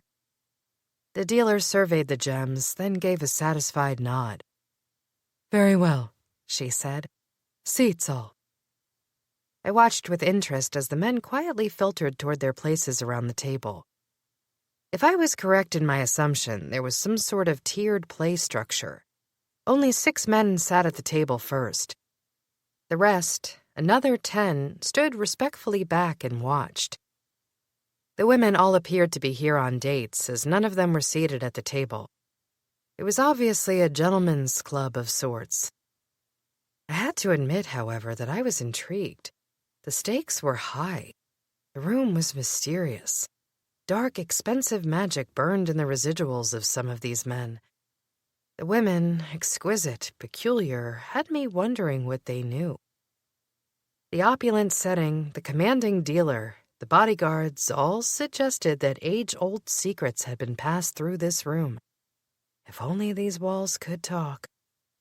The game launched suddenly, a quiet, sophisticated thing unlike any I'd ever seen before. I didn't make a point of attempting to understand the rules as dice rolled, cards flipped, and diamonds were shuffled between hands.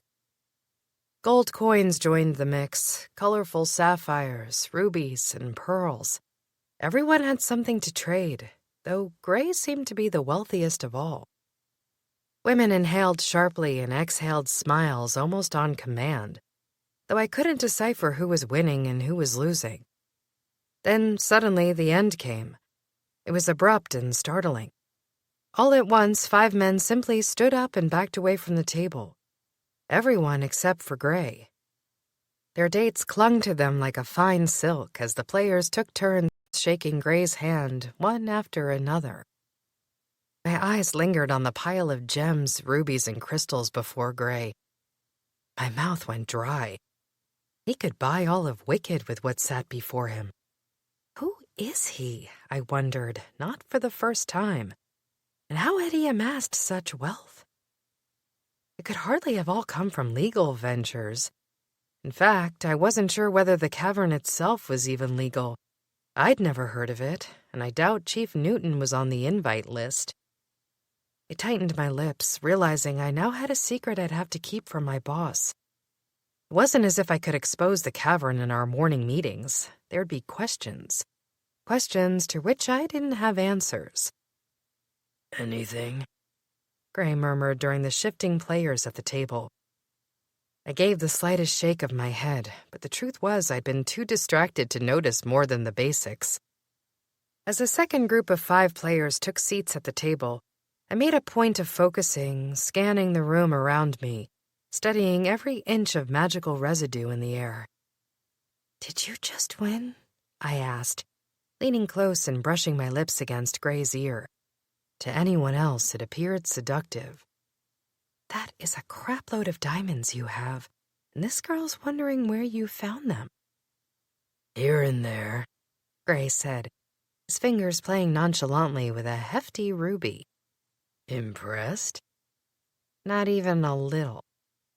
At least you're dating a winner, Gray said with a playful wink. Yeah, bite me. He laughed softly, which earned him a ferocious stare from the dealer. Before I could come up with a more eloquent response, the long-lashed woman had launched into another round of dealing, rolling, flipping, and scattering of royalties. Another round went straight to Gray. His pile grew, the players stood, shook hands with him, and then scattered, making way for another combination of 5 men to slink into the seats at the table. But this time, instead of sitting down, the men merely deposited their coins on the table and remained standing. "You're unstoppable," I murmured. "Are you sure you're not the problem? You could run this casino dry."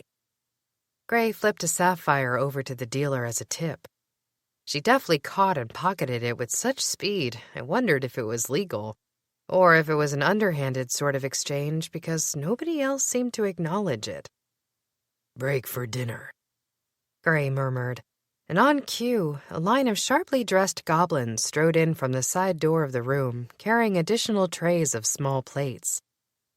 I had to wonder if these were the same untouched foods as before, but judging by the amount of money in this room, these people didn't do leftovers.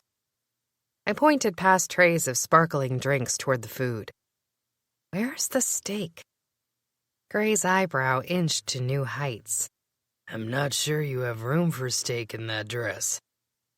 I scowled at him, then reached for a plate and gestured one of the servers over.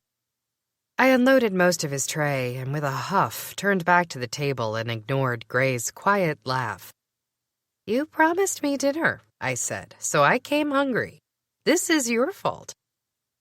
Gray leaned nearer to me, his voice a caress in the soft, dim room. The third round. I rolled my eyes and washed down a mouthful with champagne. What are you talking about? Gray reached for a small piece of toast laden with something resembling caviar, selected it carefully, and extended his arm as if seductively trying to feed me. My eyes crossed as he held a crostini in front of me. What the hell are you doing, Gray? The third round, he said in a hushed voice. Is when things go sour. I understood, giving him a nod. I'll keep an eye out. Try, he urged, offering the delicacy to me. I was tempted to refuse, but it appeared all eyes were on us now, and we had to keep up appearances. I was supposedly infatuated with Gray, or at least not repulsed by him, so I parted my lips and let him slide the finger food onto my tongue. I snapped my mouth down hard enough that my teeth clashed together, and Gray's eyes warmed with amusement as he playfully shook his finger. Almost took it right off. Yeah, well, watch it, I grumbled. You know how I feel about dating. The dealer began quietly setting up for the next round as 5 other players took seats around Gray. I wondered if Gray had purposely been given the seat in the middle. He looked like the king of his castle, or maybe a dragon hoarding his treasure. The pile of rare gemstones before him seemed to breed and multiply before my eyes. The game launched without warning, and the room was sucked back into the enticing swish and swirl of the dealer's long, silvery nails. She'd never given a name, nor did anyone use one in reference to her, and I wondered where she'd come from, how she'd found the cavern, what it meant to her. I watched as her hands flew across the table. I broke my eye contact only to look at the other players, all of whom were watching the table and the results. Suddenly, a collective gasp went up around the room, and I turned to the table to see Gray push a semi-large pile of gems toward the dealer. The silver-lashed girl gave a thin smile and collected the gems in a little golden bowl, glimmering with protective residuals. Gray's eyes flicked up, met mine, and I was drawn back to attention. I watched the woman's hands as she quickly continued dealing as if nothing had happened. But something had happened. Gray had lost, big time. And it was clearly an upset, judging by the astounded faces around the room. Even more peculiar were the glowing hands of the dealer. Nobody else seemed to notice a thing, but it was stunning to me, so clearly obvious that something magical had transpired before our eyes. Her bangle reflected light so brightly I winced as I stared at it. If these were residuals, they were unlike anything I'd ever seen before. Usually, residuals were nothing more than a kaleidoscope of dust-sized flecks of light flickering in the absence of a spell. This was a full-on beam of light, yellow and bright, radiating from the dealer's hands.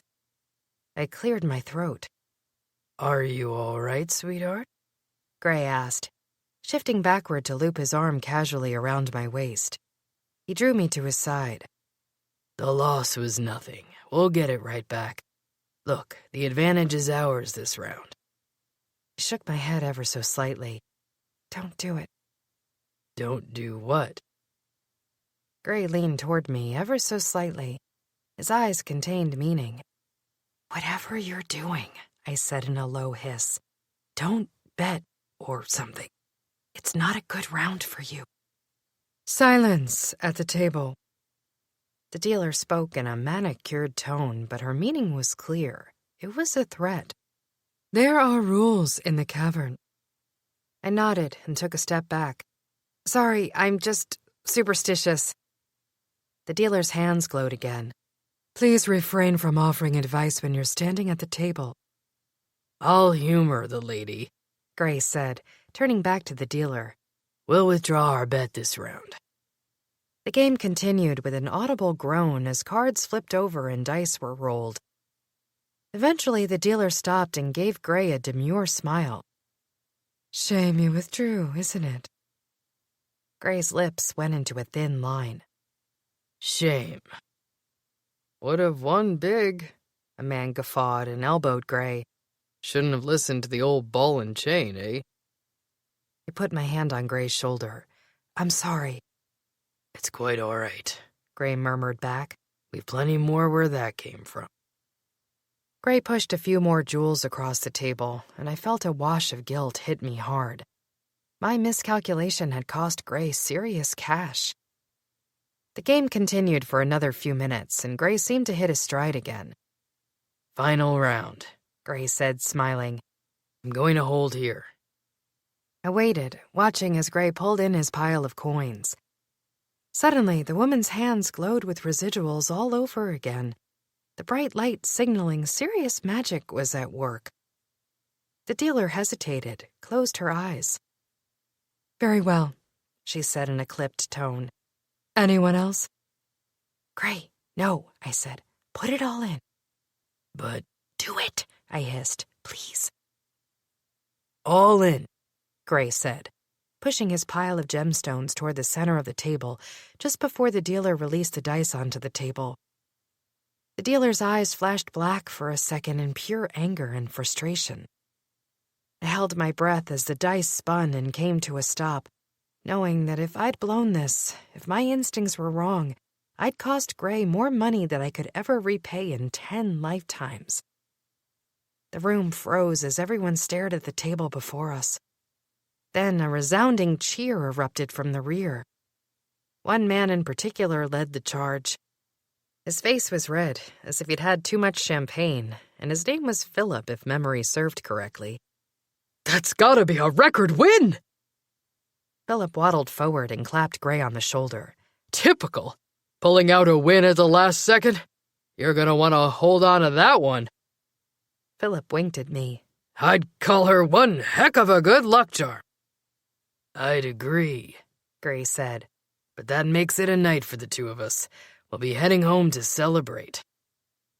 How very fortunate, the dealer said crisply. The odds of hitting on that combination were 500 to 1. Interesting choice to go all in. Well, we like to live dangerously, I said sweetly. Time to go, don't you think?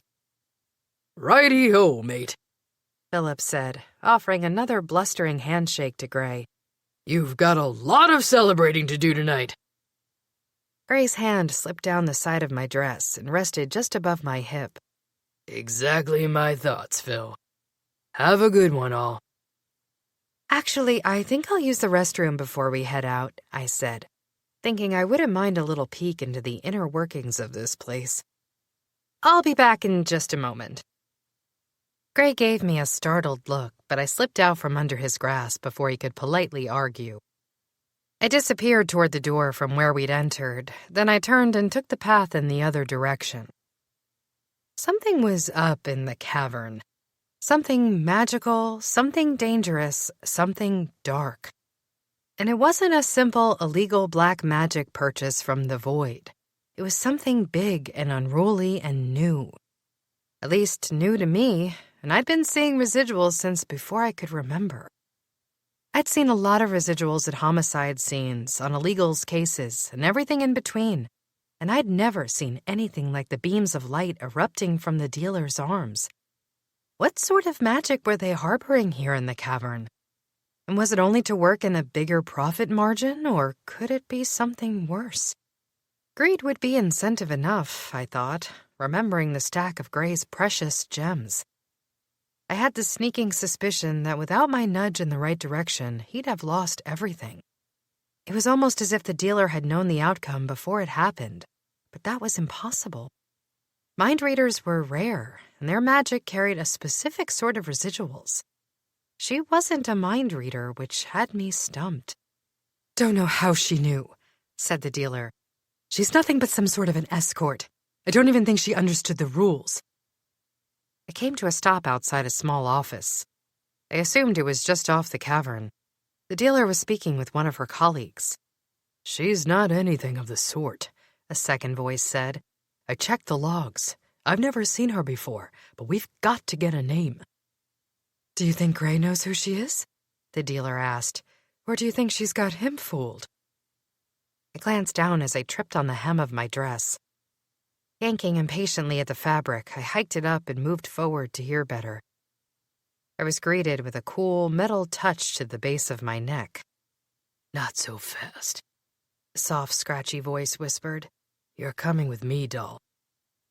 I raised my hand slowly, surprised to find the orc guard, the one who nearly accosted me outside, giving an ugly smile as he pressed something larger, more powerful than a stunner against my skin.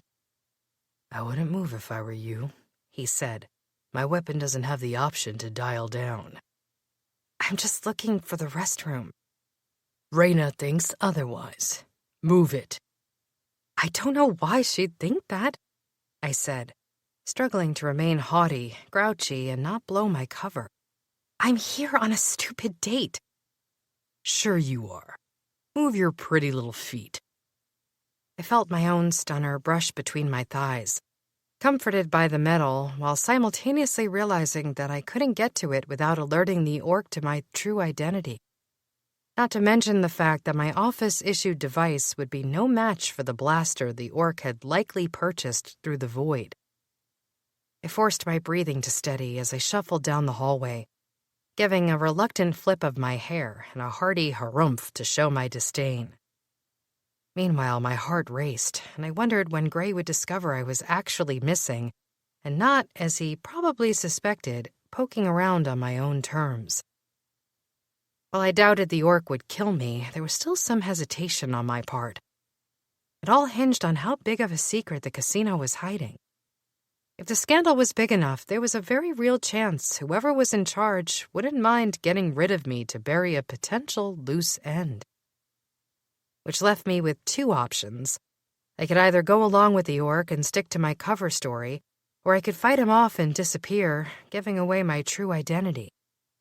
They might not know my name now, but they would soon enough. My face wasn't exactly low profile after all I'd gone through with Matthew in the public eye. A few searches and it would be easy enough to connect the dots. That left me with only one true option: to get out of here while I still could, alive. I carefully calculated out my steps. There were only a few feet to go before I reached the office where Reyna, presumably the dealer, was chatting with her counterpart. If I didn't want to be discovered, I had to move quickly and quietly, and keep the orc from announcing our presence. I let my left heel fall silently against the floor, planting my foot so there was a bend in my leg and setting myself up for my next move. With a muffled hiss of concentrated breath, I raised my leg and angled my foot so that as I swung around, I clocked the orc squarely on the side of his head. The orc grunted as I hit him aside the head, coupled with an ugly rip as my dress tore.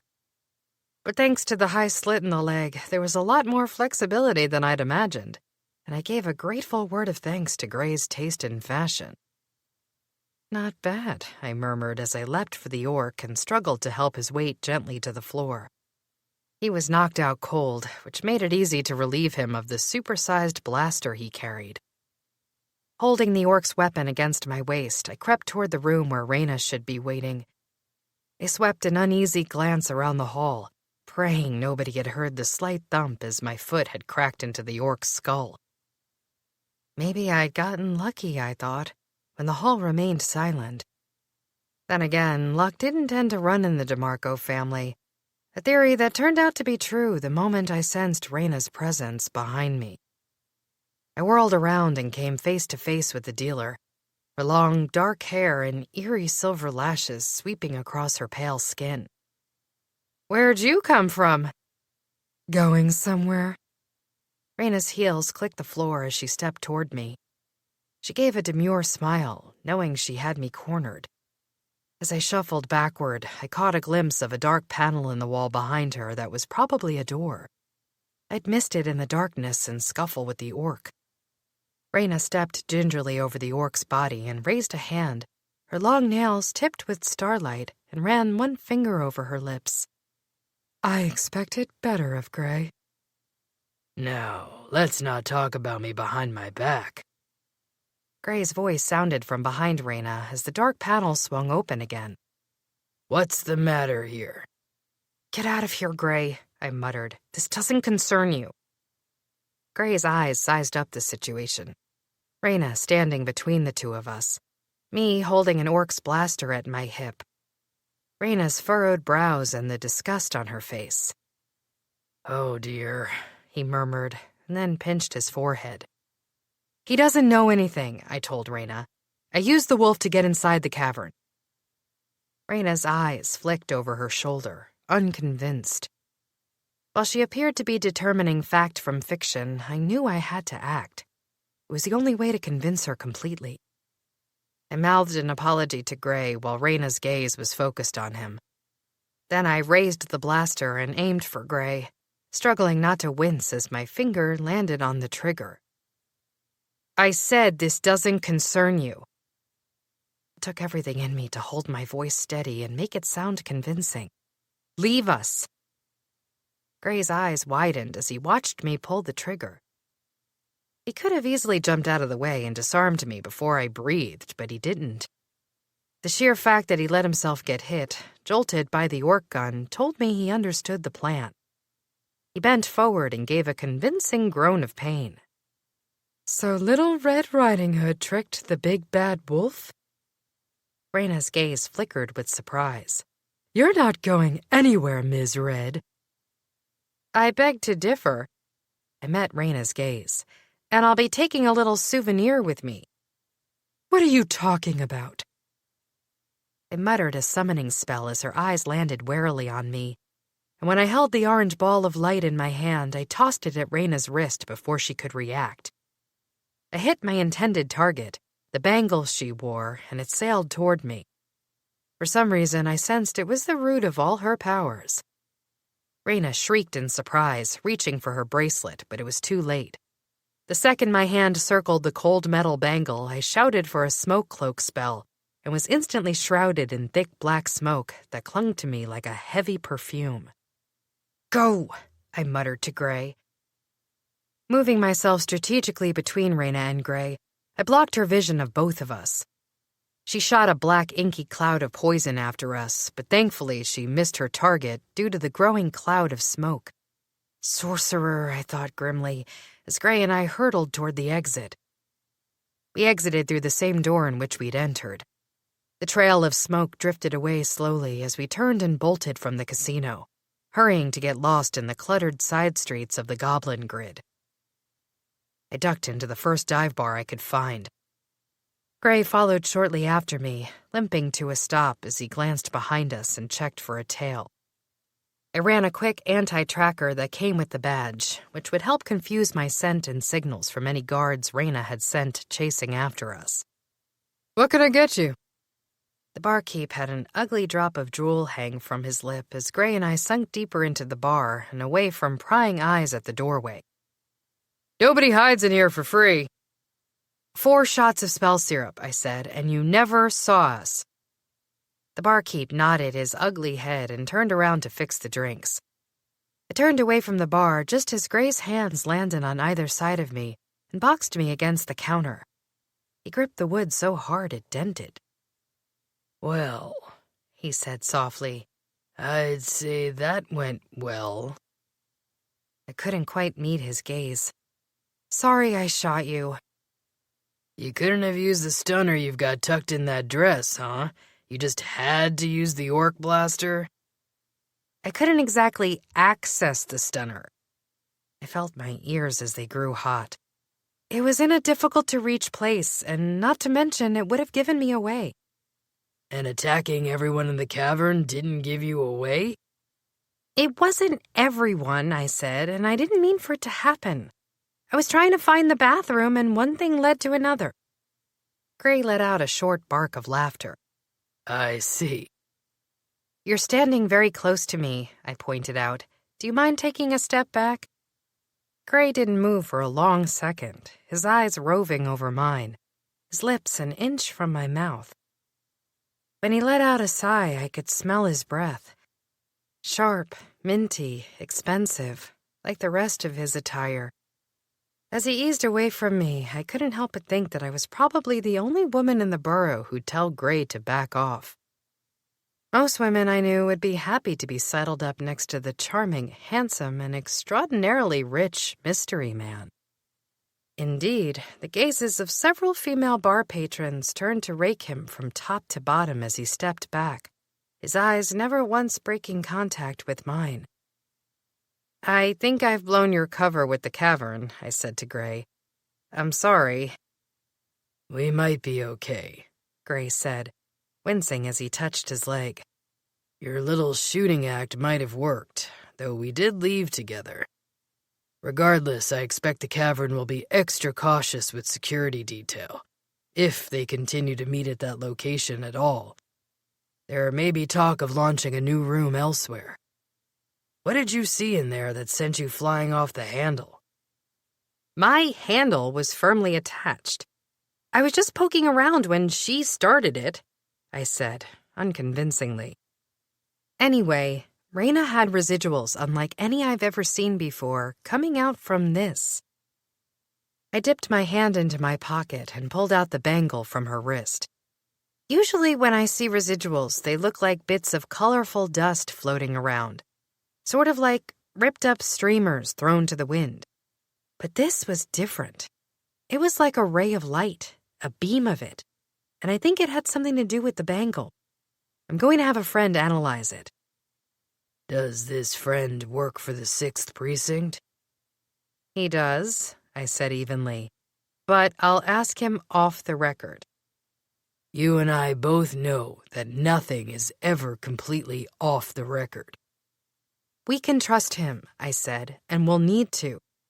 Otherwise, I can't tell you what sort of magic she was using. It's completely new to me. So either the magic itself is new, or it's been purchased illegally from the void and I haven't run into it yet. That would mean we're dealing with very expensive magic." "Expenses are not an issue when it comes to that crowd," Gray said. "I take it you understand the level of wealth that passes through the cavern on any given night?" It's hard to miss. I stared pointedly at Gray's pockets. "Speaking of, are you walking around with handfuls of precious gems everywhere you go, or was tonight a special occasion?" Gray smiled thinly. "Nobody is touching my jewels. At least, not without my permission." My face colored. "I'm glad to hear it." "Come on, let's get a drink somewhere else. Somewhere—" Gray's eyes scanned the floor. "Clean. I want to hear more about the residuals." "Well, now, that sounds like a date, so I'm going to pass." "Are you taken?" "I'm annoyed," I said, "and busy." "Who the hell is Raina anyway?" "I've never seen her before," Gray said. "Usually the dealer is a woman named—" Before Gray could continue, my comm beeped and I raised my wrist in explanation. "I've got to take this." "Of course you do." Gray sighed. "DeMarco," I said into my wrist. I hope I'm not interrupting anything. Matthew's smooth voice spoke across the channel. You're needed at dusk, Detective. I wouldn't have called if it wasn't urgent. I'll see you soon. Then he disconnected. I gritted my teeth and turned to face Gray. "I'm sorry about that, but—" "Your vampire beckons," Gray said. "I understand." I scowled. "You two act like children sometimes, you know that?" Gray raised a hand, dropped a coin in mine. "Very rich, spoiled children. Where are you headed?" "Silver Street." "Get a private carriage over." He closed my fingers around the coin. "Beautiful women don't walk Silver Street alone at night."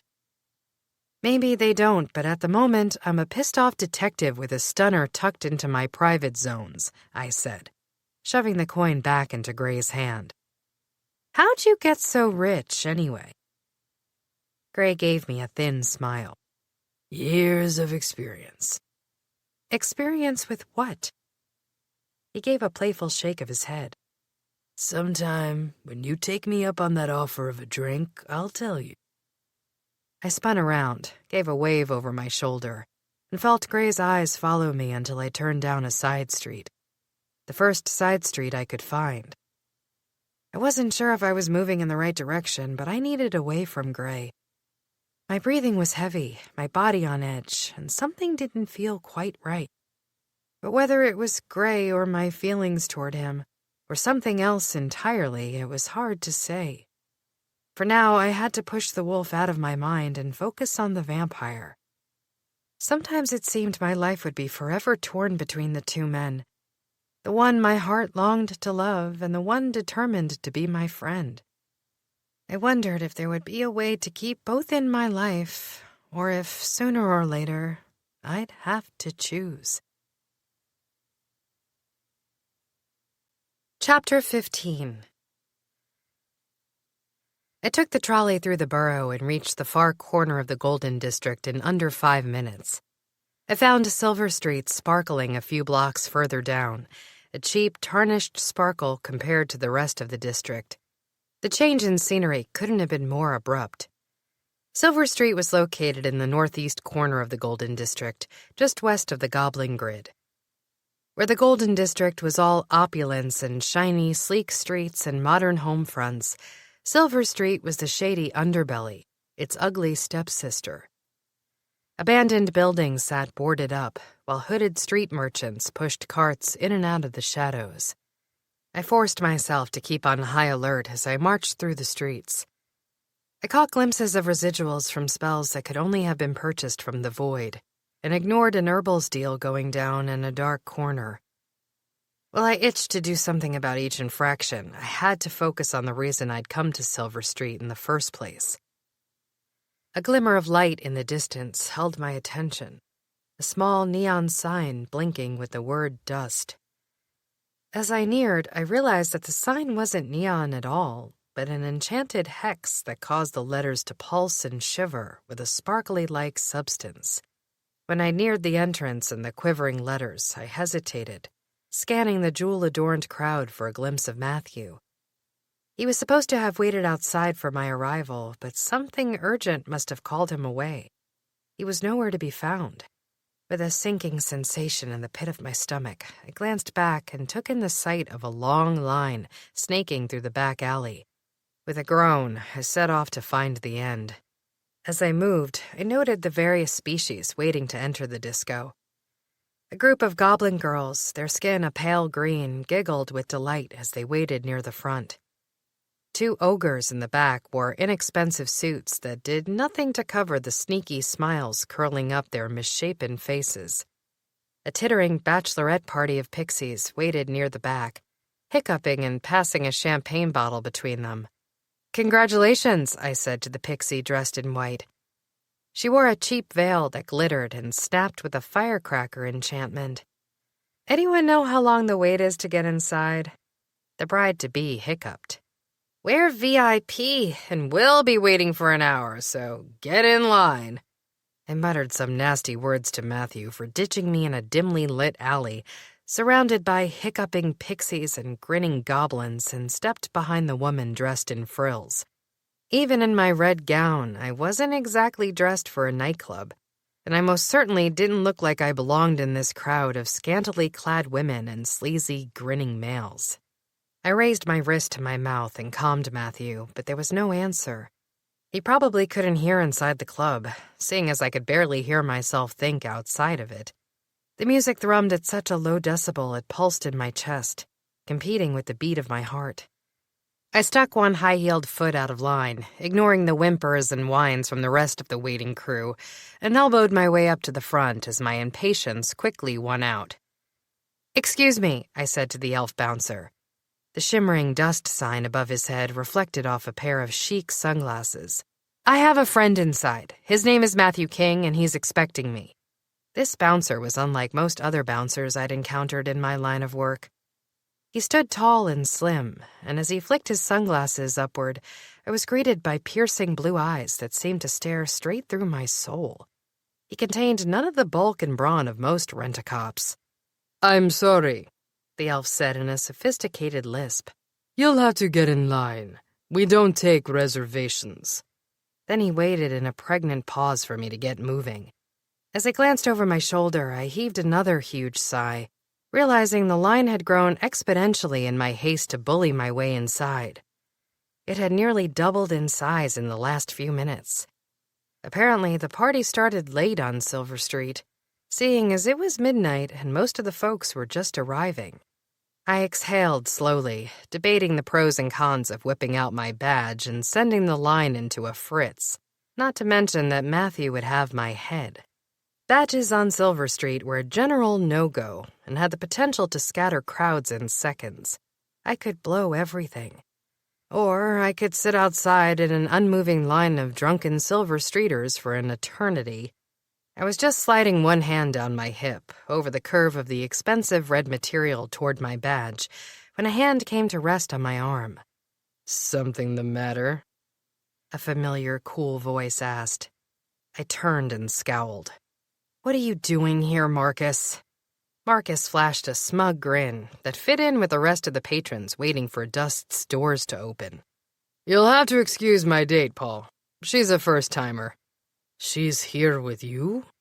The disdain on the elfin bouncer's face was very clear. His eyes scanned slowly over my body, landed on my high heels, and flicked back to my eyes. Marcus's hand, which was still on my wrist, slid lower and came to rest on my hip. "Trust me." I withheld a groan, only because it appeared the two were friends. I could suck up Marcus's annoying bravado if it spared me a wait in that damn line. "I didn't know you'd be here tonight." Paul watched Marcus carefully. "You're not on the list." "I'm always on the list." Marcus's voice took on a predatory tone. "I'm certain of it." I thought that probably wasn't something to brag about, but I knew when to keep my lips zipped. I half-heartedly wondered how often Marcus came to places like Dust and decided I was better off not knowing. "If you'd like to ask Damien or Bran, feel free," Marcus said with a hefty sigh. "But I don't like to be kept waiting." The elf flicked a glance behind him, swallowing as he considered his options. Eventually, the bouncer gave a shrug. He stepped to the side and moved the railing just enough to let us pass. As we slipped into the dark interior of the club, Marcus didn't bother to pull his hand from my hip, so I did it for him. And then I added an elbow to his ribs for good measure. "What was that?" Marcus retorted. "I got you in here, didn't I?" "You didn't have to put your hands all over me." "Are you worried Matthew's going to find out?" "How often do you have to hang around Silver Street to be considered a VIP?" I shot back. "What are you doing here anyway?" Marcus raised his chin in defiance. "Like you said, I'm a regular. I know Damien and Bran, the managers. I'm just here for a night out on the town." "Right." I waited for Marcus to pass through the hallway first and out onto the dance floor. "And you had no clue that I'd be here?" "I told you, DeMarco, I'm not sitting this one out. You and King can pillow talk all you want, but I'm getting that promotion." "If you still think this is about a promotion, you're horribly mistaken." "Exactly, detective. It's about catching a murderer, which means the more the merrier. Wouldn't you agree?" Marcus said. "You're welcome, by the way." He did have a point. Seeing as I wouldn't have gotten inside Dust without his help, I could probably refrain from elbowing him in the nose as a sign of gratitude. Thanking him would be a near impossible task, so I settled for a silent truce. "Where are you coming from, anyway?" Marcus asked. He sized me up, taking a little too long to cover the distance from my hips to my chest. "You certainly didn't wear that on Dust's behalf, unless you're trying to impress a certain captain." "Shut up, Marcus." "Let me guess, you've got a gun and a badge on your body," he said, his eyes lingering once again. "But for the life of me, I can't guess where." I felt my fist itching, easing away from my body in preparation for a swing. I knew I shouldn't let him provoke me, but the detective was working incredibly hard to push every one of my buttons. It didn't help that I felt an annoying sense of gratitude for his help in getting past the bouncer, a fact that truly had me conflicted about sending my fist flying into his face. Luckily, a cool hand, strong as steel, circled my wrist before I got any ideas about finishing what I'd started. "Good to see you two getting along," Matthew said softly, yet still somehow audible despite the club's thumping music. The vampire's eyes roved over my face, fastening for a long moment on my lips, where I had recently added a touch of blood-red lipstick. "I'm just here to help." Marcus raised his hands innocently. Detective DeMarco was struggling to get inside, so I gave her a hand. I scowled at Marcus and wriggled my way out of Matthew's grasp. That part is true, but it doesn't explain why he's here in the first place. I happened to be passing by, Marcus said smoothly. I know Bran and Damien, so it was no problem to help Danny inside. I see, Matthew said. Thank you. Enjoy your evening. Absolutely, Captain. With that, Marcus slid away and entered the throbbing mass of people on the dance floor. He had his arm around a blue-haired pixie less than 30 seconds later, her mouth on his neck as they disappeared into the dancing throng of people. Ew, I said, tearing my eyes away. Danielle. Matthew, you know he's not here on his own time, I said. He came here to interfere with the case. Danielle, you both work for the precinct. You're going to have to learn to play nicely. It sounded like a command, and on second thought, I realized it was. Sorry, I mumbled. Anyway, what's so urgent? I was practically on my way when you called. A dark expression flickered across Matthew's face, appearing involuntarily and causing me to take a second look at him. He averted his eyes for just a second, just long enough to realize I wasn't the only one feeling angsty this evening. Oh, I said. You didn't need me here urgently. You just wanted to check on me during my date. That's not entirely true, Matthew finally admitted. I needed a partner. I glanced down as Matthew stretched out a hand toward me. Realizing his intentions, I shook my head. Oh, no. Come on, detective. I shook my head firmly and crossed my arms over my chest. Not a chance. I am not dancing with you. We have to blend in. Well, then I'm going to head to the bar and get a drink and blend in like a pro, I said, because I told you I don't dance. You've known me for years, and that is one thing that is never changing. Then it's a very good thing I've had centuries to practice, Matthew said. You just have to follow my lead. This isn't 18th century ballroom dancing, I said, watching a gyrating group of goblins perform something that looked like a feat of gymnastics in front of me. There's no way my body can do that. Matthew raised an eyebrow. I'd beg to differ, detective. Maybe Matthew had a point. Over the last several years, he had managed to get me into several quite interesting positions, but that was then and this was now. We were also in public and on the job. A huge no, I said again. That's final. Suit yourself, Matthew said. But it's either me or someone else, so good luck fending for yourself. You don't even want to know where I have my gun, I said. I can handle it. Good luck.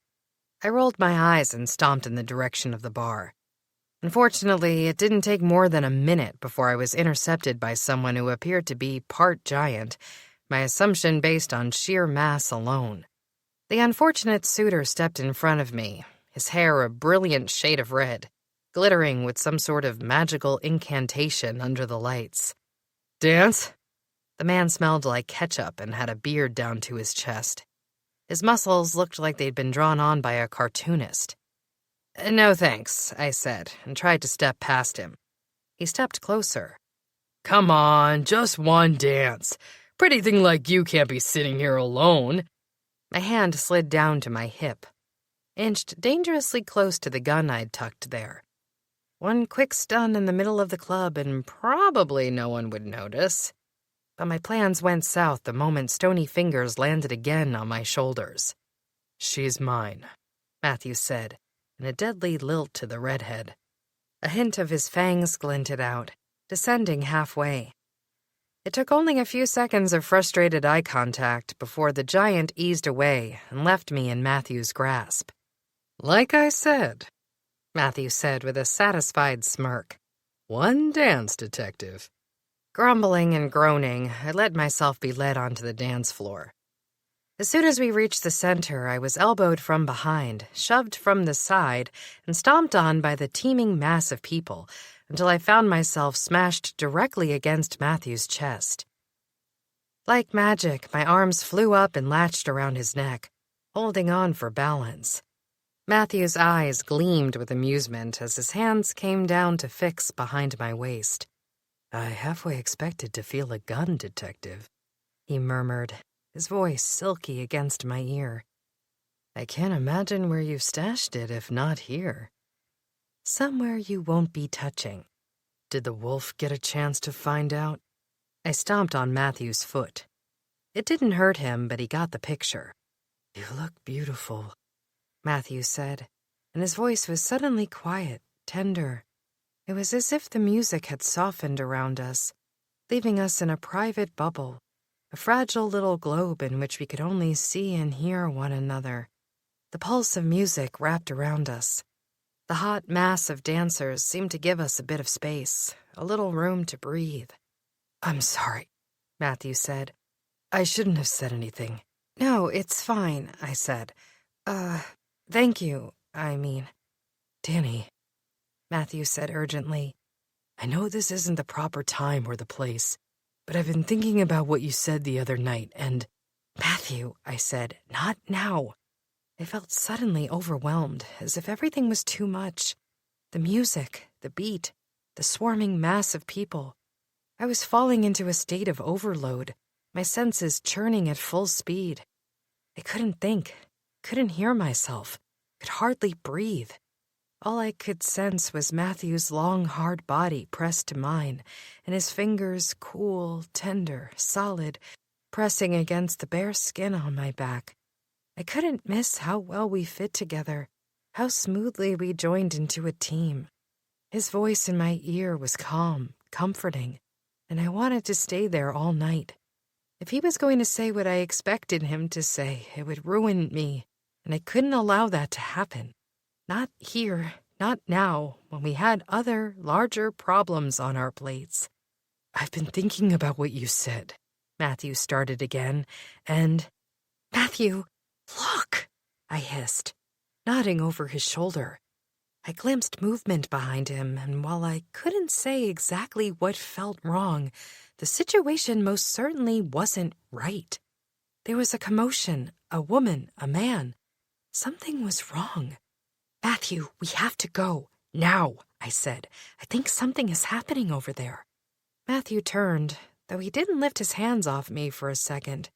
If anything, he held me closer, my chest against his, my arms wrapped around him. We were entangled as one as he looked, scanned for danger and pressed his hand against my lower back. Do you see Damien or Bran? Matthew asked. I can't pick them out. No, but we'll have to go after her, the blonde elf. I'll pursue her directly, Matthew said.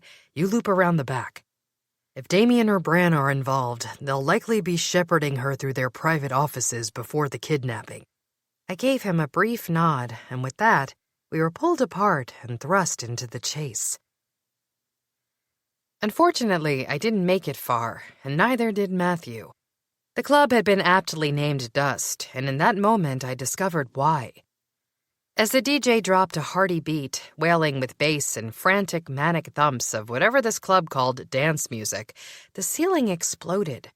Dust rained down in all shapes, sizes, colors, and sparkles, like confetti but finer, stickier, more compact. I stopped moving at once as shrieks of wild joy and desire rose from the dance floor. Bodies writhed and moved against one another. Sweat and glitter and dust coated every inch of bare skin.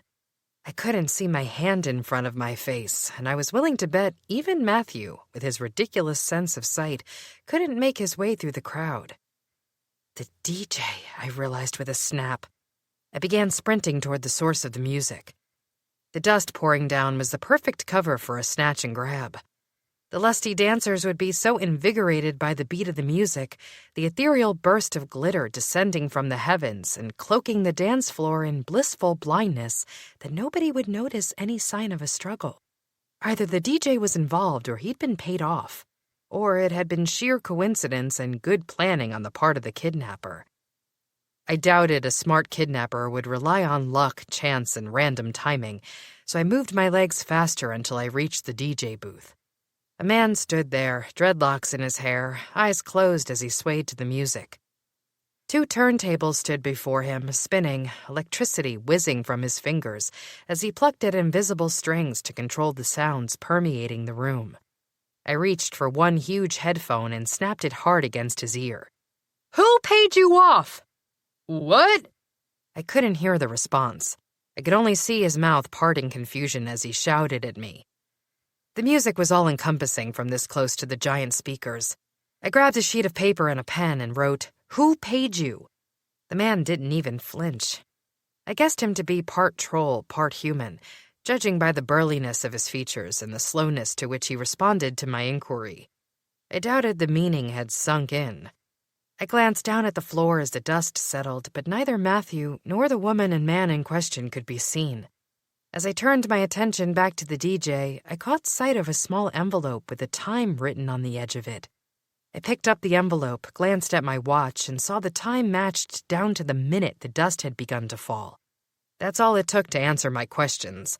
The kidnapper had paid off the DJ to dump the sequins and sparkles and confetti from the ceiling as a cover-up for his plans. He'd have herded his target out of the club by the time the dust had settled. I grabbed the DJ by the collar and pushed him against the back of the booth. "Who gave you this envelope?" He shrugged. It was there when I came on stage. "What time did you come on stage?" Dude, I'm Ricky Rick, the headliner. I came on at midnight. "You didn't see who left this?" No way, he said. I'm just dropping beats. I thought it was some guy wanting to get groovy with his girlfriend or whatever. "Well, it wasn't," I said. "I'm Detective DeMarco, and I'm taking this. If you remember anything, you let me know. I'll be back to ask more questions later." Ricky Rick will do that, the DJ said, still completely unfazed. Ricky Rick's gotta get back to work, Detective Hottie. I let him go with a disgusted scowl, catching sight of his bloodshot eyes. The guy was blitzed on something, and I highly doubted he'd remember anything that happened this evening at all. I doubted he'd even miss the envelope stuffed with cash that I'd confiscated as evidence. I tucked the envelope next to the bangle in my dress and jogged toward the nearest exit for the club, the one closest to where Matthew had been headed when the dust dropped. I pushed the door open and found myself in a dimly lit back alley. Empty, save for the shadows lurking next to overstuffed trash cans and various junky items that accumulated in deserted back streets. A woman's shriek came from my right. I launched into a sprint without thinking, and a few seconds later, skidded around a corner to find a woman with blonde hair and wild, panic-stricken eyes staring straight at Matthew. "Don't touch me," she murmured. "I have a daughter, a little girl." Matthew looked at me and nodded, the signal for me to take over. "It's okay, ma'am," I said. "I'm a cop, Detective DeMarco, and I'm here to help. What's your name?" "He's a vampire!" she shrieked, pointing at Matthew. "Arrest him! His fangs!" "He's a cop too," I said, raising my hands. "He won't hurt you, I promise." "You're in this together!" The woman backed away, but she was cornered. The second her back hit the brick wall, her face went pale as blood drained from it. I waved Matthew away, and he took a step back. I inched closer, my arms raised in a sign of a truce. "I just want to help you." Lisa, Matthew supplied. I heard him call her Lisa. "Lisa," I finished. "We're here to help you." In an interesting turn of events, Lisa went stock still. She dropped her hands to her sides, closed her eyes, and waited. I hesitated, wondering if she'd gotten into some sort of paralysis, some sort of nervous breakdown. Her eyelids fluttered as if she were dreaming, and the pain and terror in her expression filtered away. "Is she under a spell?" I asked, glancing at Matthew. "I don't recognize it." Her eyes flickered open, and she looked at us through gleaming silver pebbles. It was as if a light shone through her very core, bursting through her eyes, streaming from the tips of her fingers in 10 tight little concentrated bursts of light. "No," Matthew said quietly. "I think this is her magic. Whatever's happening, she's in control of it." Before I could theorize further, the crunching of carriage wheels barreling through the streets reached us. The sound was out of place and jarring. Carriages didn't normally travel down back alleys in this part of the district. I cocked my head to listen, but before I could decipher where the carriage was coming from, Lisa glanced at me with her eerily backlit eyes and then dove toward the side. She landed, crouched in the corner of the alley, seconds before the brick wall behind her burst into shambles. I recognized the signature explosion of a crushing curse, a spell meant to destroy anything in its path, as pieces of brick pummeled in every direction. Things seemed to move in slow motion after the resounding crack sent my eardrums ringing, and the brick shattered into pieces and sailed through the air in every direction. The space where the brick wall had stood moments before was now wide open. Behind the gaping hole was a midnight black horse with a carriage attached. Its driver wore a cloak, his face not visible through the thick shroud of smoke. My attention was drawn downward as a thump sounded on the ground. Matthew's arms crunched around me simultaneously as he rolled us toward the side of the alley and out of the carriage's rampage. He landed hard against the cement, the wall shuddering as Matthew's back slammed into it. I didn't feel a thing. He had me cradled in his arms, so I was left completely unscathed. I quickly wriggled free of his grasp, my eyes focused on the bundle that had fallen to the ground. The driver of the carriage raised a fist and let out a cry of anguish. Lisa was nowhere to be seen. She'd escaped. The driver turned the horse and carriage around and, with the crack of a whip, disappeared from view. "Lisa got away," I mumbled, hauling myself to my feet. "But how? Where'd she go?" Matthew quickly scanned the rubble of the alley, the broken wall, the retreating carriage, the bundle of blankets on the ground that was now, I realized, undeniably in the shape of a body, and shook his head. "I don't know." "We've got to tail him," I said. "He's got to be our guy. He was going to take Lisa, and I'll bet he already took Maybelline and Lily, and quite possibly Lindsay, too." But Matthew shook his head, and I understood why in a second. Another flash of smoke in the distance, and the horse, carriage, and driver vanished from sight. "Rope off the crime scene. I'll be back shortly." As Matthew set off in the direction of the disappeared carriage, I made my way across the alley, where a sudden, chilling silence had settled into place. It'd be mere seconds, minutes at the most, before the dancers inside were alerted to drama outside, and this place would be swarmed with those hankering for a look at death. I raised my fingers, muttered the quick jinx that came standard with agency badges, and roped off the crime scene. Once that was finished, I made my way toward the bundle of blankets. Hesitantly, I pulled back the fabric, hoping for a glimpse of the victim's identity. The man was face down, however, and unrecognizable from this angle. I felt for a pulse and quickly found there was none. His body was cold. I was hesitant to roll him over before Sienna and her crew got here, but I needed to glimpse his face and check for residuals. With a deep breath, I rotated his body to the side, trying to disturb as little as possible, stopping mid-turn when recognition hit. The victim was none other than Jim Geronimo, the very carriage driver who had driven Lindsay Luca to her last gala. Coincidence? I thought, sucking in a breath. I highly doubted it. Jim had been killed by some sort of black magic. The residuals were still dancing in a stormy mess over his body, and I could see that multiple bones in his body were broken. A variation on a crushing curse, no doubt.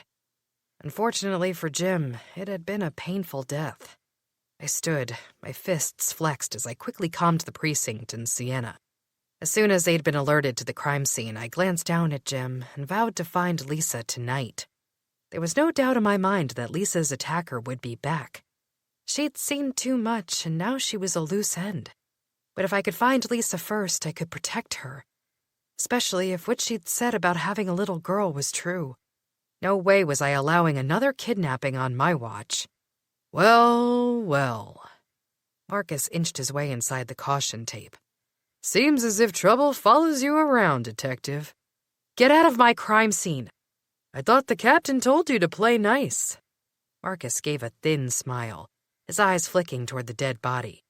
If it weren't for me, you'd still be waiting outside in line, so excuse me if I ignore you. I'm here to stay, DeMarco. Matthew returned then, scanning the scene, myself, and Marcus in a single glance. He merely shook his head at my unasked question. Sir, Marcus said, what can I do to help? Secure the rest of the scene and start getting interviews from anyone who might have seen something. Reinforcements will be here in a few minutes. Yes, sir. Detective DeMarco. Matthew's gaze leveled on mine. When backup arrives, you're coming with me. Chapter 16. An hour later, Danny and Matthew finished giving their statements. Matthew officially handed the reins over to Sienna and crew, leaving Nash to run point over the rest of the officers working the scene, while Marcus was responsible for keeping the crime scene clear of Silver Street looky-loos. As they left, Matthew caught a glimpse of distaste on Danny's face when Marcus bid her goodbye. Oddly enough, Matthew thought Marcus was a fine employee, except for his unfortunate personality. He was smart and driven and cocky, and he rubbed several officers the wrong way, especially Danny. The two had been butting heads on this case, and nothing Matthew seemed to do could keep them apart. "Sir," Danny said as Matthew pulled her away from the scene, "are you sure it's the best idea to leave the crime scene in Marcus's hands?" The detective is perfectly capable, unless you have a reason to distrust his judgment. "Besides the fact he's a prick?" "Yes," Matthew said. "Besides that." His flippant response earned a grudging smile from Danny. They strode from behind dust and ran smack into Nash, who was in the middle of interviewing Bran. Damien stood nearby, watching from a safe distance, wringing his hands while his face pinched with dismay. "Ah, there she is," Bran said, landing his gaze on Danny. "I was wondering when we'd have the pleasure of seeing you around again. Red's your color, detective. You look very sexy in your dress." "The pleasure's all yours," Danny said. "Tell me about the DJ."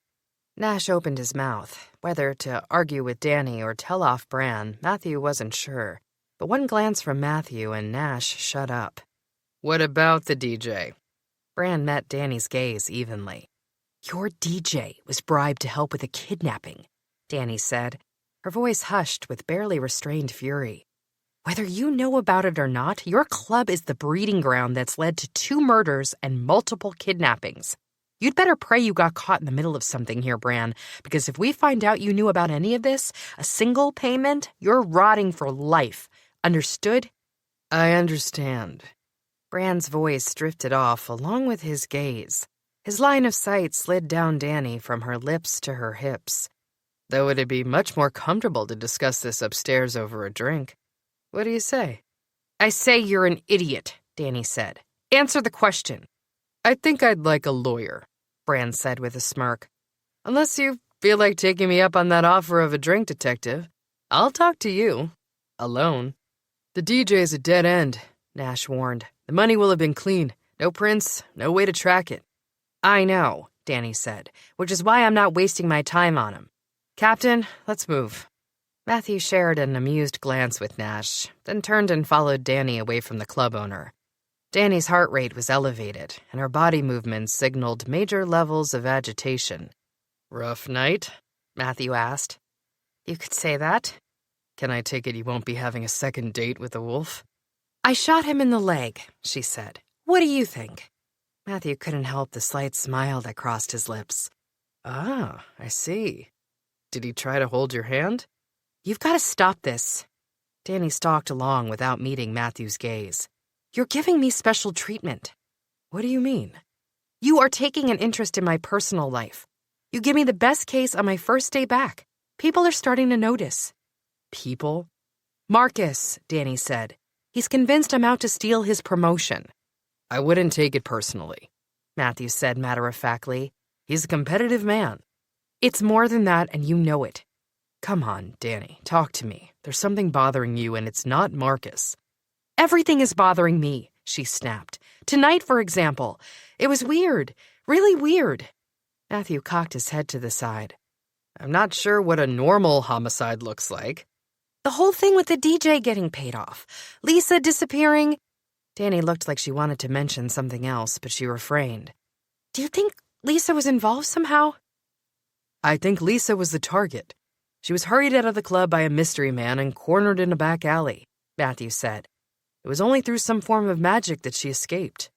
"Lisa was probably drugged," Danny added. "According to Cynthia, the other girls drank something and went all glazy. I think that's how he's able to tell which elves have a certain gift." "She didn't look lazy outside." Matthew said.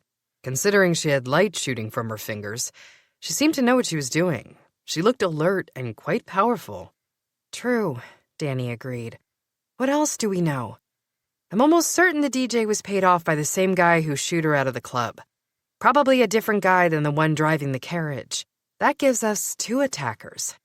Yet Lisa escaped them both, Matthew mused. Did you recognize the residuals on her magic? No, not exactly, Danny said slowly. But I've seen something like it before. Tonight, at the casino. On your date. At the casino, she repeated. The dealer in one of the high-stakes rooms had something similar happen with her hands. But that was weaker. If I had to guess, Lisa is much stronger than Reyna. And Reyna is a sorcerer. Reyna? Never mind, Danny said. We'll deal with the casino later. What I can't figure out is Lisa's power. Are you sure she wasn't being controlled? I'm almost 100% certain. What I'm not sure of is how she knew the carriage would crash through the walls. The light shone and then she dove out of the way. How could she have known? Danny shook her head, but her face was plagued by doubts. And where does Jim come into all this? Was he just in the wrong place at the wrong time? Marcus is checking with the carriage company, Matthew said. If Jim had a fare nearby, he was probably just collateral damage. It sounds like Marcus has everything under control, Danny said abruptly. If you don't mind, I think I'm going to take off. Matthew raised his eyebrow. And go where? Would you believe me if I said I wanted to go to bed? Try again. I'm going to the lab, she said, sighing. I need to talk to Felix. He'll be at home at this hour. I'll drag him out of bed. He won't be happy about it. I'm not fond of seeing him in his pajamas, but this can't wait. I don't need a babysitter either, King. This is not me babysitting you, Matthew said, following Danny as she turned for the trolley station. This is me debriefing with my employee. Consider us debriefed.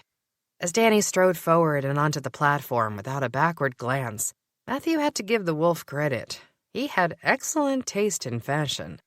The dress hugged her in all the right places, highlighting her natural beauty. Captain. Danny leapt onto the trolley, then turned and eyed Matthew. You're still following me. Matthew leapt on behind her. Is this about the casino?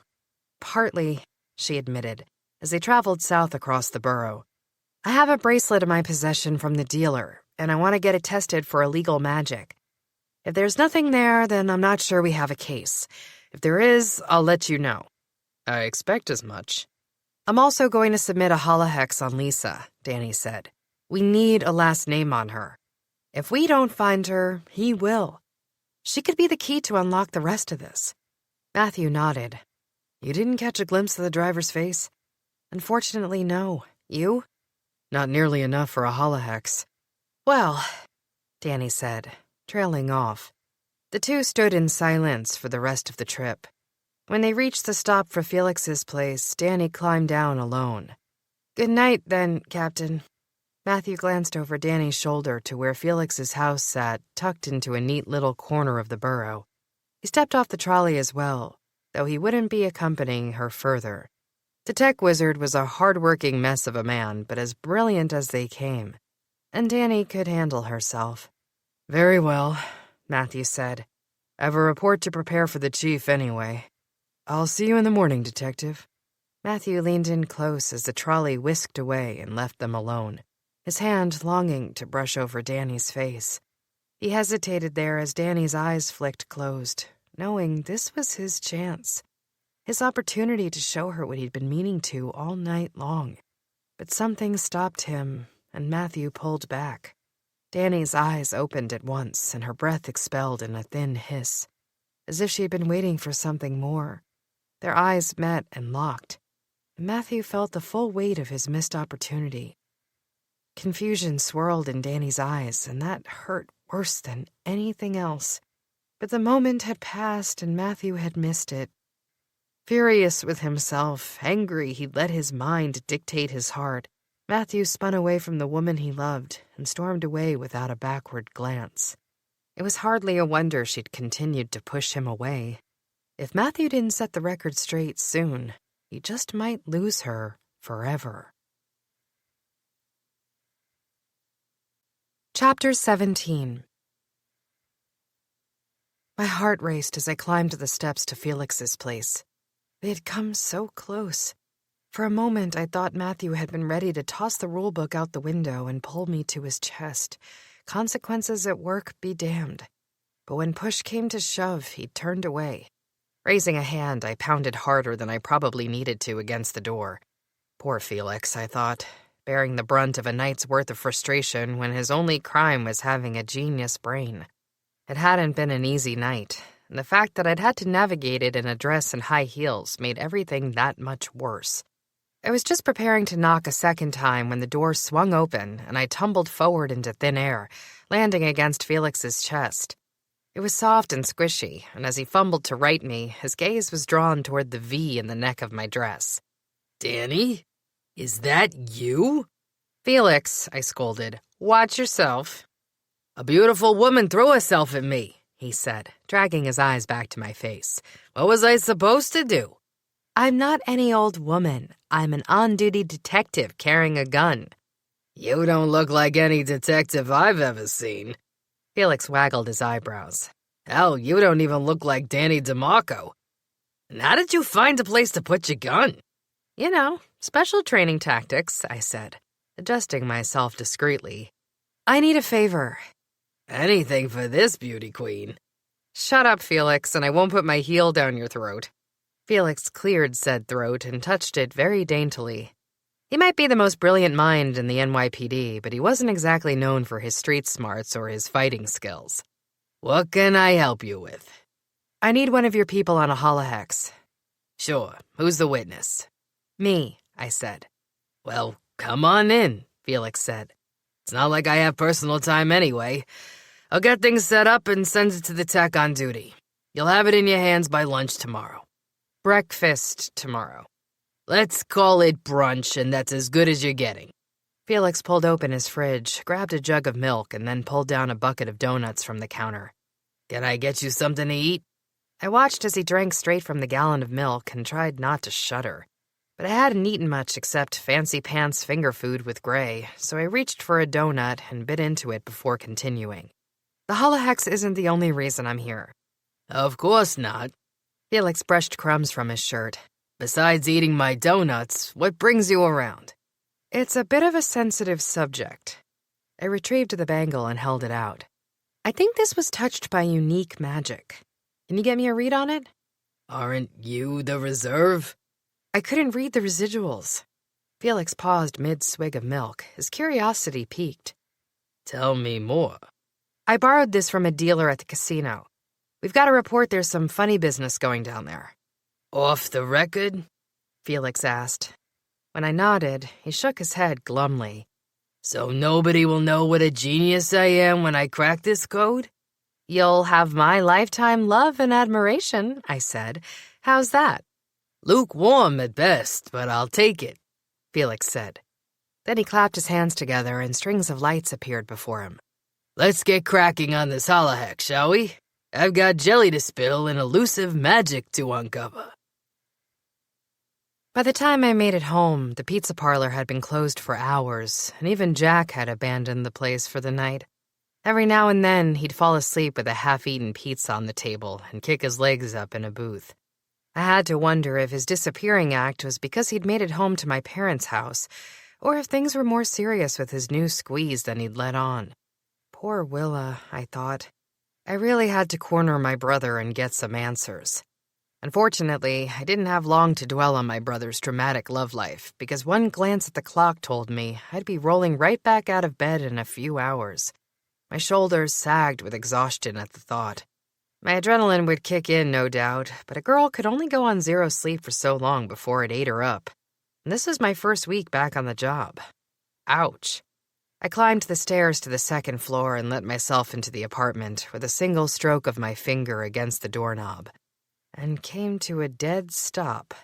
Marcus, I said, more weary than frightened. What are you doing here? Marcus sat on Carl, my couch, with his legs kicked up and a decidedly smug look on his face.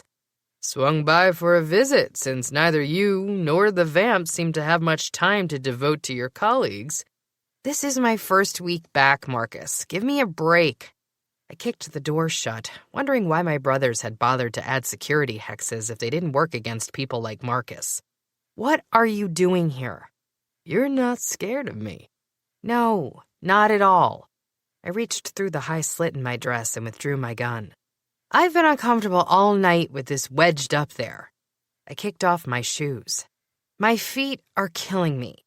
I craned my neck back and forth. I've fought off 2 bouncers and watched a dead body fall off a carriage. You are the least of my problems. Very well. Marcus stood. Then I apologize for making your problems that much worse. Spit it out. Marcus obliged, but instead of speaking, he raised his hands before him and projected an illusion.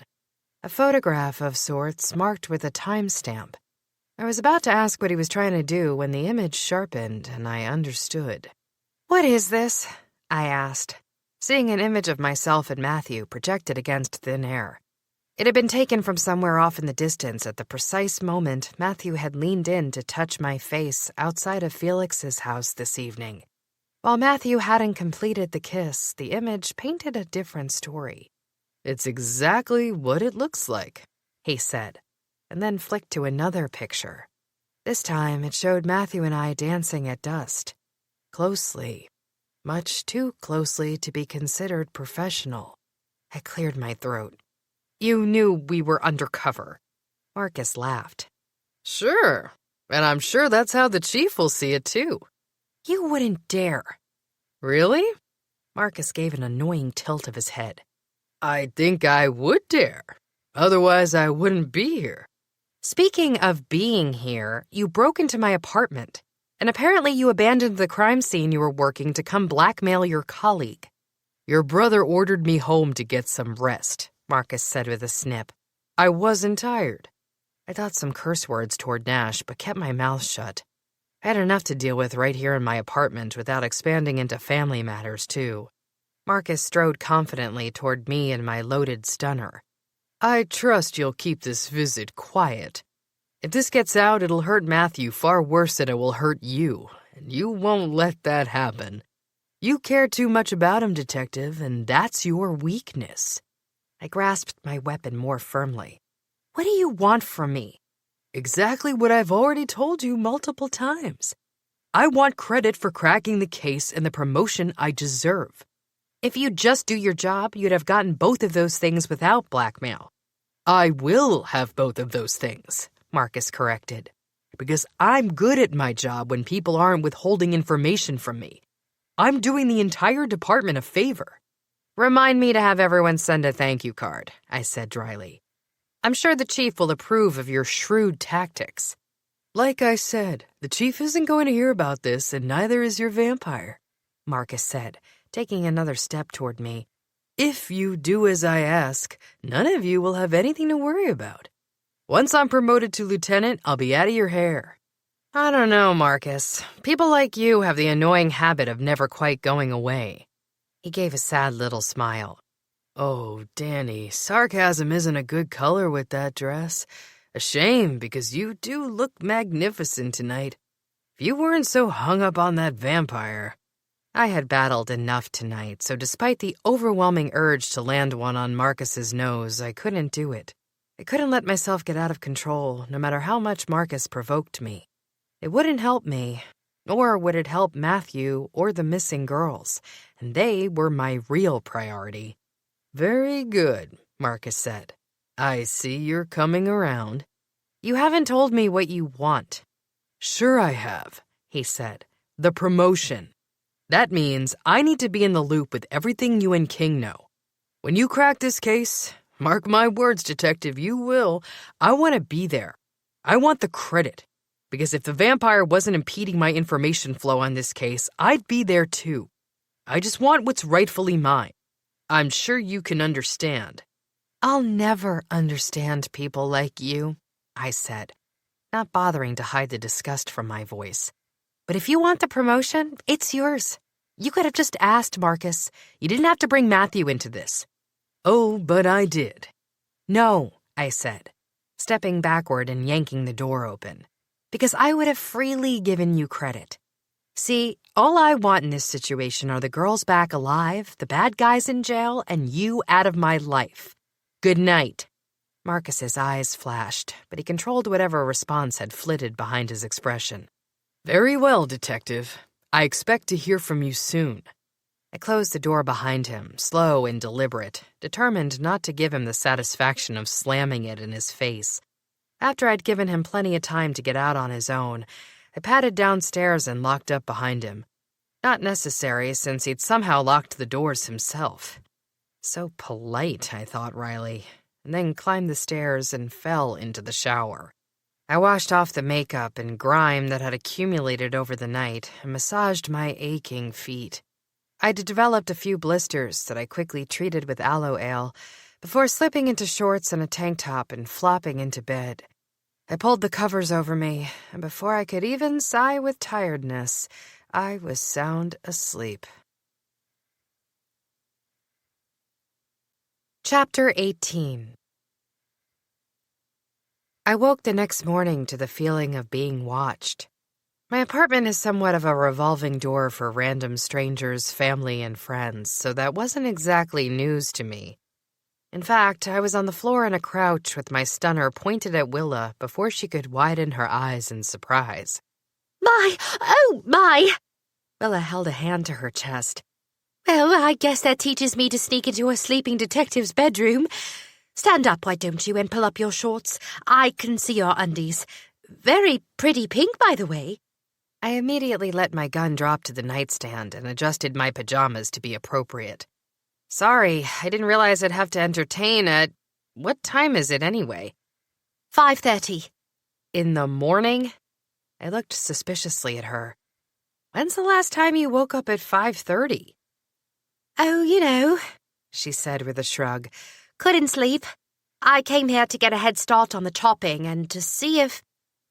I narrowed my eyes at her. You thought you might find Jack spending the night downstairs and you wanted to talk to him. Maybe, Willa huffed. But that's not really any of your business. No, but the fact that you're in my bedroom in the middle of the night is. Oh, right. You probably fell asleep like what, an hour ago? Something like that, I said through gritted teeth. I was thinking this might be an emergency, but it appears you just wanted to have a chat. This is an emergency. Willa clapped a hand to her forehead. Sorry, totally forgot. So, anyway, on my way here to see if I could find your brother and start chopping vegetables early, mind you, I found a little girl in the streets. Is she all right? Where is she? Was she alone? She's fine. Willa gestured for me to calm. Then she winced. She's here. Here? I mean, out there, sitting at your table and eating breakfast. Oh, my is right. What was I supposed to do, Detective? She's barely 5 years old. I don't know, called Child Services? I'm working on a homicide and kidnapping. If she's alive and well, it's not my department. But she was looking for you. For me? Believe me, I was surprised too, Willa said before realizing her misstep. I mean, of course you're lovely, Danny. I just didn't think of you as kid-friendly all that much. I am too kid-friendly, I said. Kids are great, so long as they're not mine. I still think if you and Matthew ever decide to have some of your own. Tabling this discussion for never, Willa. All right. So, do you want to come meet her? She goes by Tink. She's an elf. Immediately, my hackles raised. Full elf? Got that Golden District vibe, Willa said. I don't know how she got all the way over here. You'll have to ask her. As soon as I found her, I brought her here and got her some cereal from your cupboards. By the way, you really need to fill your fridge. Your milk was dangerously close to expiring. Tell me something I don't know, I grumbled. Okay, let me get dressed. A few minutes later, I'd shaken the cobwebs from my sleeping brain and slipped into a pair of black jeans, a black tank, and a black leather jacket. It matched my mood quite well. I had my gun and badge fastened to my hip, along with my travel pack of vials that contained various spells and potions that came in handy while on the job. I forced a smile on my face that hopefully didn't look like a grimace and eased out into the living area. I needn't have worried about first impressions because the little girl seated at my kitchen table had her head bent firmly over the bowl of cereal and appeared to be chasing around her food with a spoon. She had long, gorgeous hair, golden and wispy on the ends like only children can manage.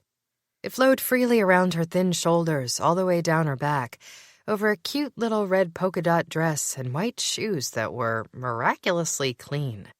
"Hi there," I said quietly. "My name's Danny." You're the detective? The little girl's head snapped up with a smile. I was looking for you. "So I heard," I said. "What's your name?" She already told you. The little girl's face scrunched up as she glanced at Willa. I'm Tink. "Hi, Tink," I said, making my way across the room.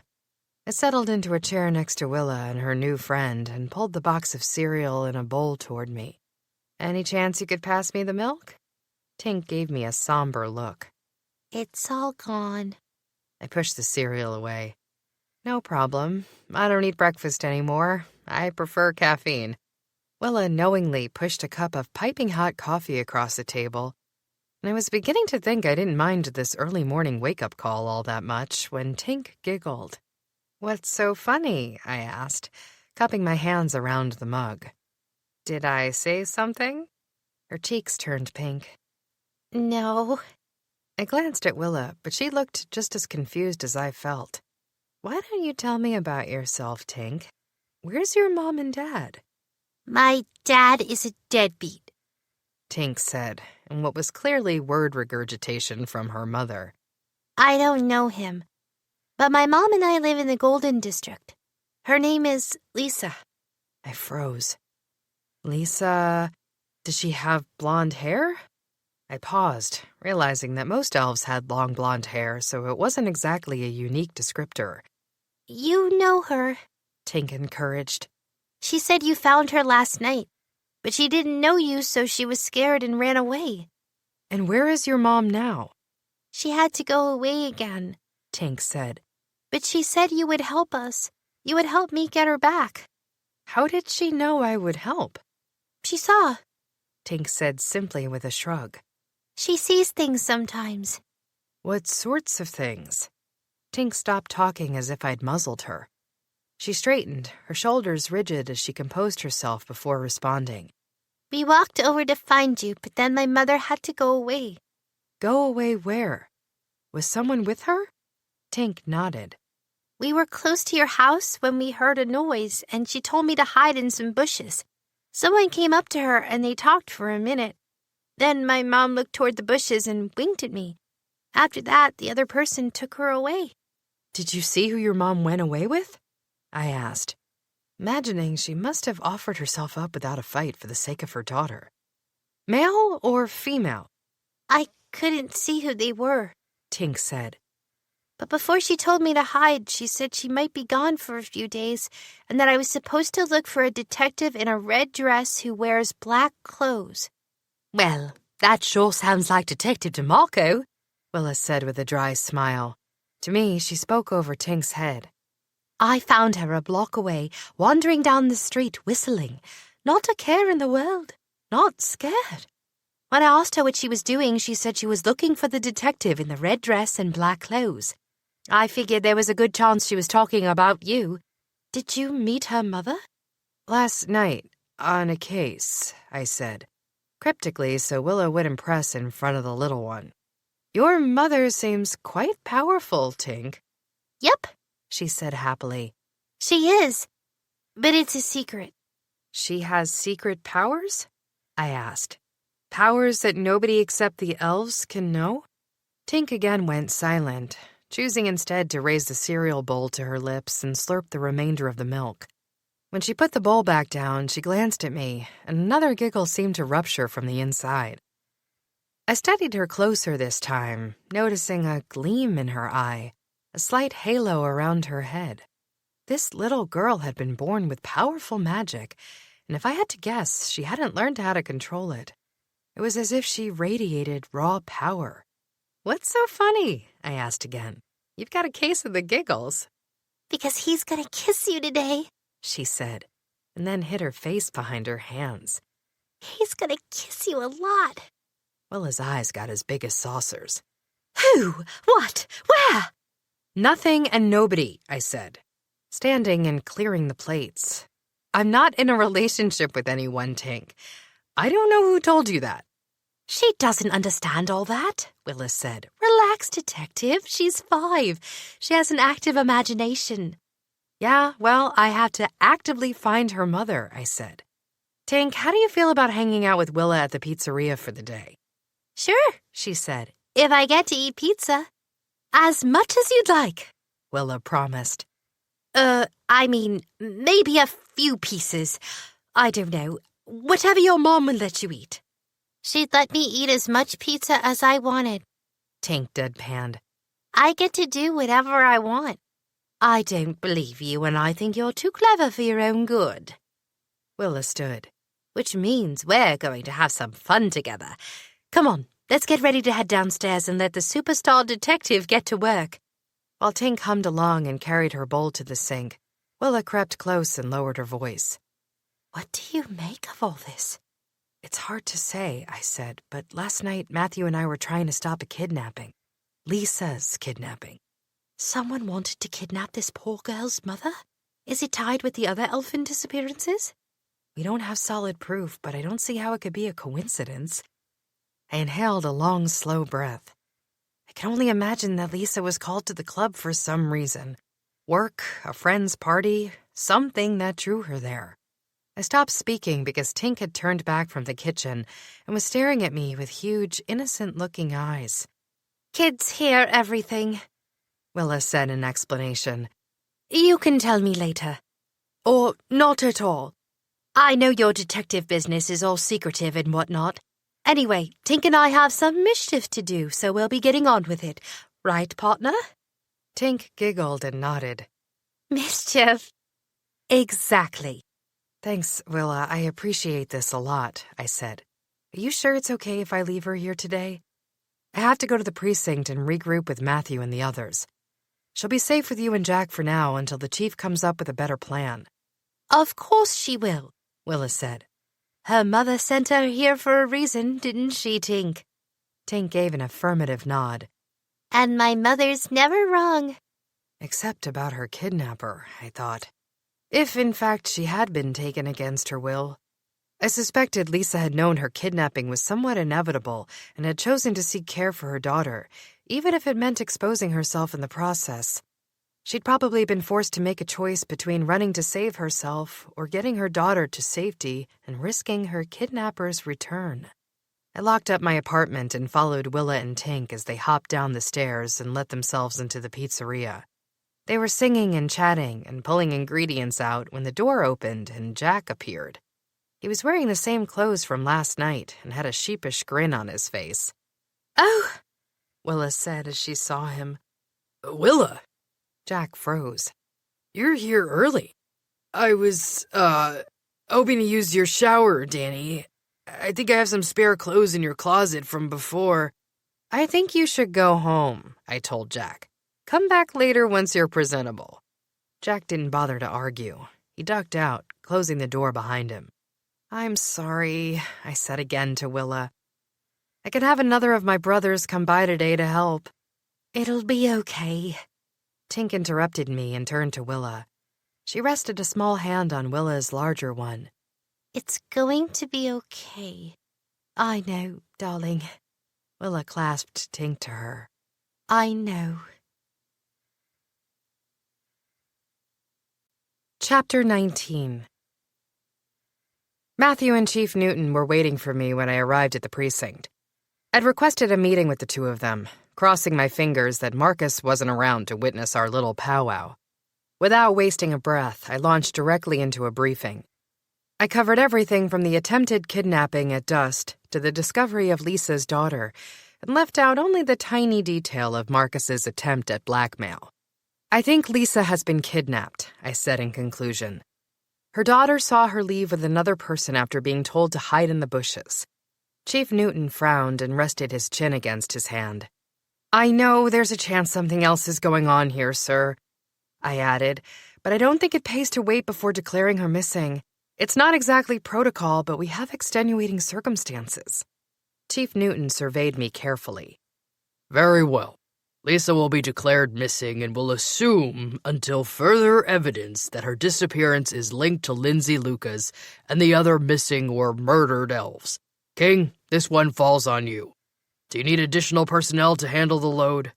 No, sir, Matthew said. We've got plenty. I have a staff meeting to get to, and I'll assign duties from there. DeMarco, let's go. Can't be late to my own meeting. Sir, with all due respect... I turned and leveled my eyes on Matthew. I'd like to request permission to skip the meeting. I think it's of utmost importance for me to get to Lisa's place and begin searching for any clue as to her whereabouts. If she knew someone was coming, she might have left something behind. You'd need a warrant, the chief barked. I was getting to that, I said, turning to him. Sir, do you think we can get one expedited? The chief surveyed me through eyes deeply set into a scarred, ugly face and gave a slow nod. Fine. King, get out of here.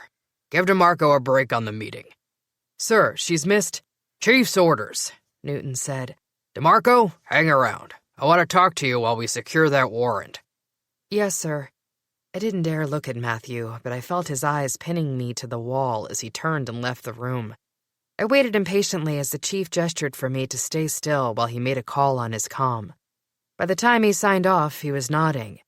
Warrant will be here in a few minutes, he said. In the meantime, I want to hear how you're doing. I'm fine.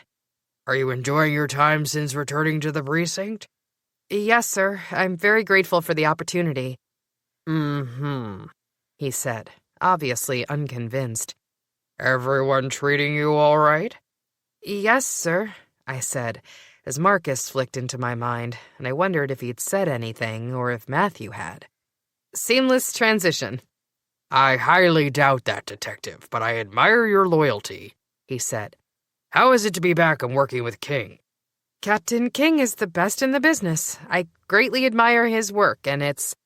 Yeah, Chief Newton said. When'd you turn into a suck-up? I'm not sucking up, sir. Sure, but there's more, and I want to hear it. How is it working with King? Fine, sir. I paused, felt his eyes searching me, and knew I hadn't passed his test. I groaned. Fine. Working with Captain King is going very well, but there are awkward moments that feel like hell. Then again, working with my brother isn't always a cakewalk either. Right. And I think Marcus Prey is a douchebag, I said, and then hesitated. I think that's all, sir. Chief Newton barked with laughter. That's better. I gave a hefty sigh. With all due respect, it's no wonder you made it to Chief. Your instincts are... extraordinary. I was going to say obnoxious, but yes, that would work as well. What else am I missing? There's one tiny little issue at the casino, I admitted. I went to the Goblin Grid last night to look into it. A friend of mine believes there to be some sort of black magic at work in a private high-stakes room. The cavern? You've heard of it? He blinked. We already agreed I'm extraordinary. Right, sir, I said. Well, there hasn't been an official report yet, nor is there any proof. But you sense something's not on the up and up. You could say that, I said. And I might have used company resources to test for black magic. Felix. Yes, but it's not his fault. What'd you have to bribe him with?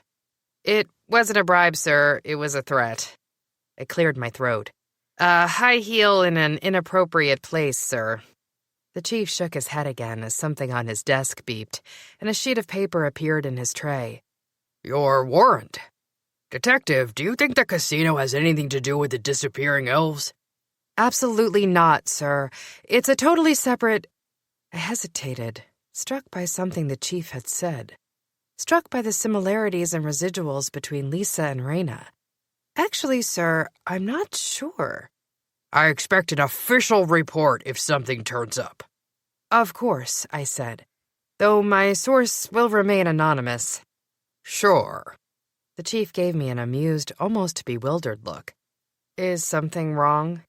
It's not very anonymous when you smell like wolf from 3 towns over, the chief said.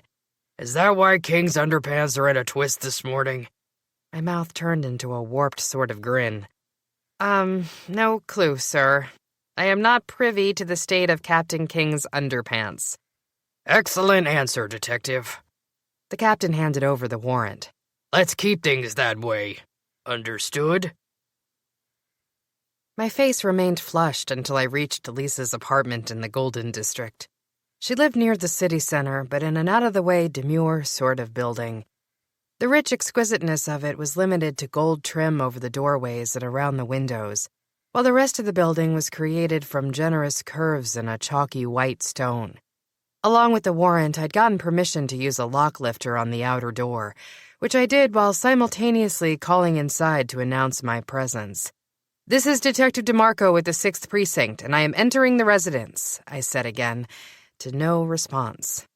I let myself into the small, neat space and listened carefully. The house felt empty, but I cleared it quickly, keeping my stunner close until I confirmed I was alone in Lisa's home. I then began to study the way Lisa and her daughter lived. They had a homey, cozy little space that felt utterly out of place in the Golden District.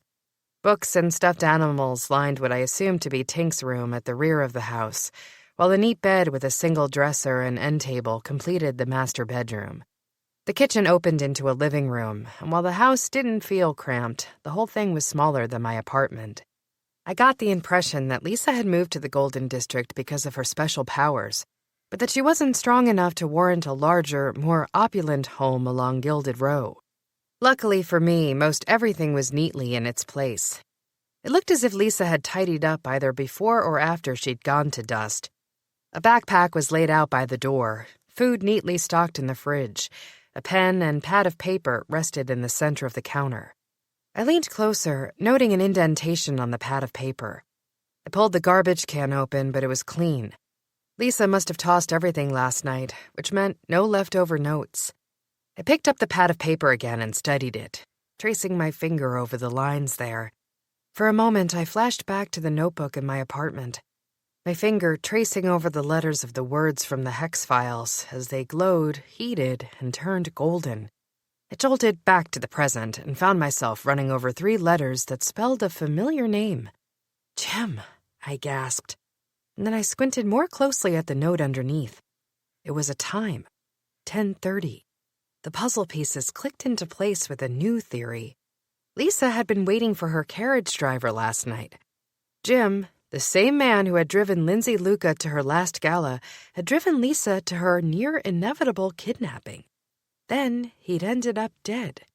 Had he been an innocent carriage driver who'd been in multiple wrong places at multiple wrong times? Or had he been involved somehow? While it was difficult to imagine the old grandfatherly driver involved in an evil scheme of such large proportions, it was equally difficult to imagine he had merely been unlucky multiple times in 1 week. Either way, I needed to pay a visit to the carriage company and find out who had scheduled Jim for a fair last night. Chapter 20. I arrived at Castle Caravans after sending a quick comm to Matthew.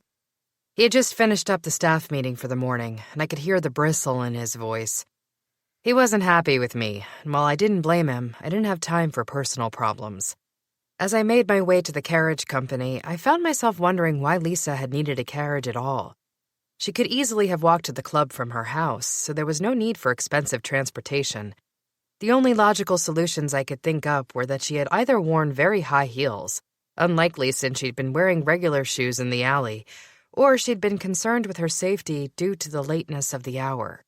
I settled on the latter as I marched up to the front desk and faced a bored-looking elf. She was pretty, older than me by a few years, but preserved by a special elfin sheen. When she smiled, however, it was forced. "Hello," she said. "Welcome to Castle Caravans. Can I order you a ride somewhere?" "Not exactly," I said, reaching into my pocket and withdrawing my badge. It was still a novelty not to have my things tucked in obnoxious places, and I reveled in feeling the stunner at my hip instead of tucked inside a dress. "I'm Detective DeMarco, and I have a few questions for you. Hopefully we can make this quick." "I hope so," the elf behind the desk said. My name's Marcia. I handle all press, police, and other inquiries. Thanks, Marcia. Do you also handle bookings? Depending on the night, she said. What do you need? I'm going to need all the records for your driver, Jim Geronimo, I said. He apparently had a fare last night. No, he didn't, Marcia said. Jim quit yesterday. But we only have one Jim here, lady, she said. He's the old grandpa with the potbelly, yeah? That would be him, I said grimly, realizing she hadn't heard the news of his death yet. Was he scheduled for an appointment before he quit? No, his hours were dropping, Marcia said. I mean, frankly, he was holding out for retirement. He had less than a half a year. You couldn't pay me to guess why he quit when he was so close to receiving his full pension. Had he worked here a long time? Yes, she said, his whole career. He loved his job, loved talking to the people, loved being part of special days for his customers. I mean, most people don't call carriages for no reason. There's usually an event, good food, fancy clothes. He loved being part of it all. Did he have any... I hesitated. Any angry customers? No, everyone loved Jim. Marcia shrugged, then glanced at her nails. It's the same reason I'm baffled as to why he quit. He was at a point in his career where he could pick and choose his hours, his customers, his locations. He didn't even have to go far. Did he request the recent drop in number of hours? Actually, Marcia rested a pencil against her chin. I think he did. I think his son was on him to cut back. Jim's getting up there in age, but it's not as if he was ill or anything. Unless... Her eyes flashed wide open. Is he ill? Poor Jim. Actually, he's not well. I'm sorry to break the news to you, Marcia, but Jim passed away last night. He died? Yes. She looked truly shocked. From what? I can't say exactly. Was it a heart attack? She shook her head. No, you're a police officer. You wouldn't be here for a heart attack, would you? I shook my head. Unfortunately, no. We're investigating his cause of death, but we think foul play might have been involved.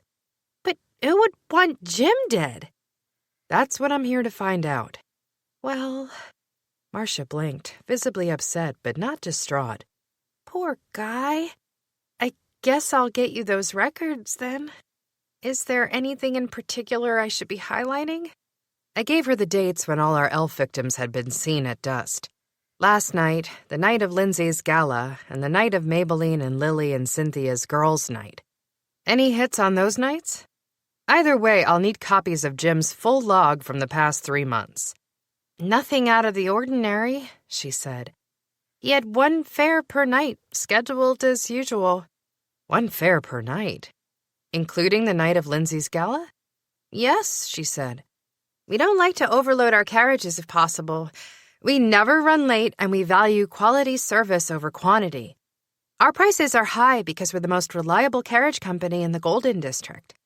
I understand, but I recall Jim saying he had 2 fares that night.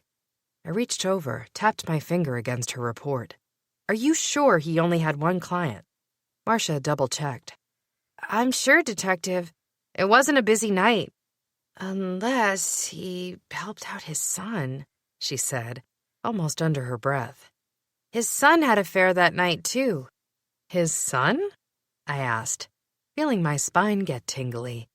Jim's son, Marcia said. He started working for the company, a year ago? What's his name? I asked. I think I'd like a copy of his records as well. Of course. You don't think... Oh, God. Drew probably hasn't heard about his father's, last night. I'll take care of it, I said. The team is probably still notifying next of kin. I'd appreciate you keeping this quiet out of respect for Jim and his family. Yes, of course, Marcia said. How sad. Well, here are the files you asked for. Thank you, I said, scanning them over, making quick work of all the basic red tape. The entry from last night, however, gave me pause. Excuse me, I said, resting the paper back on the counter. It says the carriage appointment last night was in Jim's name, but it was made late afternoon, in person. That doesn't make sense. Marcia said, squinting at the paper. I wouldn't have let that slip past. Jim quitting was big news around here. I wouldn't have made an appointment for him. But someone did, I said. And if it wasn't you, then who was it? It might have been... She hesitated. I take a lunch break every day and close up the office. I suppose someone could have jotted it down while I was away from the desk. But who? And I raised a finger. How could he have used one of the company carriages if he'd already quit? He didn't, she said. Jim's carriage went away for servicing yesterday. It always goes through a standard check when someone retires, quits, or otherwise moves on from the company. Can you tell me, did Jim's son have a fare last night? I asked. And where did he go? He did have a fare, she said, running her finger down until she found a stopping point. But he was due back by 10 p.m. Was he back by 10 p.m.? Marcia shrugged. There's no way to tell, really. We have someone come around first thing in the morning at 5 a.m. All I can tell you is the carriage was back for servicing this morning. Otherwise, it would have been reported missing. Thanks for your time, Marcia, I said. One last question. Where can I find Jim's son? Jim's son could be found in his tiny little apartment just on the edge of the Goblin Grid in the Golden District. I was just studying the outside, wondering if I should ask forgiveness or permission from Matthew, when the question became null and void. There you are, Matthew said, approaching silently from behind. You'd know if you attended our meeting this morning that I had someone scheduled to notify Jim's next in kin. He doesn't know yet?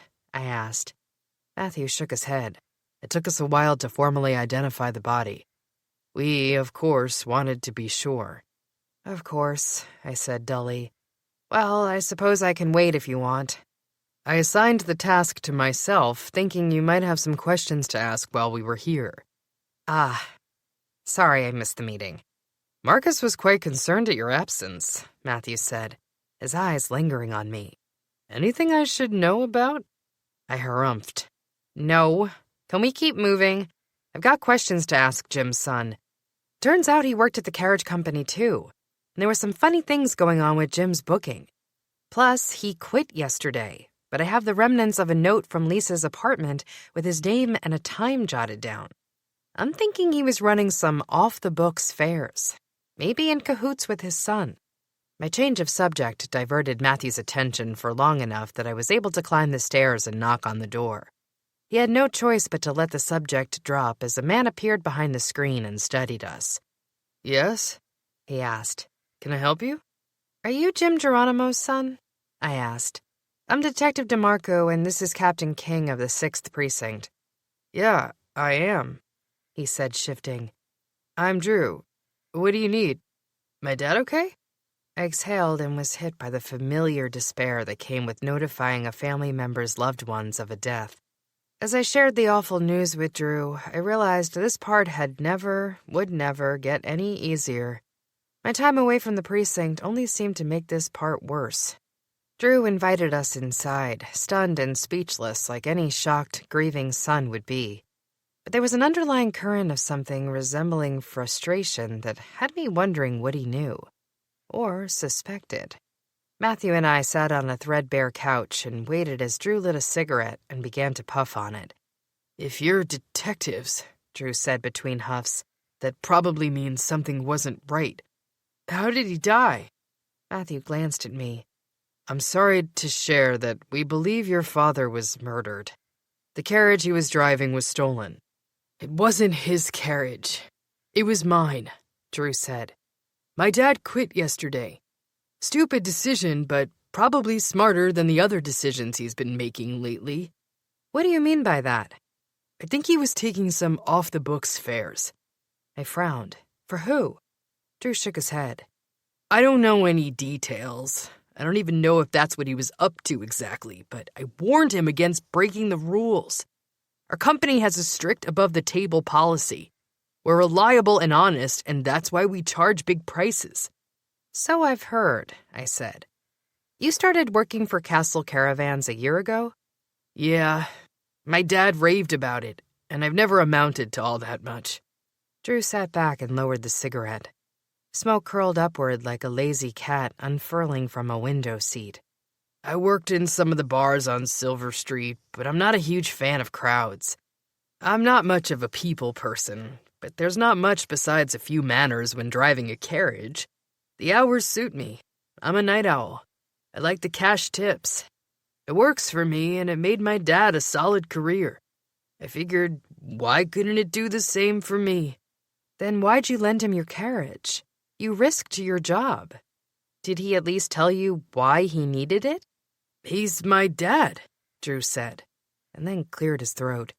He was my dad. I figured, I don't know, he'd already quit. Maybe he'd gotten wrapped up in something and was trying to get out. Maybe he needed one last run or whatever. I told him it would be a one-time thing, and he seemed fine with that. Why didn't you report it? I said. Or at least report your father missing when he didn't return last night. I saw my dad yesterday. I live by myself. Why would I have assumed him missing? Your carriage. It must have been returned before morning inspections, Drew said. Otherwise, I would have gotten a call, and yeah, I might have turned my dad in then. I don't know. I glanced at Matthew, but he gave a slight shake of his head. We both stood on cue, and I waited as Matthew handed over his card to Drew. "Let us know if you remember anything else," Matthew said. "We're going to do our best to bring your father's murderer to justice. You never know what might be helpful." Drew took the card, glanced at it. Then he ran a hand over his face and stuck the cigarette back between his lips. I told him this would happen. My ears perked up. Told him what? Drew looked exhausted. I told my dad if he didn't stop what he was doing, it'd get him killed. Chapter 21. I think we need to head back to Dust, Danny said, once they'd left Drew's apartment and found themselves strolling toward Silver Street. Find Damien and Brant, put a little pressure on them. We know something's not right about that place. It's a hunting ground. Matthew's gaze flicked over at her choice of words, but he didn't comment. She looked far too exhausted to be standing, let alone working. Maybe Jim was involved in this somehow, she mused. Our first kidnapper scouts for women, then pays off the DJ and ushers them outside during the dust storm to Jim's waiting carriage. Then he drives the girls to a hidden location while the first kidnapper returns to the club and gives himself a big fat alibi for times of kidnapping. Do you think Drew is in on it? Danny glanced over at Matthew. What makes you say that? He did lend his father the carriage, knowing Jim was running some off-the-book fares, Matthew pointed out. He might know more than he's letting on. Matthew glanced down as his comm buzzed. "Marcus," he said in explanation. "Hold that thought." Danny tried not to eavesdrop, but Matthew didn't move away, and Marcus's voice carried, so she was able to make out the gist of the call. It was harder not to grit her teeth at the very sound of Marcus's voice, but she kept silent. It wouldn't help if Marcus knew Matthew was letting Danny listen in to the comm. "Sir, I think there's something you need to know about the Jim Geronimo murder," Marcus said. "You're notifying Drew Geronimo?" "Yes." "Well, turns out Jim has 2 sons," Marcus said. "Take a wild guess what his other son's name might be." "I'm stumped, Detective." "Damien." Danielle's eyebrows shot up. Matthew did a better job of hiding his surprise. "Why didn't that come up right away?" "Damien changed his last name a few years back to his mother's maiden name. He wasn't hard to find, but the initial ping took longer than Drew's." "Well, that can't be a coincidence," Matthew said. "Thanks, Prey. I'll check it out." "I'm happy to do it for you, sir." "That's all right," Matthew said. "We can handle it. Keep digging and let me know if you find anything else." Matthew hung up the comm and glanced at Danny, who had her eyes squeezed shut. "Something the matter?" he asked. She shook her head. Marcus hates that we're working together. "Prey can take orders. This is not special treatment," Matthew said firmly. "We have to get to Dust. We didn't have a reason before, we do now." You don't think Damien killed his own father, do you? Danny asked. He doesn't seem like he's got enough backbone to follow through on something of that nature. Are you suggesting a third person might be involved? Bran would make sense, Danny said. They both work in the club. What Damien lacks in charisma, Bran makes up for in cockiness and arrogance. And they are related, Matthew said thoughtfully. That's the whole reason they opened the club together. A family business turned murderous. Danny's eyes darkened. They'd better hope we're wrong. Matthew watched Danny's eyes as determination set in. We'll get to the bottom of it soon. We're close. Maybe, but we've got to be faster, Danny said. We've got to find Lindsay and Lisa before they end up like Lily and Maybelline. We need to find Damien, and my gut is telling me he might not be as easy to find this time around. Matthew considered. I'll get Marcus back on the comm and have him sent over to Dust. You can join him or head to the precinct and wait for Damien to be brought in. I'll meet you there to question him. Why aren't we going ourselves? Danny asked, her eyes narrowing on Matthew's. It took her a moment to study him, and then she understood. You need to feed. Matthew's lips quirked into a half-smile. I don't suppose you'd care to join. Seeing as I'd rather drill a hole in my head than see Marcus, I'll take you up on that offer, Danny said. I'll check with Felix to see about updates, and then we'll meet Damien at the station once Marcus tracks him down. I need to stop by my place, Matthew said. I won't be long. If you're uncomfortable, you can meet me at the lab. Danny raised her chin in defiance. I'm fine if you are. This way, then, he said, and strode away without waiting. Matthew had been so caught up in the crime scene and whirlwinds of the last few days that he'd let himself go too long between synthetic blood feedings. Normally, he could control himself quite well, and he'd had no issues at the station this morning. But standing next to Danielle, alone, here in a back alley outside of the Goblin Grid, Matthew was having the hardest time focusing on anything but the sweet scent of Danny and the steady pulse of her heart.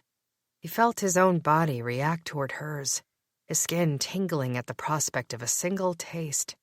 He yearned for her in ways that had his mind shutting down and his primal protective nature rising to the surface. If he didn't move fast, there'd be more innocent blood spilled. And Matthew couldn't let that happen again. It won't be long, Matthew said as they reached his house. Would you prefer to wait outside? No. Danny swept past him through the open door, and Matthew felt himself forcing back a smile as she stopped dead in the entryway. I forgot how rich this place is. She wrinkled her nose in distaste, and Matthew laughed, delighted to have the blunt detective working by his side again. It smells expensive, she said, giving him a sly glance. Sort of like you. There are worse things to smell like, I suppose, Matthew said, passing through the sterile, modernized kitchen that was entirely useless in a vampire's residence. I'll take expensive if that's all the compliment you're willing to give. Danny snorted as she followed him along. Why do you keep your fridge stocked anyway? She asked, pulling open the doors and retrieving a can of diet soda. How many visitors have you had here? One, Matthew said. Hence the reason it's stocked only with your favorites. Danny took a long moment scanning the fridge, then slammed it shut with impatience. I'll be in the living room, she said, waiting. Make it quick. I'm going to calm Felix. Danny retreated from the kitchen, admiring it with a forlorn look on her face, probably mourning its lack of use in Matthew's home. Once she was gone, Matthew continued through the house to a storage space in the back, designated explicitly for his supplies, synthetic blood and the like. He unfastened it, wondering why he kept his supplies hidden from the rest of the household. He rarely had visitors. Danny knew as well as he did that synthetic blood kept him alive. So why didn't he leave it on a shelf in the fridge next to her sodas? Matthew knew the answer to that as well. As he pierced a full bag with a long talon-like nail and raised it to his lips, he closed his eyes and drank. And, like always, he realized that his very species was a barrier to him and Danny ever truly coming together. While Danny never made him feel ashamed for what he was, the guilt was built into Matthew's very essence. He could never provide a normal life for Danny. Marriage, children, a life together, all of that looked different with a vampire. If normalcy was something Danielle wanted, she'd have to find it elsewhere. Though Matthew hated to admit it, even Gray could offer a more normal life than Matthew ever could. Gray might transform now and again into a big furry beast, but that was an isolated case. The rest of the time, Gray was a warm-blooded, heart-pounding person. Matthew would never be that. He drank, finishing the bag with a flourish and reaching for another. Normally, one bag was more than enough to do the trick, but he felt on fire today, his thirst burning a hole through him. Despite the fact Danny was in the house, tucked back through several closed doors, Matthew could smell her scent, and he hungered for her, thirsted, desired. He drank, and still his thirst wasn't quenched. He reached for a third bag before realizing that this synthetic substitute would never be enough to fill the gaping hole inside of him. Only one person could do that, and she was sitting just across the house. He dropped the third bag back where he'd found it and returned inside. He flew through the kitchen, aware his body felt revitalized by the large infusion of blood, and simultaneously aware that the hole in his chest was larger than ever. Matthew stormed into the sitting room downstairs and came to a dead stop at the sight of Danny there on the couch. She was out cold, dead to the world. Her heart beat a slowing, sensual tune, while her breath came in even waves. Her hair spread in a halo around her face, and her body, clothed in tough, dark leathers and spiky studs, looked small and unbearably fragile. The poor thing was exhausted. Matthew could practically feel her energy replenishing from her much-needed rest. She'd be much more useful after a half-hour's nap than she would if he woke her now. So with painstaking gentleness, he lifted her in his arms and climbed the stairs to the second level. Matthew had purchased the property, one of the oldest in the city, because it brought back memories of easier times. Times before Danny. Times when he'd had only to focus on himself. Then, for a brief flash in time, Danny had swept through these hallways and made this place warm and real. It was the first time it had become a home. Matthew knew Danny hated this place with its grand stairways, oversized four-poster bed, and window seat that boasted views across all of Wicked. And he knew if they were to ever come together, he'd sell this place in a heartbeat and find a new one that pleased her. Meanwhile, he was only resting here temporarily and biding his time. He laid Danny on the bed and covered her gently with a comforter. Then he moved to the window seat and stretched out, folded his hands in his lap, and waited. Chapter 22. I woke to the feel of a whisper of skin against mine. My eyes flickered open, and for a moment I panicked. The first thought to race through my mind was that I'd been kidnapped, but that notion blew away like a piece of errant lint. I was much too comfortable to have been kidnapped. It felt like someone had laid me to rest on clouds and covered me with silken sheets made for royalty. As my eyes focused, the reality of my surroundings sank in. The exquisite bed linens, the magnificent lofted ceilings with a sparkling chandelier and tilted skylights that gave view to the borough beyond, and the eyes, the gorgeous, complex, dangerous pools of dark of Matthew King staring back at me. "I'm sorry to wake you," he murmured, "but you've been asleep for half an hour, and I knew you'd stake me if I let you sleep longer than that." I couldn't bring myself to move. I was dazed and all too comfortable, and I wasn't sure which had me glued to the bed. It was then that I realized Matthew's fingers brushing hair back from my forehead was the whisper of skin that had caused me to wake. The only thing I could manage was a husky sort of question that somehow translated to a garbled, "What?" Matthew cleared his throat. "While I was outside, you sat on the couch and dozed off." "More like fell into a black hole," I said. "I don't remember anything after I hit the couch." "You were so exhausted I thought I'd let you rest for a moment," Matthew said. "Felix hasn't calmed yet, and neither has Marcus. It was imperative you rested." "I guess. Well, I didn't sleep much, I said, dragging a hand across my eyes. Late night, early morning. You know the drill. Indeed, Matthew said, though it had been a long time since he'd needed rest. Danielle, there's something... Matthew, I need to get moving, I said. We both do. It's been too long since I checked in with... Matthew's demeanor changed, and though he didn't outright speak, it was enough to draw silence around us both. Another flicker of something passed across his face, a nervous, almost tender sort of expression in which he watched me carefully, seeming to argue with himself. Whatever it was, I could see when he made the decision, the moment his mind changed and he acted. Leaning forward, he pressed my hair back from my forehead with a softness impossible to replicate. He hesitated, meeting my gaze as he waited for the meaning to sink in. I knew this was his way of asking permission, of warning me that in the next moments something would change that couldn't be reversed. I closed my eyes, felt my lips part, and leaned into him. Matthew's arms wrapped around me, held me to his chest as his mouth met mine in a whirlwind of pent-up longing, of wordless desire, of a fate that was meant to be and couldn't quite come to pass. His hands caressed my cheeks, down my neck, over my back, and then his lips followed. The quick, sharp touch of fang sent an erotic jolt down my spine, and I arched toward him, letting him hold me, pull me, roll onto the bed in one graceful tumble. I wasn't sure who reached for my shirt, but I pulled it over my head, and he tossed it aside. I tugged at his shirt next, saw the pale glint of his gorgeous torso, and pressed a trail of kisses along it, dragging me back to him, our chests naked and pressed together in a symphony of hot and cold. He broke our kiss and forced my gaze to meet his. I've waited too long to do this, Danielle, and now I simply can't wait any longer, he said in a low, husky murmur.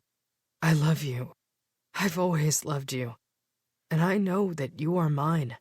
Of course, that's only if you want to be, but I can't take the risk of waiting any longer. Matthew. He stole my argument with a kiss. I was created to love you, to be one with you. And if fate pulls us apart, it won't be because I didn't make my feelings clear. I know, Matthew. And I love you too. I'm sick of the reasons we can't be together, Matthew said. There are always reasons that we shouldn't work. We are different species. I could hurt you, crush you, bleed you to your death with one wrong move.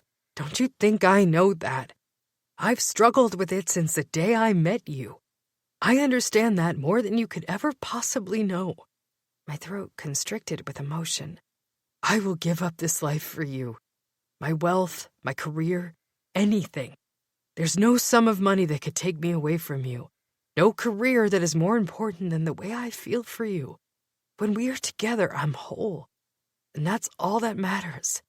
Tears pricked at my eyes, but I refused to let them fall. Crying was for times of sadness, and I'd had enough of them. Matthew's words filled the hole in my chest like a vase with colorful sand and joyous swirls and spirals of life. The more he poured in, the more fragile it became. One wrong move and the vase would crack, and the sand would slip away, lost forever, washed away by the tears threatening to fall. I'm sorry it's come to this, Matthew, I said. I never meant... I've always loved you. I didn't know. You don't owe me an answer, Matthew said, exhaling with a huge sigh that resembled relief. But I had to know if you'd chosen to let your affection stray elsewhere. I couldn't wonder for an eternity if I'd lost you because I hadn't told you how I felt. I hope this will show you how I feel, I whispered against his cheek, before dragging a kiss along his neck and ending on his lips.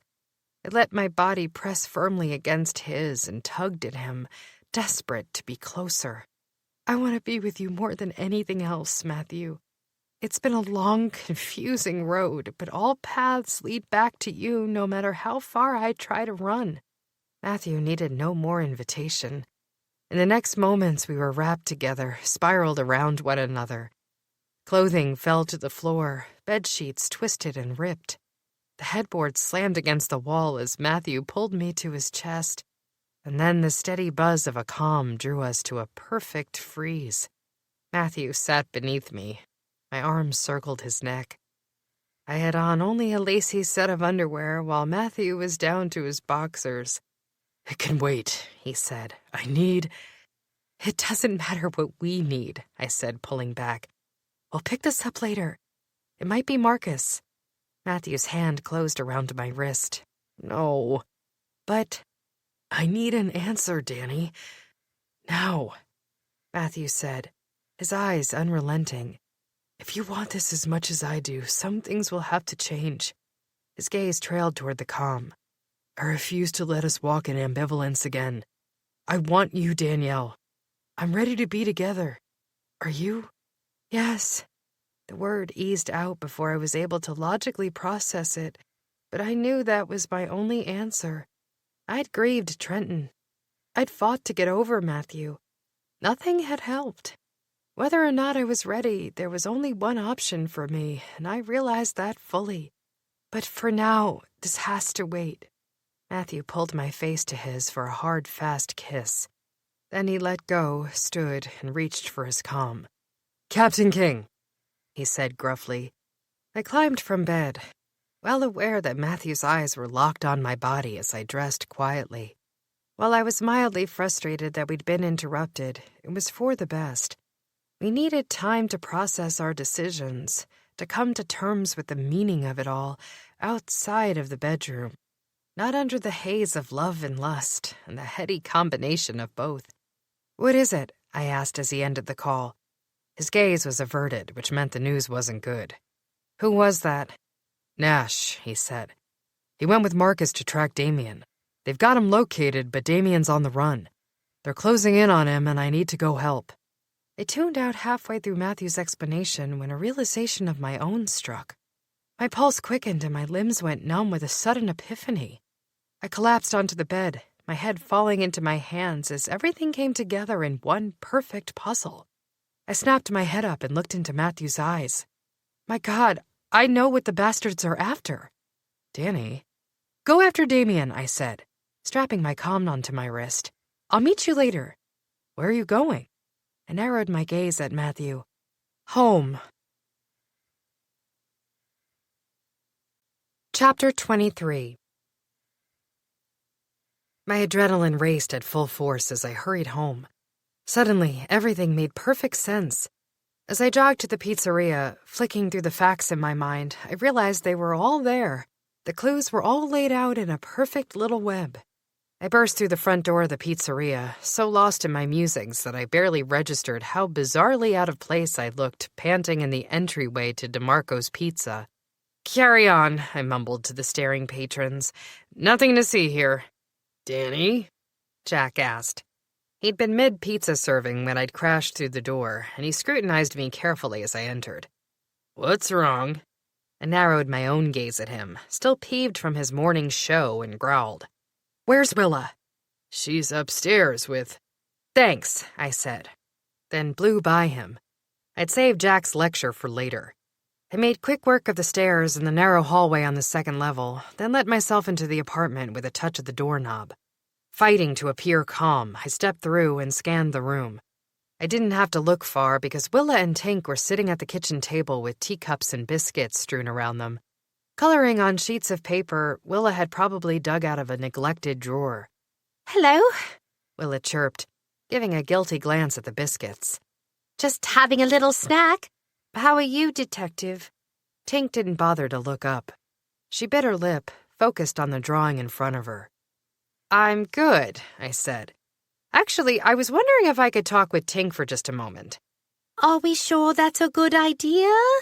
Willa asked, her voice rising like an escalator until it reached squeaky proportions. "I think Tink is probably pretty fragile right now, and—" "It would be very helpful to her mother's case," I said through clenched teeth. "Do you mind if I take over for a second?"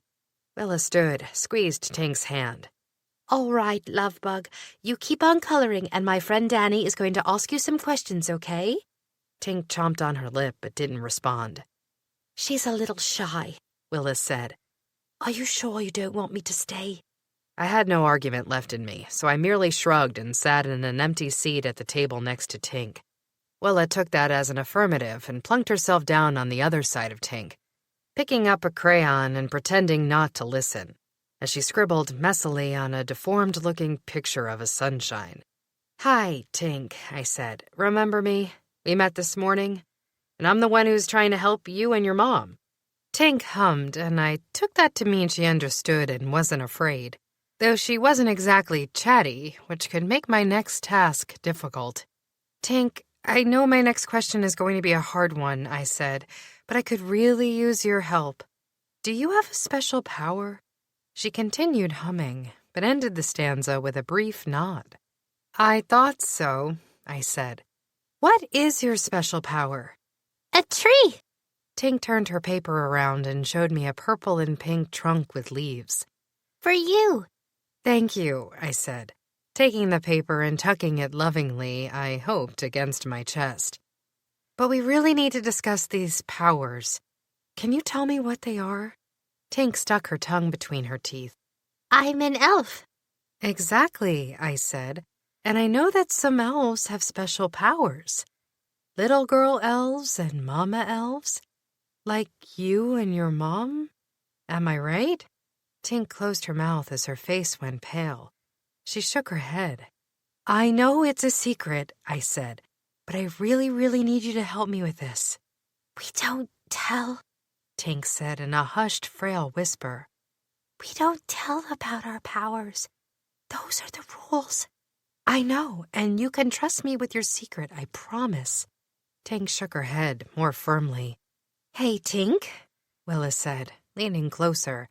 I have a secret to tell you, and it's that you can trust Danny, okay? Your mama sent you here for a reason, to help her. Danny is working hard to get your mom back safe and sound, but you were brought here for a reason, and I think you know that. Tink looked down, hungrily eyeing the crayons. Willa fished her another piece of paper, and as Tink went desperately to work scratching out all white spaces with a blood-red crayon, Willa continued. I'm going to leave the room because I know you don't want to tell people about your secrets, but you can trust Danny. In fact, she has a special secret of her own. You do? Tink looked up at me. A secret power? I gave a grateful glance to Willa and then nodded at Tink. "Yes, as a matter of fact. I can see residuals. Do you know what those are?" Tink hesitated for a moment, then shook her head. "You know a spell, don't you?" I said. "I'm going to leave the room. I want you to say your spell quietly so I can't hear it. Any simple spell, and when I come back, I'll be able to tell you exactly what it was." Tink looked intrigued and gave a floppy nod. I pushed my chair back and left the room, making loud noises as I closed the door and moved down the hallway. A minute or so later, Willa appeared at the door and gestured for me to return. I walked into the room, scanned the air, and then flashed a grin at Tink. "You trickster," I said. "You didn't do any spells." Tink's eyes grew wider. How did you know that? I shrugged. "I have powers that help me see spells." I have powers too, Tink said in a whisper. and so does my mom. That's why they took her. That's why she tried to bring me to you, to keep me safe. But my mom said I was supposed to keep my powers secret. Willa silently stood and left the room, closing the door behind her. Meanwhile, I made my way back to the kitchen table and found Tink's little hand and held it tight. "Except you didn't keep it a secret," I said. "Did you?" Tink looked surprised, then guilty. What do you mean? "You said he was going to kiss me," I explained gently. "I think you and several other elfin ladies have the power to see the future. Clairvoyance. Am I right? If you shake your head, you still haven't told me." "Really, I already know the answer, don't I, Tink?" Her eyes filled with tears. You're not supposed to know. "I swear I will take your secret to my grave. But I would like some help understanding how your powers work, if you don't mind." Will it help my mom? She asked. When I nodded, she bit her lip. You can see spells? "I can. Then watch. Tink closed her eyes and reached out, touching my shoulder with her hand. In the next second, she glowed a golden color. A halo appeared around her head, and tiny, tiny beams of light shot from each finger, just like her mother in the alley. I understood suddenly that Lisa hadn't been in on the kidnapping as I'd initially thought.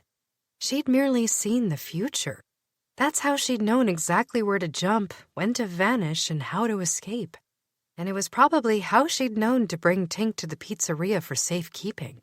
She had known we'd be the ones to put the puzzle pieces together. All thanks to one special little girl. Here, Tink said, reaching a hand up to tug at her necklace. I need your help. Take this off, please. I helped Tink take her necklace off, a simple silver chain with a fat pearl attached at the bottom. It was a beautiful piece that seemed a sin to remove. You need this, she said, sounding insistent. You must take it. Where'd you get this necklace? I asked, holding the chain in my hand. I was hesitant to take it because it felt precious, a sentimental gift, more than a monetary one, from someone important to Tink. This belongs to you. She shook her head. Not right now. You need it more than me. It will keep you safe, and it will bring Mama back to me.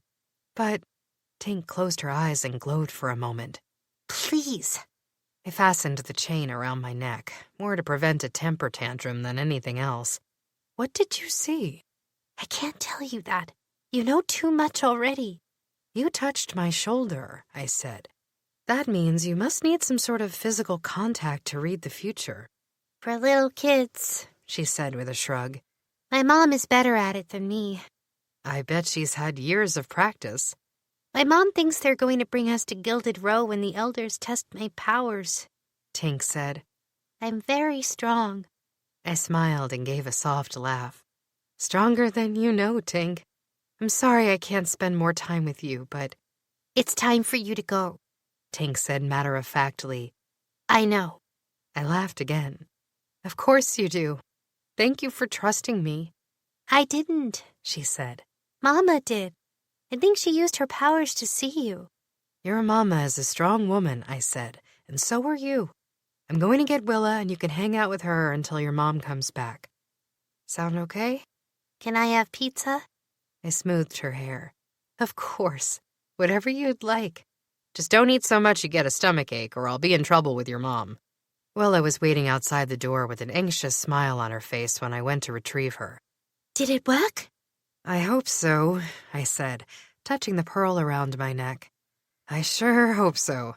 I'd barely cleared the front door to the pizzeria when my comm rang with a message from Matthew. Damien got away, he said briskly. Where are you? I just left home, I said. I can't explain yet, and I'm sorry, but I made a promise. Fine. Matthew was smart enough not to argue. I needed to get a hold of Felix. He buzzed with an update, but I didn't have time to take the call. I'll take care of Felix, I said. Find Damien. Matthew ended the comm without fanfare. Hard to believe we'd been in his bed hardly an hour before, wrapped in a tender, passionate embrace. No wonder we'd found it hard to maintain a relationship. We never had time to finish what we started. But that, I vowed, would change, just as soon as we wrapped this case. A small voice in my head told me I'd said the same thing before, time and time again. There was always another case, another innocent that needed saving, another murder that needed solving, and often combinations of both. When would it end? Felix, I said into the comm, I'll be to the lab in 5 minutes. Have your results ready. Thank you, Felix, he muttered in a nasal imitation through the comm. I really appreciate your speedy results, and the fact that you put me first above everyone else who needed work done yesterday. Felix. Sorry, he said. It'll be ready. And Detective, I think you'll be surprised. Chapter 24. I'm not at all surprised, I said to Felix. Sorry, champ. The tech wizard shoved his hands in his pockets and glanced down, a keen look of disappointment on his face. What do you mean you're not surprised? I mean, your results make perfect sense. It fits snugly together with everything else I've discovered today. What sort of discoveries have you made? Felix asked, a curious glint to his eye. Explain to me how a siphoning spell fits into the rest of this case. There was silence for a moment as we both looked down at the silver bangle on the table. The bracelet I'd nabbed from Raina's arm at the casino the other night, the one touched by her magic. You first, I said. I'd like to know how an ancient siphoning spell has found its way onto the bracelet of a casino dealer. A very good question. In fact, I thought you'd never ask. Felix shoved a thick pair of glasses up his nose and rubbed his hands together with glee, before tugging up the sleeves of a crinkled white shirt to his elbows. With an excited trill, he launched into a description of the centuries-old magic. It all began when... No, I said, cutting him off mere seconds into his explanation. I'm on a time crunch. I'm going to need you to dumb it down for me. Felix chewed on his lip, again disappointed. He was probably the greatest mind in all of Wicked, regardless of the fact he couldn't seem to keep food stains from collecting on his shirts. I watched, striving for patience, as he struggled to find a simpler explanation. What we have here is a very old school of magic, Felix said, nobly launching a second attempt to make me understand. A mixture of runes and curses that have been created specifically to funnel magic through its wearer. It's implemented exclusively on the bangle. Right, I've got that, I said. Fast forward. Felix gave a flustered sputter. He hated to be interrupted, so I made a good effort to close my mouth and keep it shut. I wanted to get out of the lab and back to the precinct in case Matthew, Nash, and Marcus needed a hand roping in Damien. Anyone who wears this bracelet, Felix said, lifting up the silver so it glinted under the lab lights, has what's called a channeling power. It's been illegal for years, hence the reason it's centuries-old magic. Because most people aren't stupid enough to use it any longer. It's heavily punishable by prison sentence, as evidenced by the Goblins versus Elves case of 1799. Breaking laws doesn't exactly stop most criminals, I said. How often have you seen this sort of channeling magic come through the lab? Rarely. I saw it once a long time ago, Felix said. It's difficult magic to perform. Besides the fact it's extremely hard to get right, it doesn't often make sense as a solution to a problem. Even for criminals. There's not usually a reward great enough to bear the risk of breaking these laws. But in this case, Felix gave a grim smile. I'm assuming the reward well exceeds the risk. I would agree, I said darkly. I'll bet you the mastermind behind this has cut a deal with the casino. A deal of this level would make someone very wealthy. Wealthy enough to disappear from Wicked forever and live a very comfortable life? And more. Except for one problem. Felix raised a finger and looked expectantly at me. You. I smiled back. He's not getting away with it thanks to you, DeMarco. Speaking of, do we know who he is? I shot him a wary look. This was off the record, remember? I'm assuming it's going to fall on the record if this breaks open in as big a way as I suspect. You need all the help you can get, Detective. I rolled my eyes, but I didn't respond because the truth was that the pieces were starting to fall into place. Only I didn't trust my theory enough to loop in Felix. Not yet. He was right on one front. This development could break the case wide open, and I had to be absolutely positive that I was correct before I dragged names through mud. Can you tell what sort of magic ran through the siphoning spell? I picked up the bracelet Raina had worn. It was about an inch thick and quite heavy. I have a theory, but I'd really like more than theories at this stage in the game. It's strange, Felix said, watching as I spun the bangle in every direction under the blinding lights. I can't get a read on it. Now, residuals of any sort are hard for me to pick up, hence the reason we keep you around. I imagine there are protective enchantments keeping me out. Maybe if I had more time... We don't have more time, I said, thinking of Lisa and Lindsay. Thanks for this. I'm going to need to take it with me. Felix's eyes lingered on the peculiar bangle as I clutched it to my side. Felix's tests had all but confirmed my newest theory. It felt safe to assume that the kidnapping cases, the murdered elves, and the casino scandal were all related. I imagined how things might have gone. Damien, or possibly a partner, had found a way to pinpoint young elves who had the gift of clairvoyance.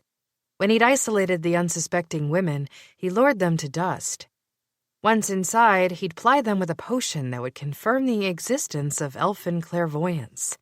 At that stage, the rest of his plan would have been simple. He would have conned his father, Jim, into helping him move the women. Maybe Jim would have resisted, but once he was too far down the rabbit hole, he would have had to continue on or risk death. Once the girls had been moved to a secure location, Damien and/or a partner could begin the long and painful extraction process. If I wasn't mistaken, Lisa and Lindsay would be at this location awaiting their sentence. Even as I reviewed the solid-sounding plan, something didn't sit right. I suspected it had to do with Damien. I couldn't see him killing his own father.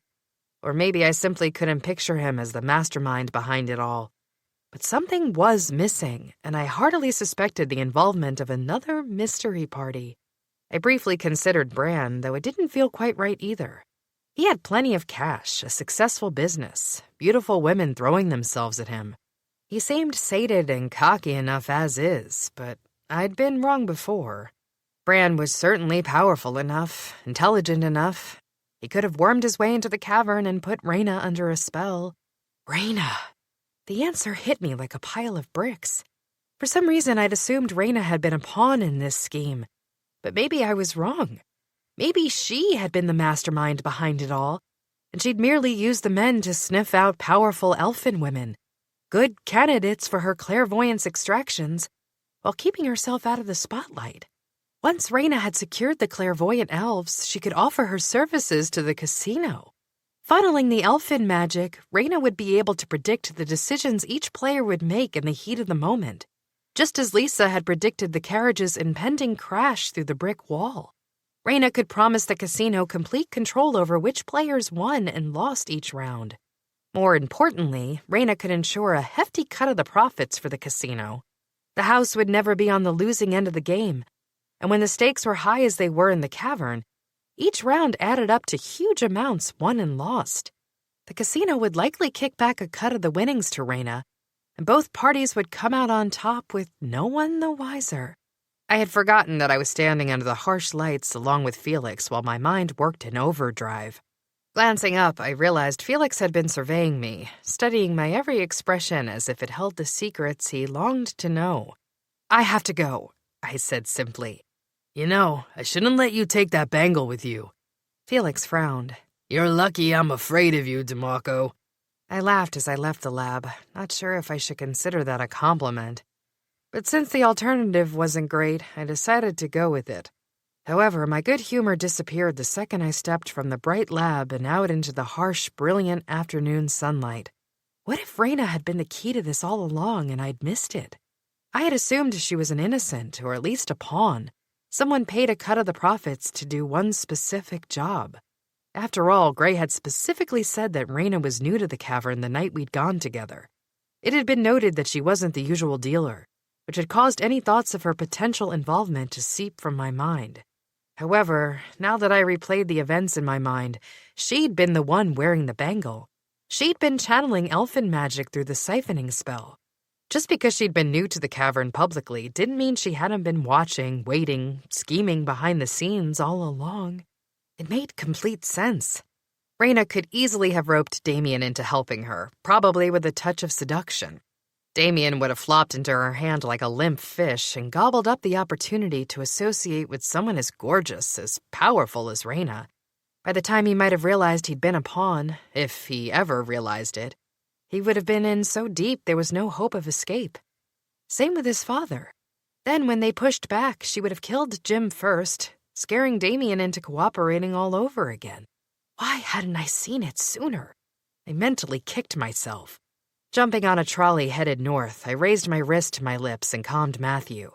I swore when there was no answer on his end. He was probably in the middle of the hunt for Damien. I needed to get a hold of him, to let him know I was heading to the casino. I was too late to be of any help with Damien's arrest, so I might as well get started on Rhaena's. I was just preparing to calm the station when I felt a clammy hand grab hold of my shoulder. I spun around, stumbling as the trolley leapt over a bump, and found a frantic face staring back at me. "You have to help me," the terrified woman said. "I've been looking all over for you, Detective. They are after me." Chapter 25. "Cynthia," I said, pressing a hand to my chest and taking a moment to catch my breath. I'd been so deep in thought about Raina that she'd completely startled me. "What's wrong?" "They're after me," she repeated. "Or he is. Someone. I don't know who, but I'm in trouble." "Back up," I said, squinting as I struggled to follow her frantic explanations. "How do you know someone's after you?" "They've got my mother," Cynthia said. "I think they came to my house looking for me, and I wasn't there. When I came home—" Cynthia stopped speaking and gave a full-body shudder. I shrugged out from under the grip she had on my shoulder, noting she looked worn and tired, her face slick with perspiration despite her cool touch. "Your mother is where?" I prompted her again. "I'm sorry, Cynthia, but I'm going to need you to focus. I need you to stick with me and explain so I can understand." "Of course," she stuttered. "Sorry, I'm shaken up. I came looking for you because you've seen her. You know." "Know what?" "You know about my mother," Cynthia said in a frenzied whisper, "and her powers." "I thought she didn't remember what they were," I said. "I thought they'd confiscated her magic a long time ago." "She started remembering," Cynthia said. "I don't know how, but things started coming back. Pieces of the puzzle started fitting with one another as if something triggered her." "I thought you didn't believe your mother." "I didn't for the longest time," Cynthia said. "But after seeing you and Matthew and hearing you talk about it as if it were real—" Cynthia's shoulders straightened and she stood taller. "In fact, I wonder if it was your visit that triggered her memories. It wasn't long after you visited that she started saying things, remembering." "Is it just memories?" I asked, "or have her powers come back too?" Cynthia shrugged. "I don't know. I assume it's just the memories, but maybe there's some lingering powers. I have no clue how to tell." "Whoever took your mother might not have been after you at all, Cynthia. I hate to say it, but if your mother's powers returned somehow or were still there, hidden behind the memory loss, she might have been a target." "For what?" Cynthia asked, her brow furrowing with concern. "Do you mean extracted? Is that what happened to Maybelline and Lily? Is that what killed them? Oh, God, don't tell me they're going to kill my mother, too."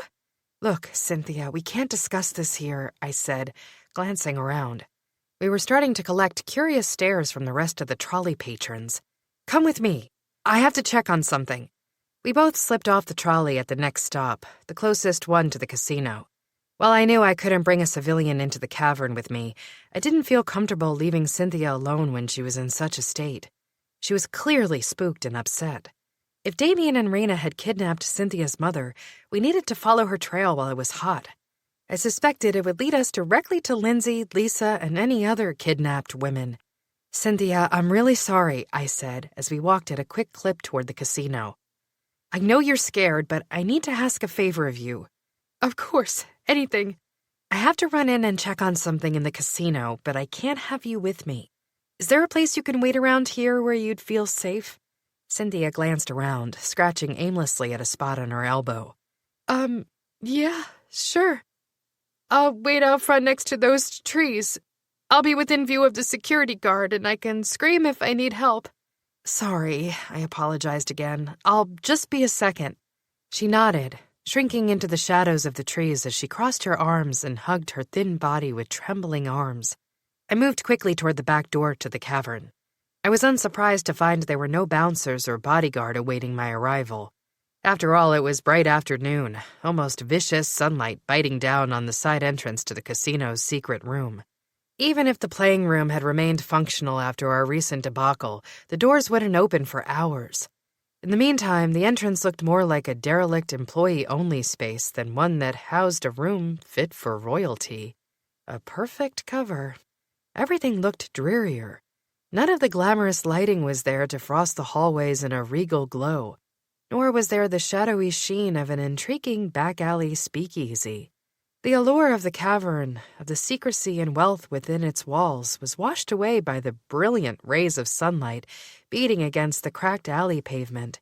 I pulled the stunner from the holster at my hip and leaned against the door, listening for an extended moment. At the silence, I pounded my fist against it and called out an introduction. Nothing. For both my sake and Cynthia's, I hoped this would only take a second. I'd promised Cynthia I'd be back quickly, and I intended to keep my confrontation with Raina short and sweet. Hopefully she'd be here already, preparing for the evening's festivities. I was confident that with the element of surprise on my side, I could handle her. There was a chance that the room would have been moved to a new location, as Gray had mentioned, but I had no way of knowing. There was always the chance business would continue as usual, with my name firmly on the blacklist. Before forcibly opening the door, however, I raised my wrist and calmed Matthew again for backup, just in case. He didn't answer, so I left a message with my whereabouts and the fact that I had Cynthia waiting out front. With any luck, if I didn't return in a few minutes, she'd be smart enough to alert the security guards out front that I was missing, and they could contact the station. I took Matthew's lack of response on the comm to be promising. Matthew, Marcus, and Nash were probably in the middle of arresting Damien, which would explain their radio silence. The thought was invigorating, for the sole reason that if my assumptions were true, and I could get to Raina before she received news that Damien had been arrested, it would give us the advantage. We would be able to pit them against one another independently, and with any luck, record full confessions and wrap the case by nightfall. The women would be back with their families, Lindsay would be returned to her parents, and Tink would be reunited with her mother. Hopefully, Cynthia's mother would also be reunited with her daughter. I took a deep breath, focused on the kidnapped women, and kicked open the side door. I was surprised by its flimsiness. Maybe it was my faulty memories, but I could have sworn this place was exceedingly grand, deliciously opulent, an elusive sort of space where millions were gambled and lost in any given night, and plates of food cost more than my annual salary. I distinctly remembered diamonds glittering on ladies' necks, fat enough to feed an entire country. Yet that had all vanished. I crept through the dim entrance hallway, noting that it had completely lost its luster. I was saddled suddenly with the eerie sensation that the entire setup had been an illusion, that the cavern hadn't truly existed. "Hello?" I called out loudly as I inched through the long, narrow hallway. "Anyone there? I'm Detective DeMarco with the 6th Precinct." Still no answer. The shadows seemed longer, dingier. The hairs on my arms rose. Almost as if on cue, my comm beeped, and I answered in the same breath. "Matthew?" "We've got Damien," he said. He's what?" "He's dead. And Danny, that's not all. Marcus is missing." I cursed as Matthew exhaled with frustration. It looked like Raina was 2 steps ahead of us on all fronts.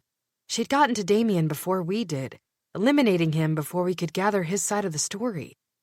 He probably would have cut a deal in exchange for giving up Raina. "How do you know he's gone?" I pressed, wondering if Marcus had perhaps found himself in deep water. He'd blackmailed another cop. It wasn't a stretch to think he might have gotten involved in something worse. "He's not answering, hasn't shown up when expected," Matthew said. "We're looking into it. Where are you?" "I'm at the casino," I said. "The room where Gray and I went the other night is completely gone. But Matthew, Damien's not the end of the line. There's a third person involved." "We know," Matthew said. "We found her fingerprints in the system at Damien's murder. Her prints were in the system because of her silver-collar worker license, so we got a name." My mouth parted in surprise. "But Raina's not an elf, so how did she get her license?" It was Matthew's turn to pause. "Raina?" "The dealer," I insisted impatiently. "She was the one wearing the bangle, the one at the cavern the night Gray and I were here. She must have figured out who I was after I blew my cover." "I don't know what you're talking about," Matthew said. "Maybe Raina wiped the cavern clean, and maybe she's involved with your gambling scandal, but we didn't find her prints at the crime scene." "But then—" I paused. "Whose prints did you find?" In my mind, I'd already convicted Raina of the crime, so I was stunned to hear Matthew's evidence didn't agree with mine. I'd been so sure of it, so positive the evidence would be stacked entirely, conclusively against her. "The first witness we interviewed." Matthew cleared his throat. The one who survived while Maybelline and Lily were taken. Cynthia's fingerprints were on the murder weapon. That's ridiculous, I said. Cynthia's right here. Before I turned around, my stomach plummeted. The pieces that hadn't quite added up suddenly clicked into place, and I knew I'd been deeply played for a fool. Cynthia had correctly suckered me into believing she'd needed help, wanted desperately to save her mother. She toyed with my emotions as well as my logic, and I'd fallen completely for it all. My comm beeped as I finished turning and found Cynthia waiting for me in the doorway. She smiled. "Hello, detective." I steadied my voice. "Tell me you didn't kidnap your own mother." "Thanks for your help on the trolley back there," she said smoothly, ignoring my question. She then curiously raised her hands and gave a slow clap that echoed around the cavernous room.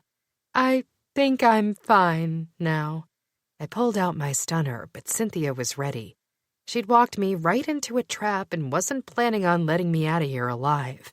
On the third clap, she raised her hands, palms facing outward, and the motion was accompanied by a flash. There was an ensuing bright light, then a sudden darkness as a thorough numbness snaked through my limbs. A slow paralysis that left my entire body frozen as I collapsed to the floor, every muscle a black hole in my body. Cynthia took her time walking over, letting me struggle while she basked in my helplessness. Then she leaned forward, whispered a curse, and ran her hand over my face. In the next moment, everything went black. Chapter 26. Good morning, sunshine. My head pounded and screeched as the darkening curse wore off. My vision and speech returned, though it took longer to shake the paralysis from my limbs. I blinked, struggling to take in my surroundings, while simultaneously issuing a scowl at the man who'd spoken. "Welcome to the club," Marcus said, giving me a thin smile as I met his gaze. "They got you, too?" "If they let you in this club," I growled, "the bar's obviously not set very high. You're lucky I got you on the guest list, sweetheart." "Where am I?" I snapped, glancing around as I scrambled to a seated position. "How long have you been here?"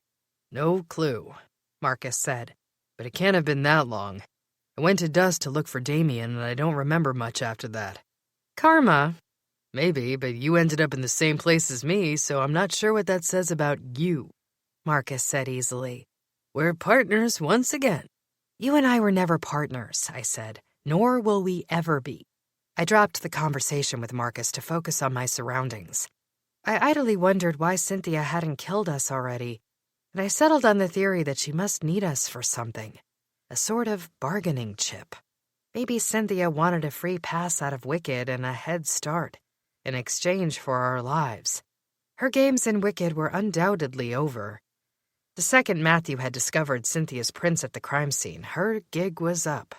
She'd only made things worse by kidnapping 2 police officers, which made me think she was feeling cornered and desperate. Not that I blamed her, because there wasn't a place she could hide in Wicked and not be found once Matthew was on her trail. "Where are the others?" I demanded, as my eyes adjusted to the darkness. "Have you seen the other women? Has Cynthia mentioned anything about them?" "Cool your jets, detective," Marcus said. "Look around." I blinked, a long, hard blink, hating that my limbs trembled from lack of use. "How long have I been out?" "Your Highness napped for, I'd guess 4 hours. The very sound of Marcus's voice grated on me, even though it was the only familiar thing in this dim, dark basement. I wondered what I'd done wrong in a previous life to get trapped in a cage with my worst enemy. Sharing a cell with Cynthia would almost be more enjoyable than sitting next to Marcus.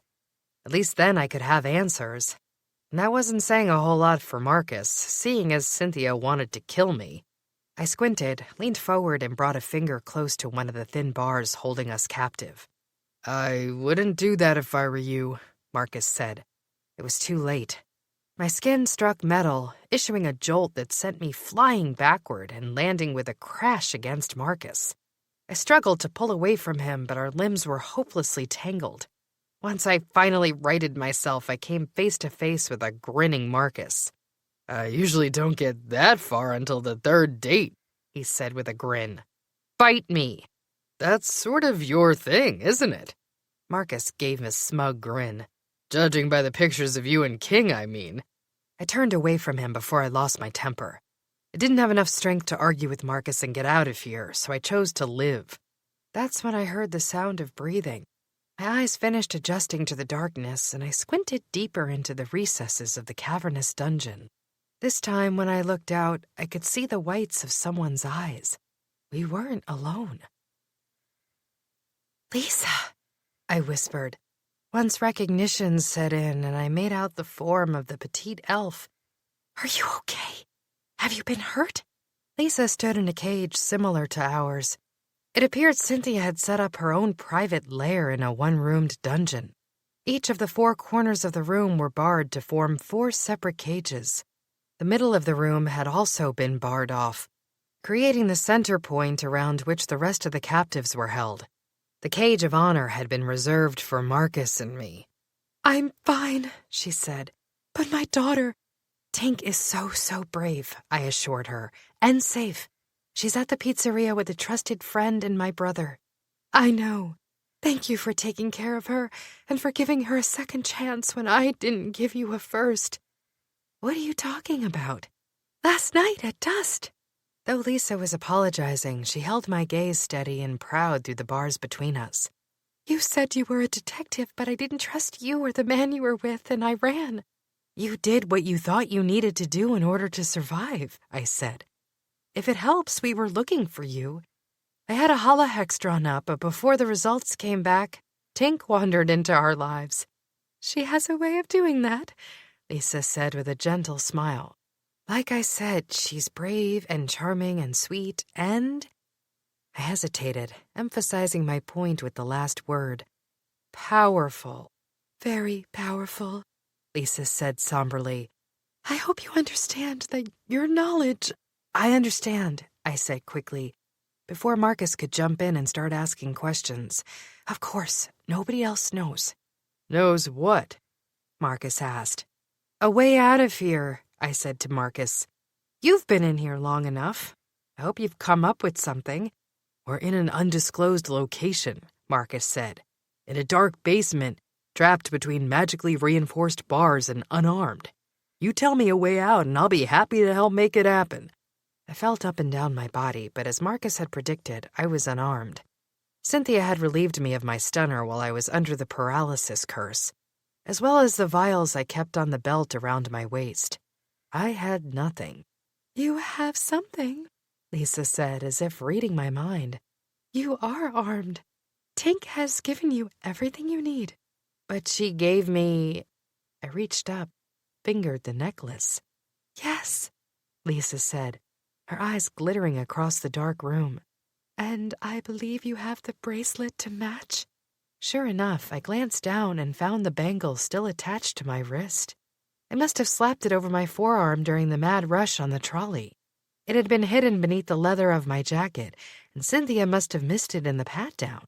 Or she'd seen it but hadn't assumed it was dangerous.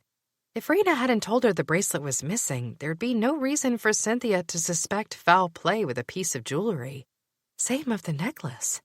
But apparently, Tink and her mother had known this all along. Yes, my daughter is very powerful, Lisa said. The necklace is a protective spell between mother and daughter. However, because she's given it to you, entrusted it willingly to a friend, the protective bonds are now linked between us. I closed my eyes, murmured a little paralysis jinx of my own. It was largely illegal to concoct our own spells and jinxes on the job, but I considered this to be extenuating circumstances. I sent the ball of light flying toward the bars, aiming at an empty spot on the wall, but the light fizzled, sparked, and died before it reached the edges. Magic dampener, Marcus said dully. Think I haven't given it a shot? But it doesn't dampen our magic, Lisa said. A mother and daughter's bond isn't a spell or a charm.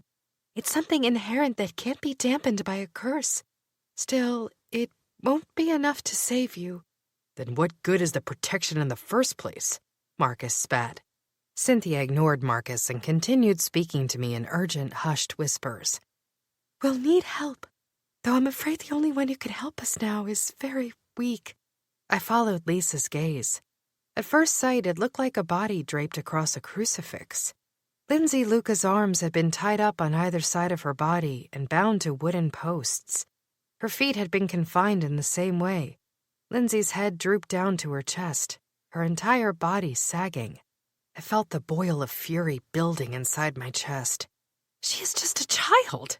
A very powerful child, Lisa said, and there was a note of sorrow in her voice, as if she was picturing her own daughter in Lindsay's place, hanging by thin rope as her power was systematically drained from her body. Cynthia has been running her dry. I know Cynthia senses the end is near and she's taking it out on us. She's been running through Lindsay's power as if it's an unlimited resource. But it's not, I finished. And when it's gone, she dies. Lisa nodded. I will be next. How can she help us? I asked. Lindsay is barely conscious. We can't ask any more of her. The siphoning spell, Lisa said, flinching at the name. It's old magic infamous within the Golden District. We're not afraid of much, but from this we flee. I can see why, I said dryly. It's killed 2 women already, and it looks as if it made a good dent in Lindsay, too. We need to get her out of that harness. We tried, Marcus said, raising a hand at the same time I raised mine. If you're going to send a slicing spell her way, I'd recommend you don't. I turned, holding the ball of magic in my hand. I have to try something. I've already tried it and nearly took off a toe, he said. Magic either bounces back or dies in these chambers, and it's hard to tell which. Wouldn't want you to lose that pretty head of yours in a mistimed spell, detective. I let the anger and frustration course through me, causing the spell to flame brighter and brighter until Lisa shook her head. With a sigh, I let it burn out as I dropped my hand to my side. She's aware, Lisa said, but she's very, very weak. You will need to call on her for help. It's what Cynthia is doing. I'm afraid you'll have to tap into Lindsay's power in the same way she is, or we will all die here. What if I kill her? I asked in a low hiss. I can't take that risk. You must. We must. For her, Lisa said. And Lindsay would want you to. She's just as brave as my Tink, and I know for a fact that if it were Tink being drained, she would do the same thing. You have to trust her. How do we do it? Marcus pulled himself up, dangerously close to the bars of the cage. I'll do it. You won't, Lisa said. It's Detective DeMarco's choice to make. If you do this, Detective, I'll need you to concentrate. I can help you. How do you know the spell? We've been taught it, Lisa said. The elders teach us so that we can recognize it and run. Something from the inside, something distinctly paranormal started happening in my chest and my breathing constricted. I reached up, clasped a hand to the necklace, and understood that elfin magic was at work, and I was just a conduit for it. How does it work? I trailed off mid-sentence as something rocked my body. Tink had known I'd need this link to her mother. She'd seen the future with her extraordinary abilities. But what did that mean? Did it mean I was supposed to use Lindsay's power to help us all escape? Or would I kill her in the process? When I opened my eyes, I knew. I had the words to the ancient siphoning spell gifted to me from Lisa. She'd known the forbidden magic, knew the way to invoke its power. I felt the bracelet burn on my wrist, the tool that would be used to funnel Lindsay's power through my limbs.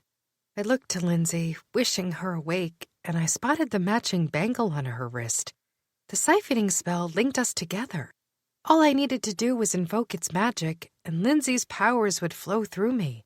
It was our only hope of escape, and there was a very real possibility it would leave her for dead. I closed my eyes. As a cop, as a human, as a witch, I couldn't trade lives. I couldn't sacrifice Lindsay for the rest of us. It was my duty to protect the innocents. All of them, not some of them. If I began choosing lives, playing God, I would no longer be a protector. I would be a destroyer as well. I opened my eyes, my mind searching tirelessly for other ways out of this mess. Matthew knew I was in trouble. I thought with hope. But I knew just as quickly that he wouldn't be able to find us in time. Wherever Cynthia had stashed us, she'd hidden it well. She'd been planning this for months, if not years. "Where's Cynthia's mother?" I asked. "Is she here too?" "Her mother?" Lisa asked, looking genuinely confused. "No? Why? Why would she be here? I think she's the link." "You think right." A cool, collected voice spoke from a particularly dark shadow on the wall. A doorway. "Hello, Detective. How are you feeling?" "Cynthia," I spat, "how could you do this? Maybelline and Lily were your friends. Lindsay is just a girl. Lisa has a small daughter who needs her. Marcus, well, you can have him." "Thanks, DeMarco," Marcus said dryly. "Appreciate it." Cynthia let out a tinkling laugh. "A sense of humor in the face of danger. I could appreciate that, Detective." "Let them all go," I said, "and you can have me." Cynthia shrugged. "I don't want you. I'd prefer wealth. Revenge, maybe. A bit of it all." "Is this because of Maybelline and Lily?" I asked. "You knew they were something more?" "My mother was one of them, too." Cynthia snapped her fingers, and 4 torches, one on each wall, burst to life. In the flickering glow, she wrinkled her nose at the question. "When I realized she wasn't as crazy as I first thought, I began investigating these magical powers. Once I opened Pandora's box, well, it's hard to close." "Why the casino?" "It's expensive to be evil," Cynthia said with a huge burdened sigh. "Cover stories, informants." She raised her hands and gestured to the room. "Prisons." "Did Raina know anything?" Cynthia laughed. "No. She's just an ambitious young woman who wasn't opposed to being put under a spell in order to make a quick burst of cash. She won't remember anything." "Damien," I said. "And Jim?" "Also unfortunate casualties," Cynthia said, flicking her tongue across her lips in thought. "Then again, I'm not sure Damien was so unfortunate. He was freaking annoying." "You met him at Dust," I said, filling in the pieces and doing my best to keep Cynthia talking. If I wasn't mistaken, I'd seen Lindsay flicker with a hint of movement, and I wanted to keep Cynthia distracted for long enough to see if I'd been correct. "Yes, it was an excellent scouting ground," Cynthia said. "I perfected the potion to test for this unique power Maybelline and Lily had. They were the guinea pigs, if you will. Once I used it on them successfully, the rest was history." The jealousy radiated off Cynthia, off the pout in her lips. Her eyes flashed every time she mentioned special powers in one form or another. But she must have realized she sounded petty because she quickly planted a grim smile on her face. "Well, this has been fun, but I'm tired of talking." Without warning, Cynthia raised a glowing hand and shot a burst of lightning at Lindsay. The girl screamed, and even over her screams, Cynthia shouted louder. "Not so special now, are you?" "Stop it!" I yelled at Cynthia. "She's been hurt enough. Let her live and we'll cut you a deal. I swear it." Cynthia let up on the electricity bolts. In an odd twist of events, the spell seemed to have the slight benefit of waking Lindsay, at a painful cost. Her head still hung low, but her breathing was loud and ragged, and her eyes had opened to stare at the floor. She was listening, and like the rest of us, she was helpless to act. "Seeing as I don't trust you," Cynthia said, "I'd rather do things my way. I'm planning on killing you first, Detective, because it will obviously distract the vamp." "Distract him?" Marcus snorted a laugh and gave a shake of his head. "Yeah, right. You touch DeMarco and King will tear you limb from limb. If you're lucky." "I expect that," Cynthia said, "which is why I'll be gone, and you all will be dead. But first, we'll need the detective's body as an offering. I promise you, DeMarco, hold still and this won't hurt." "Who was driving the carriage the night you tried to kidnap Lisa?" I interrupted. "Was it Damien?" "Of course it was Damien. I'd already killed his father," Cynthia said. "Then again, Damien didn't really like that, so he had to go too." "I guess we owe you a thank you then," Marcus said wryly. "You're taking care of everyone involved. Now all we have left to manage is you." Cynthia gave a hearty laugh. "Yes, well, you should have kept gunning for that promotion and I would have left you alone. But no, you had to become friendly with DeMarco." Marcus snorted. "Friendly, right. Either way, I think you should reconsider killing DeMarco first. It won't end well for you. Cynthia looked as if she were actually reconsidering. Maybe you're right. Marcus gave a wan smile. I usually am. I'll take that as you volunteering to take her place. Cynthia shrugged, then flicked her blonde hair over one shoulder. Lights out, Detective Prey. No! I lunged towards Cynthia, but my body was pulled back, jerked to the ground by a forceful tug at my neck. I realized all too late that Tink's pearl necklace had acted with protective instincts of its own and pulled me out of harm's way just as Cynthia let loose a stream of magic that reeked of black residuals toward Marcus. She must have put a one-way magic charm on the cages because the rays of blue electricity passed easily between the bars and hit Marcus on the chest. He flew backward, his body crashing into the rear bars of the cage and sending a second round of energy coursing through him. He collapsed to the floor, his body looking broken and deformed like an old tossed-out puppet. Blood dripped from his nose and his lips, and his eyes were closed. I tore my gaze up from the sticky cement floor and found Lisa's eyes closed, her lips moving in some swift incantation. She'd invoked the protective powers of the spell to keep me safe, and I wasn't happy about it. But Lisa had saved me from ending up like Marcus, and if I didn't do something fast, it would have been for nothing. Your turn, DeMarco, Cynthia said, coming close to me and giving a deliciously evil grin. Say goodnight, Detective. No! The whisper came from the corner, startling everyone into pulse-pounding silence. I spiraled to face Lindsay, noting Cynthia turned in surprise as well. Lindsay's gorgeous hair had turned scraggly and brittle, and her clothes hung from her thin body. Everything about her shouted death, except for the ferocious glint in her eyes. "Invoke it," Lindsay whispered, her gaze locked on me. "Or I will." "No, Lindsay," I said, shaking my head. "It's too much for you." "Invoke what?" The first fingers of panic wormed their way into Cynthia's voice. "What is she talking about, DeMarco? Invoke what?" "Lindsay, there's another way," I said. "Don't." "Invoke what?" Cynthia screeched. Her hand flailed with manic energy as she turned toward me. "Your magic won't work here." "But mine will. We're connected, Detective." Then Lindsay let her head drop, and she released a deep, strong incantation with the very last dregs of her energy. As the words left her lips, her bangle began to glow. Cynthia's howl of disapproval was drowned out by two violent bursts of light, one from across the room as a golden light burst from Lindsay's chest, one from somewhere near me. From me, I corrected, as I looked down and saw the vibrant yellow beams shooting from my fingers. More impressive, however, was the effect it had on my sight. There were two versions of the world before me, and I understood, without actually comprehending, that I was seeing both reality and the future. I watched as Cynthia howled her disapproval at the realization that I had the bangle, that I was now siphoning powerful elfin magic through Lindsay due to the old magic she'd invoked. Superimposed over the scene before me, I watched as Cynthia reached behind her body and gathered momentum to throw a curse at me. I watched as the curse cracked the magical barrier around the bars. I watched as the cage broke and set us free.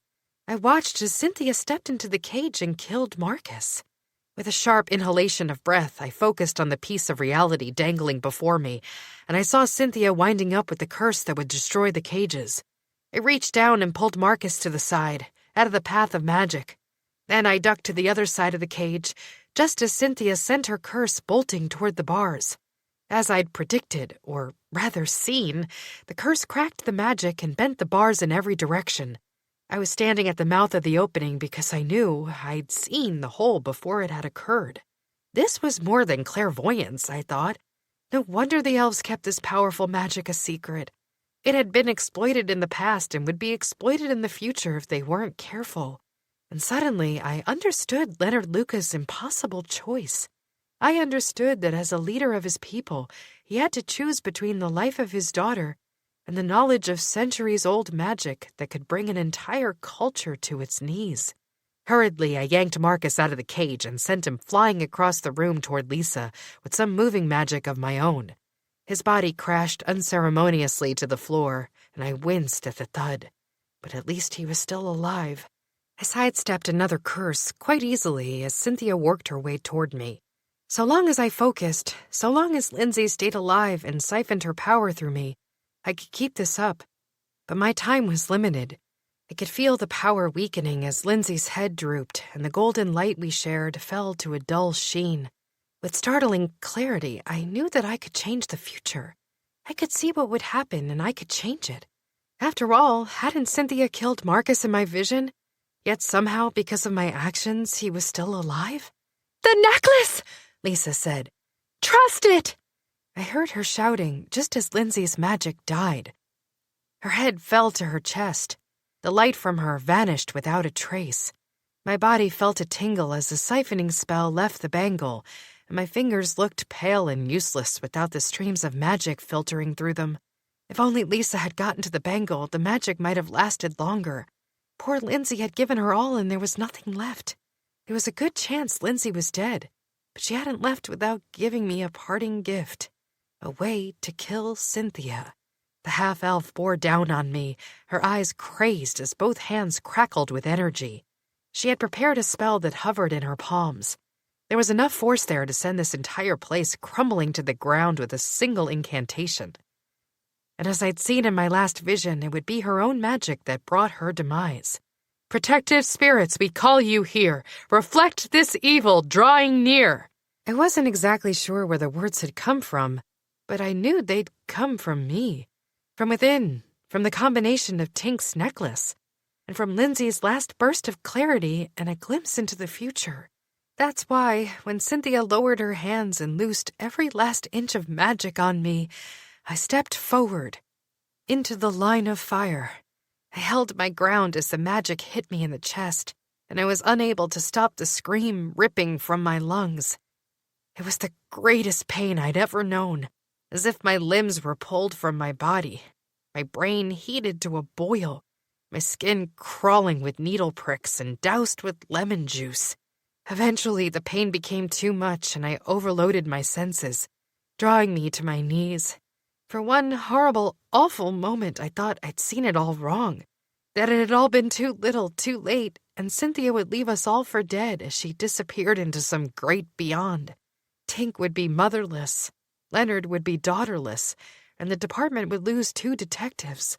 Matthew would wonder what could have been between us, and he'd be torn with the knowledge that while he'd laid himself bare before me, it had still been too late, too little, too late, until suddenly the magic reverberated off my chest and reversed in its direction.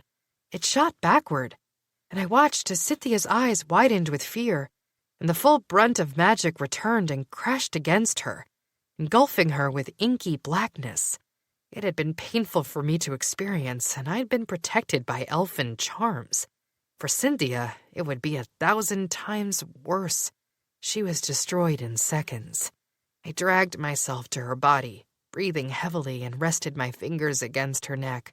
There was no pulse, but I'd hardly suspected there would be, after seeing and feeling the force of her magic. It had been meant to obliterate, and obliterate it had. Just then, the doors burst open to the chamber, and in jogged Matthew and Gray, and behind them, Nash. My brother had his stunner raised in one hand and an orb of magic in the other. Matthew and Gray needed no such weapons. They were weapon enough in and of themselves. "Too little," I said with a gasp. "Too late. She's dead." Chapter 27. Let me get this straight, DeMarco. Chief Newton squinted across his desk at me, looking wildly unconvinced. You're trying to tell me that Detective Prey single-handedly took down Cynthia in the warehouse basement? I nodded, my neck feeling stiff as it bobbed my head up and down.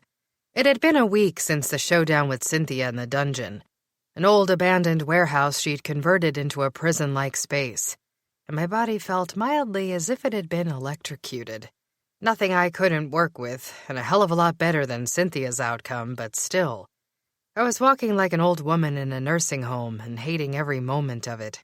I've had several reports that it was you who reversed Cynthia's magic, the chief drawled, rapping his knuckles on the desk. Multiple eyewitnesses have given more or less the same account of the events from that night, and they all match. Except for yours. Why is that? Lisa and Lindsay are the real heroes. They're the ones we should be focusing on. And Tink, too. I dodged the chief's question. I told you there were protective charms on the necklace and bracelet I was wearing, and the elves channeled some magic through me. But I didn't do anything. Not really. It was all Marcus, Lisa, and Lindsay. I was just a warm body they used. The chief steepled his fingers and spun his chair around. His office was situated high in one of Wicked's loftiest buildings. The view from the 6th Precinct was a good one, though not glamorous, stretching from the Otherlands to the depth and beyond. Still staring out the window, the chief spoke to his hands. DeMarco, do you wholeheartedly believe that Marcus deserves a promotion to lieutenant? I hesitated. Marcus hadn't fared as well as the rest of us at Cynthia's hand. When her magic hit him in the cage, it had broke several bones in his body and caused internal bleeding, none of which was helped by the fact I'd sent him flying across the room in an effort to save his life. Fortunately, Nurse Anita had worked her magic at the hospital, and after a complicated surgery, Marcus was doing much better. He'd be riding the desk for a few more weeks until fully recovered, but at least he was alive. Meanwhile, I had filed my report during Marcus's surgery. I'd given him credit for the capture of Cynthia, along with Lisa and Lindsay, for the sake of Matthew's career. What mattered was that we'd saved the women we could, and we'd taken Cynthia out of the game for good. Nothing else mattered. I believe he deserves the promotion, I said when the chief twirled back in his chair and faced me. Wholeheartedly. I held his gaze without blinking, knowing the chief would sense if I was lying. Oddly enough, I wasn't entirely stretching the truth. In a strange twist of events, Marcus had inched himself toward redemption at the end of our time in the cage. A knock sounded at the door. The chief's eyes flicked up, though he didn't appear surprised. Come in, he said, while gesturing with his hand for the door to open. It opened silently with the chief's magic, and as I turned, I was surprised to find Marcus hobbling through the door. He was still on crutches because of one particularly nasty break in his leg. Overall, Marcus didn't look great. His face was drawn and pale, and his shoulders sagged with exhaustion. That smarmy smile usually swiped across his face was gone. He could barely manage a twitch of his lips, a mere shadow of the smug expression he so famously preferred. Detective, Marcus said with a pained nod toward me. It's good to have you back. I gave him a succinct nod back. While I might have warmed to him somewhat thanks to his actions when facing Cynthia, it hadn't erased the blackmail photos he held on me and Matthew. Can we help you with something, pray? The chief broke the ensuing silence. We were just discussing your recovery and impending promotion. Prey cleared his throat. Oh? DeMarco was just telling me what a fine job you did in the capture of Cynthia, Chief Newton said, his eyes fixed on Marcus. Good work, detective. Or rather, lieutenant. How does it feel? That's actually what I'm here to discuss, Marcus said, his eyes downcast. I'd like to withdraw my application for promotion. Why would you do that? I forced Danny to falsify her report, and... He did not, I interrupted, fixing the chief with an unwavering gaze.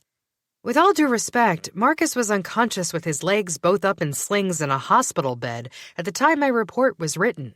He couldn't have forced me to falsify it. I haven't spoken to him since Cynthia's takedown. Marcus? The chief asked. Sir, I blackmailed Detective DeMarco into giving me credit for the capture of Cynthia before we ever stepped foot in that basement. Marcus tilted his chin higher in a misguided attempt to look noble. I also interfered with the investigation when I shouldn't have, and I risked the detective's life along with Captain King's. If you want the truth, you should know that I was already unconscious by the time Detective DeMarco reversed Cynthia's magic. I didn't even see the end. Chief Newton stared me down. DeMarco, is there any truth to what Prey's saying? Sir, I said finally, if you want my honest opinion, I think we all made mistakes on this case. I believe my report should be dropped, and we should move on from the matter." "Pray?" The chief nodded toward him. Marcus glanced down at his feet, fixating on the legs still enclosed in a hard cast. "I think the detective has been far too generous with her assessment. I disagree and withdraw from the next round of promotions, and I would like to state on the record that it's because of Detective DeMarco's honest work that the kidnapped victims have been returned to their families." "Very well," Chief Newton said. "Detective DeMarco, I expect an amended, honest report on my desk by tomorrow morning. Marcus?" Shame bloomed on the lieutenant's face. "Yes, sir." 3 months suspension." Marcus nodded. "Of course. When you come back, probation for another 6 months. During your time off, I'd suggest you rest, recover, and figure out how to play nice with your colleagues. If anything like this happens again, you won't get another chance." "Understood, sir." "And pray." "Yes?" The chief smiled dryly, gave a shake of his head. "Next time you try to blackmail someone, make sure it's not Detective DeMarco." "Sir?" Marcus crooked one eyebrow upward as if he couldn't quite believe what he was hearing. "Excuse me?" "She's the smartest damn cop in the precinct, Pray, and the most stubborn," he said. "Next time, pick on someone your own size, and you might not get your ass handed to you." Marcus let out a sheepish quirk of his lips. "Yes, sir." "Get out of here, Pray. DeMarco, you stay put. I'm not finished with you." Marcus turned to take his leave. He hobbled out, struggling to close the door behind him while also maneuvering on his crutches. I moved to help, but the chief waved me off. "Let him struggle a little bit," Newton said. "He's earned it. Penance." As Marcus finally shut the door, I turned back to the chief, digesting a strange feeling in my gut. Part of me almost wanted to tell Chief Newton to go easy on Marcus. God only knew why. "Believe it or not," the chief said, "this little ditty with you and Marcus isn't the first interesting development of my morning." "Sir," I offered, "you're the chief of police in the paranormal 6th borough of New York. I am fairly certain that you don't know a normal morning." The chief grinned. "It really is great to have you back, DeMarco. I don't think I've told you that enough. I appreciate the work you did on the kidnapping case." "Just doing my job." "As for Marcus, I don't want to know anything else about the situation," the chief said. "I'm going to let bygones be bygones, and I'm going to trust that the two of you are capable adults who can work things out. I'd hate to fire a good cop when a second chance might do the trick." "I agree, sir."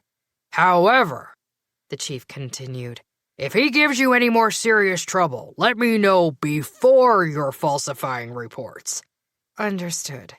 Ironically, the other strange event of my morning involves you as well. "Oh?" "As a matter of fact, my best captain just resigned." "Matthew?" I gasped. "He gave you a letter of resignation?" "Not in so many words," the chief said, with an odd shadow of a smile. "I wouldn't call it formal or eloquent, but I'd expect nothing less of King." "Why would he do that?" I asked. "He loves his career. He is his career." "I was hoping you might have some answers. He didn't exactly give me a reason, and he wasn't in a very chatty mood." "How strange," I said, though in all honesty, I didn't think it was very strange at all. In fact, I reached into my own pocket and felt the letter of resignation I'd prepared there. I hadn't decided if I was actually going to give it to the chief, but I'd wanted to be armed just in case. "If you're thinking of trying to quit," the chief said, nodding toward my fidgeting hands, "think again." "Sir, about Matthew," I said with a slight hesitation. "I suspect you're right. If I had to guess, I would assume Matthew's resignation had something to do with me." "I figured as much," Chief Newton said. "I didn't get to be the chief of police because I'm an idiot." "Touché, sir." "Let me guess." The chief steepled his fingers as he surveyed me. "You and King have discovered that you don't work all that well together." I felt my face blush and warm under his piercing gaze. "Let me rephrase," the chief said, waving off my response. "You and King work too well together, especially with you directly under him. I tilted my chin higher. Suffice to say, I think it's wise if I don't report to Captain King anymore. Very well, Chief Newton said, impressively agreeable. You'll report to me, effective immediately. On one condition. Anything, sir. The chief reached into his top desk drawer and removed something I recognized as a badge. Matthew's badge. Go over to King's place and return his damn badge. Then drag his ass back here Monday morning and we'll never speak of this again. Can I count on you, Detective? I cleared my throat and shifted my weight from one foot to the next. Yes, sir. Now get out of here, the chief said with a flick of his long, mottled fingers. It's Friday afternoon and I don't want to see your face until Monday morning. Absolutely, sir.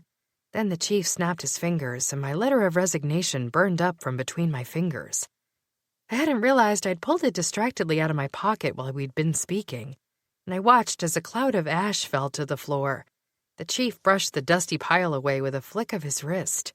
Now get out of here, he said, and keep your personal problems off my desk, Detective. I nodded and remained silent. I'd said, yes, sir, one too many times in the last several minutes, and I was running out of variations on the theme. Instead, I pulled myself, slightly dazed, out of the chief's office and let my feet drag me downstairs to my own office. I grabbed the report on Cynthia that needed amending and glanced it over, grateful to see that not much needed updating. While I'd given Marcus a little too much credit for the destruction of Cynthia, the rest of it had been true. I skimmed through the report and was hit with a mixture of satisfaction for a job well done, though it was tinged with a hint of sorrow for the lives we hadn't saved. I wished the fate of Maybelline and Lily had been different, and I wished Lindsay hadn't been drained to within an inch of her life. I found myself wishing she hadn't been given away in marriage in the first place to an elfin prince, and I wondered if Harry had heard the news that his bride-to-be was alive and well. I continued reading, and when I reached the part about Lisa, I found myself smiling. It was because of the strength of Lisa and her daughter, the brave little Tink, that we had escaped at all from the dungeon. Equally important, and despite the awful circumstances, we had managed to keep their deepest secret. I would take the discovery of elfin clairvoyance to my grave, and I knew Lisa and Tink believed in my promise. In fact, when I had returned to the pizzeria and given Tink her necklace back, she hadn't even bothered to ask how her mother was doing. She'd barely looked up from her coloring when I'd explained that she'd be reunited shortly with her mother. I know, she'd said, and then, Willa told me I could have another slice of pizza. You weren't worried at all? I asked her. No, silly, Tink had said with another telltale giggle. I gave you my necklace. I knew you'd save her. Then she had begun chomping on her promised slice of pizza and humming, and that had been the end of the discussion. I reached the very end of my report, but that didn't need much in the way of changes. Cynthia hadn't survived, of course, but that wasn't exactly a surprise ending. Not after I'd felt the weight of her power course through me while protected by the necklace. Without elfin protection, she hadn't stood a chance. Cynthia's mother, however, had been safe and untouched. She was being moved into a proper care facility to help with her memory loss. They'd offer around-the-clock nursing care, along with company in the way of other residents. I polished off the rest of my report and then handed it over to the chief's administrative assistant. With that task completed, I took his advice for once and pocketed Matthew's badge as I left the precinct. A sense of elation settled over me as I jogged down the steps, thinking that no work for a whole weekend, plus time with friends and family at the pizzeria, was just what I needed. Where are you off to so fast? Nash asked, stopping me as we crossed paths in the front door of the precinct building. You headed to the pizzeria? I was thinking about stopping by after work for a bite. I'll meet you there, I said. Speaking of DeMarco's, have you been around the pizzeria lately? Nash shrugged. Not any more than usual. What do you think about Willa and Jack? I asked. They've been hot and cold. I'm trying to decide if I should interfere. I wouldn't. Nash's eyebrows shot up. If last night was anything to go by, they're hot at the moment. They were looking cozy enough in the kitchen, so far as I could tell. Huh, I said.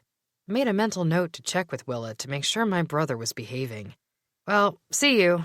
I have my own problems to deal with. Matthew? Nash asked. Or Gray? I shot darts at him with my gaze. Why are my only two options in this scenario men?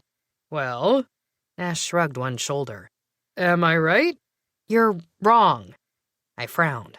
The answer is both. Nash gave a wink that wasn't at all apologetic. Good luck on that, detective. I jogged down the front steps of the building, ashamed that I'd completely forgotten about Gray in my haste to visit Matthew and pick up where we'd left off. I'd somehow forgotten the fact that Gray had been there in the dungeon the night Cynthia had been destroyed. He'd been the one who had first come to me with the issue at the casino, the scandal that had ended up breaking the entire case wide open.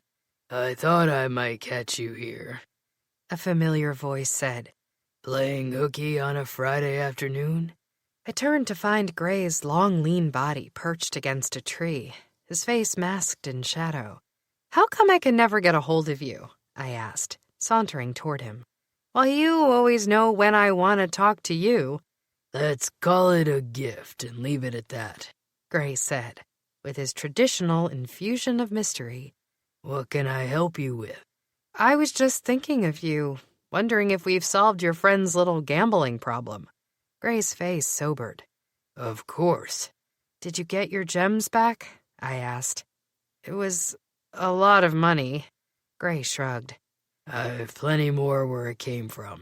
I looked down at my fingernails. I would never be able to relate to any such sentiment.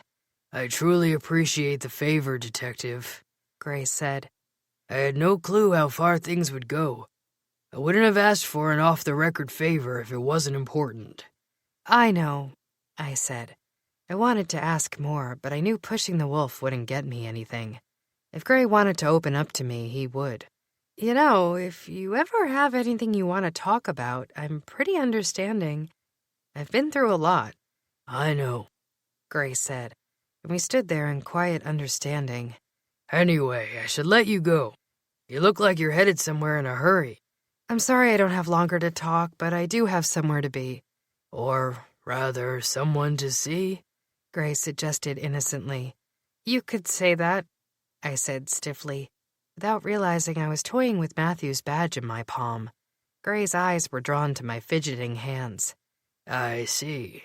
Can I assume the captain had a change of plans in career choice? No, I said shortly. Ah. Listen, Gray, I started. You don't have to explain anything. I understand. Really, I do. Matthew and I hesitated. It's not like it's a choice. It's not really a choice at all. It's just the way things have to be. Gray gave me a somewhat forlorn, almost tender smile. I know, Detective, he said, raising a hand and dragging it gently across my cheek. Trust me, I know that too. Chapter 28. I knocked on the door to Matthew's house, my chest tight with adrenaline. In theory, I shouldn't have been nervous at all, seeing as Matthew had quit the precinct and was no longer my boss. The only thing that remained between us was personal. But that's what scared me most. Good afternoon, Detective, Matthew said with the slightest wrinkle of his nose as he swung the door open. He obviously could tell I'd just seen Gray, but he kept his face passive and didn't comment. Congratulations on wrapping the Luca kidnapping case. I gave a one-shouldered shrug. I didn't do it alone. If you expect me to believe Marcus had anything to do with taking down Cynthia in that prison, Matthew spluttered and gave a shake of his head. I didn't mean him, I said. I meant you, and Lisa, and Tink, and Lindsay, and everyone else. Yes, including Gray. Matthew closed his eyes for a long moment, likely holding an internal debate about the appropriate response. Eventually, he settled on nothing and opened his eyes. Of course. Look, Gray's a part of my life now, I said. He's just a friend. We understand each other, and our work lives seem to intertwine quite often. Gray has a work life? You know what I mean, I grumbled. If it weren't for his tip on the casino, I don't know that things would have fallen into place like they did. He might have helped in saving several lives, and I can't ignore that. He didn't do it for you. I know he had his own reasons, I said, but he's not evil. Matthew gave a little derisive snort, but he didn't disagree. Can you deal with that? I asked. I mean, really, seriously get over it? There's nothing to get over. Matthew's eyes flashed. What brought you around today, Detective? I pushed past him, a difficult task, seeing as it was like trying to move a brick wall with a toothpick. I came here to finish what we started. Matthew spun around and faced me. And what might that be? I scowled. I'm not here to play games, Matthew. Do you want to be with me or not? Of course I do, Danielle. I gave my notice. I know, I interrupted. Here's your badge. Take it back and stop being an idiot. His lips pursed into an amused smile. But I'm reporting directly to the chief now, I said. We don't have any obstacles anymore. At least not through the precinct. Who says I want to come back?